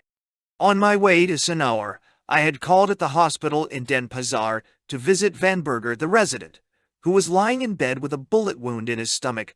Terrorists had fired on his jeep as he was driving back from Singaraja. Luckily, the wound was not dangerous. But this attack proved to be the first of many. Emboldened by early success and the inability of the Dutch to retaliate, the terrorists embarked on more ambitious operations, until they were ambushing troop convoys on the road to Tabanan. On the 5th, I took my leave of the Lumières and drove up into the cool green hills of Isish. I arrived in the early evening, and all of a sudden my heart lifted at the welcoming light in Made Pega's lovely eyes. Theo and Shaw had gone to shoot monkeys in the plantations above the house. They came back just before dark, with the monkey man carrying 5 or 6 pathetic little furry bodies slung on a pole over his shoulder. "I can't say I enjoy shooting them," Shaw told me as he cleaned his carbine. "It's too like shooting human beings, and they give a terribly human scream when they're hit." We had brought Theo another 2 gallons of rum, for our own sakes as much as his. And now, while he went to prepare our food, we lingered over our drinks on the porch, watching the deepening darkness spread from the valley up the lower slopes of Gunung Agung. Theo was a superb cook and was happy to spend hours in the kitchen, applying to his work a rare skill and a fine inventive flair. His specialty was beefsteak tortari, which he would let no one make but himself. For here in Bali, he warned us, you can easily have some worm. That night he gave us a curry which still lives in my memory, and not only for its flavor. When we asked him what was this delicious and tender meat, he smiled softly at Shaw. "You have just shot them." No, you all." The Dutch had lent us each a staff car, and so when Shaw left for Sanur, I drove with Theo to visit the curious village republic of Tenganan in the hills southwest of Karangasem. This is the most conservative of the Baliaga communities, pure descendants of the ancient Indonesians who colonized the islands nearly 2,000 years ago. Socially and economically, it is entirely cut off from the rest of Bali, and its physical isolation is emphasized by a solid wall surrounding the village, pierced only by 4 very narrow gates. The life and customs of these Baliaga have remained untouched by the religion and culture of the later Hindu Javanese conquerors. The people of Tenganan are fair, skinned, with slender, fragile bodies, small bones, and the carefully cultivated, artificial manners of an effete and over-leisured aristocracy. They look down on other Balinese, and are themselves forbidden, on pain of exile, to marry outside the community. Their village is ruled by a council of elders, who are also priests, and they worship the spirits of nature and of their ancestors. Their society is a form of patriarchal communism, for they do not recognize the individual ownership of property. Even the houses are all built alike, intersected in an austere geometrical pattern by long straight avenues paved with stone. On the other hand, they are not permitted to work the rich and extensive rice fields and plantations owned by the village, but hire Bali's from outside as labor. As an indication of their superiority to manual work, they grow their fingernails to an extraordinary length, those of the purbical, or headmen, who received us measuring at least 4 inches. Strangers are not usually welcome in Tenganan, and we owed our invitation to Theo's friendship with the purbical, a faded ghost of a man in his middle 30s who greeted us with formal courtesy and an air of well-bred languor. After he had escorted us through the village, we sat down to sample a delicious fresh tuak from the local plantations. The preparation of this drink is the only agricultural labor the villagers allow themselves. Theo pointed out to me an old man who hovered in the background with a watchful, anxious expression. "It is that one's duty," he whispered, "to sweep the village after we have gone, to brush away our footprints. In the clear, sweet air of Isa, cooled by the dry wind that blew steadily from the east, to fan those lush green hills and rice fields, my lethargy and my cares dissolve." Nobody, indeed, could remain gloomy for long in the company of Theo, with his bubbling vitality and lust for life, his warm humanity, and his bright and bawdy wit. Usually I saw more of Madei Peji during the daytime than of Theo. During the morning, when he had finished with his clinic, he would retire to one of the hales to paint. In the afternoon he would visit a neighboring village where the Pungawa or Padanda was his friend, to return in the evening, breathless and flushed with excitement, followed by a retinue of servants staggering under the weight of heavy bamboo jars. "Ho, ho, ho!" he would shout. "Venez, Peter, j'ai trouvé un excellent tuak, nous allons goûter de ça." Later, after we had eaten, we would sit with the girls on the terrace in the still, cool darkness, rich with the scent of frangipani and champaka, drinking tuak and talking while the full moon threw dappled shadows among the rice fields in the valley and bathed the slopes of Gunung Agung in gray and silver light. As the hours wore on, the girls crept silently to bed, but I remained listening to Theo's stories of Bali and the Marquesas, till the darkness paled and dawn revealed the great mountain rising from the valley mists up, its flattened cone outlined against a pearly sky. One day we had a visit from a fellow countryman of Theo's who had known him in Bali before the war. His name was Andereg, and he was working for the International Red Cross. Short and slight of build, with humorous eyes blinking behind thick horn-rimmed spectacles and a slow, hesitant manner of speech, he had the appearance of a benevolent but emaciated tortoise. He spoke good Malay and was popular among the Balinese, with whom he believed himself to have some special affinity. It was overconfidence in this belief that was to lead him to a terrible end. Theo confessed to me that his married life had not always been easy. Madei Peji was his second wife, and both she and her predecessor came from Sanor, a village famous for the power of its priests and witch doctors and the hysterical temperament of its women. He had kidnapped Madei Peji, following the established Balin's custom, and for a while had lived with the 2 girls in his house by the sea. But his first wife had resented the intrusion, and her persistent jealousy had broken up his comfortable menage. After she had made several skillful attempts to poison him and Madepiji, he had felt obliged to send her away. She had gone to live in Denpasar, and Theo had brought Madepiji to Isish. Although not actively inclined to homicide, Madepiji was also capable. So Theo told me of extravagant outbursts of indignation, and he bore many bruises as evidence of the strength of her displeasure. "You would not credit it, mon cher," he assured me with wistful admiration, "the force with which that little girl strike me. She has the appearance of a passionate nature." "But Theo," I added impulsively, "I have never seen a more beautiful girl, and she is so wonderfully sweet to me." "Oh, yes," he murmured with a sly grin. "She is quite in love with you," he giggled and wagged a finger in my face. "Mais prenez garde, mon vieux. Je suis devenu amoureux de ma femme. Elle est plus couchable avec." Our leave was up on 10th April, but when I arrived in Denpasar, I was greeted with a request to report to Colonel Termulin. Beneath his usual courteous manner, I could see that he was very worried. A certain Colonel Tweedy, a British officer on the staff of AFNEI, who was spending his leave in Bali, had disappeared. He had wandered off on his own, most unwisely, to take photographs in a village north of Denpasar. That was 4 days ago, and he had not been seen since.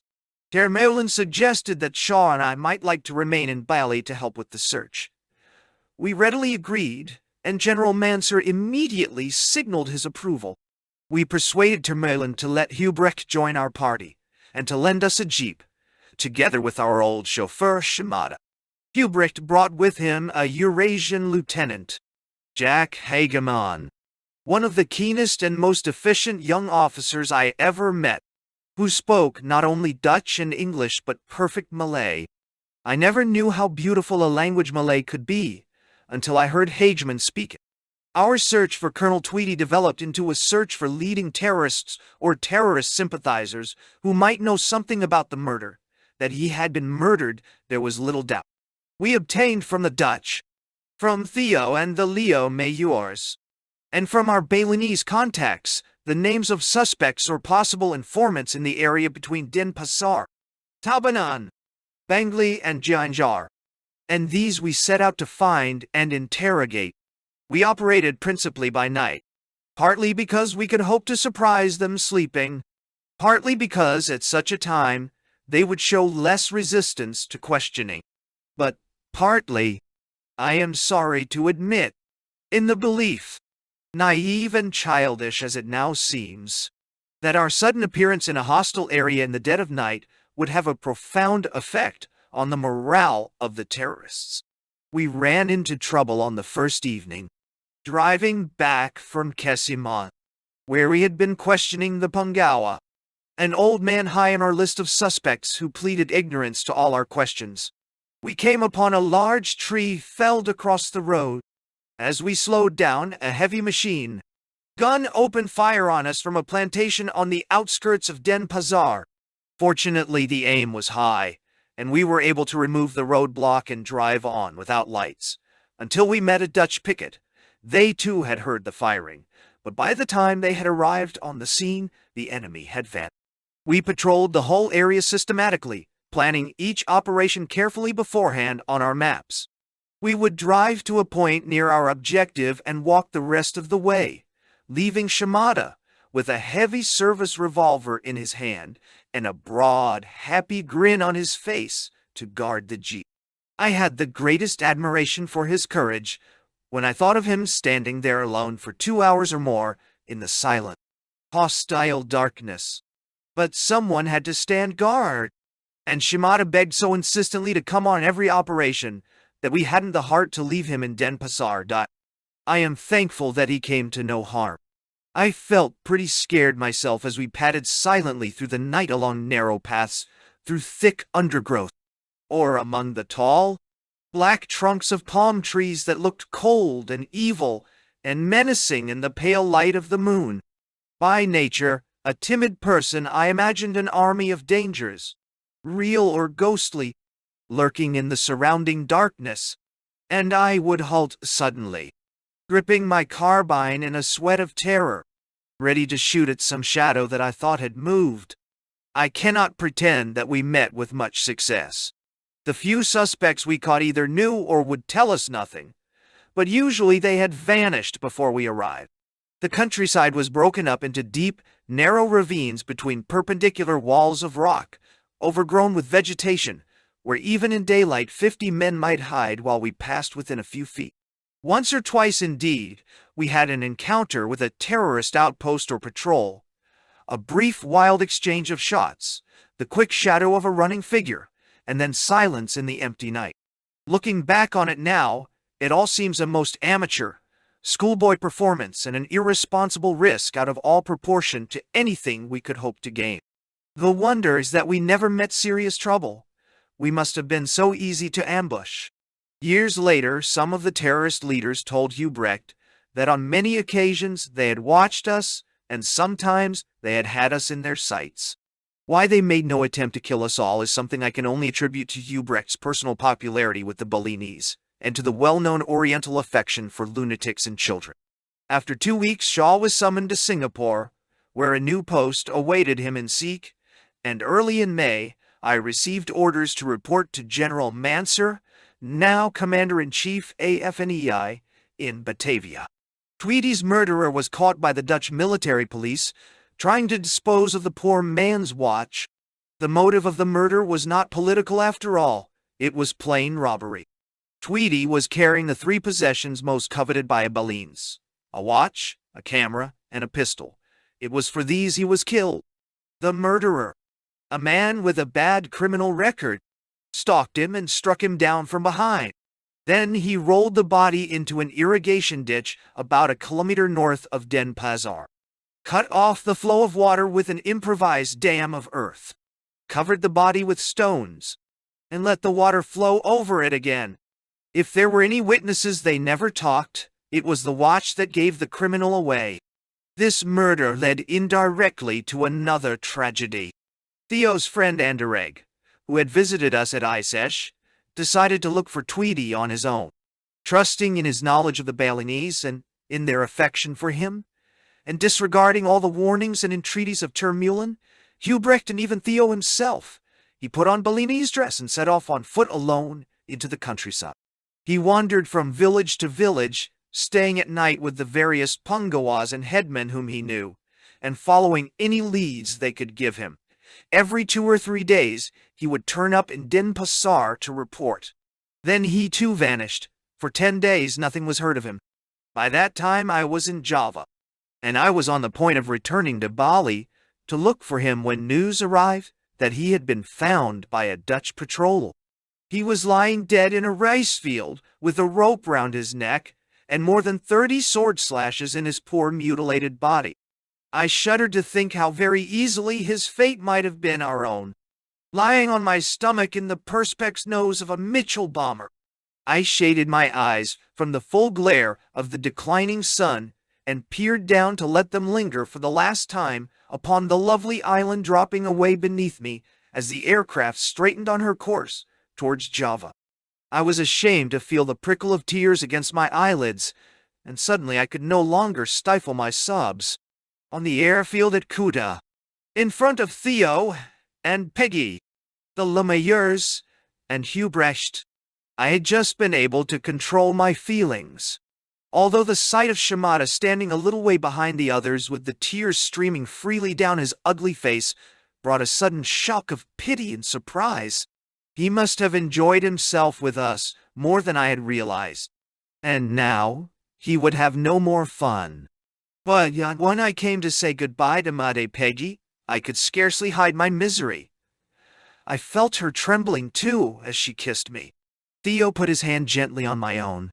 "You will come back to us," he said. The others echoed his words, but I could not believe them. I felt I should never again find the peace and happiness I had experienced in that house among the bright green hills of Isesh, or be able to forget the moonlight on the slopes of Gunung Agung above the shadowed silent valley.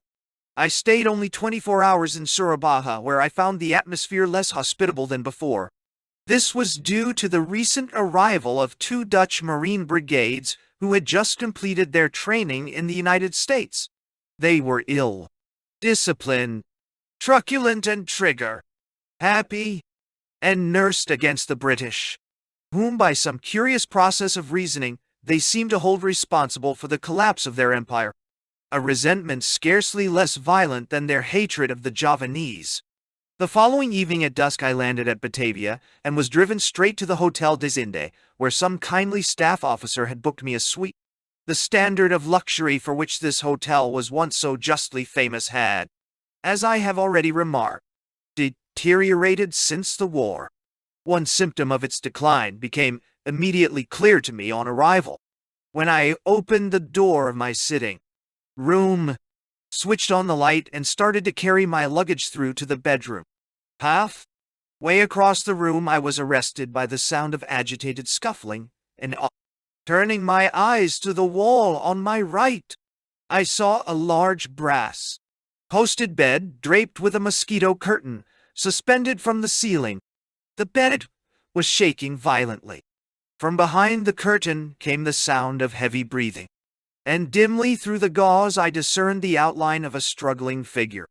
I dropped my bags and stared in open mouths, speechless amazement as the curtain parted, and there emerged not one but 2 figures, both of them as naked as, though in every detail more striking than on the day they were born. The man was broadly built, with thick, short arms. He was deeply tanned and covered all over with black, curly hair. The girl was a young giantess, a round, vacant, pink and white doll's face on the smooth, glistening body of a whale. After 10 years of war, I was no longer squeamish, but my stomach fairly heaved when I glanced at those huge, suety thighs. "Well, hello," called the man in a hearty nasal voice. "Come right in." He fished out a pack of Lucky Strike from the pocket of a uniform jacket hanging on a chair by the bed. I noticed the 4 rings of a captain of the mercantile marine. He put a cigarette between the girl's fat lips, took another himself, and threw one to me. "Got a light?" "No." They sat side by side on the bed, smoking quietly and looking me over with a friendly curiosity while I struggled with my voice. At last, in desperation, I snatched a flask of whiskey from my rucksack and passed it to them. Then I took a long, deep pull myself. Never had I so badly needed a drink. "Oh, boy," sighed the captain ecstatically.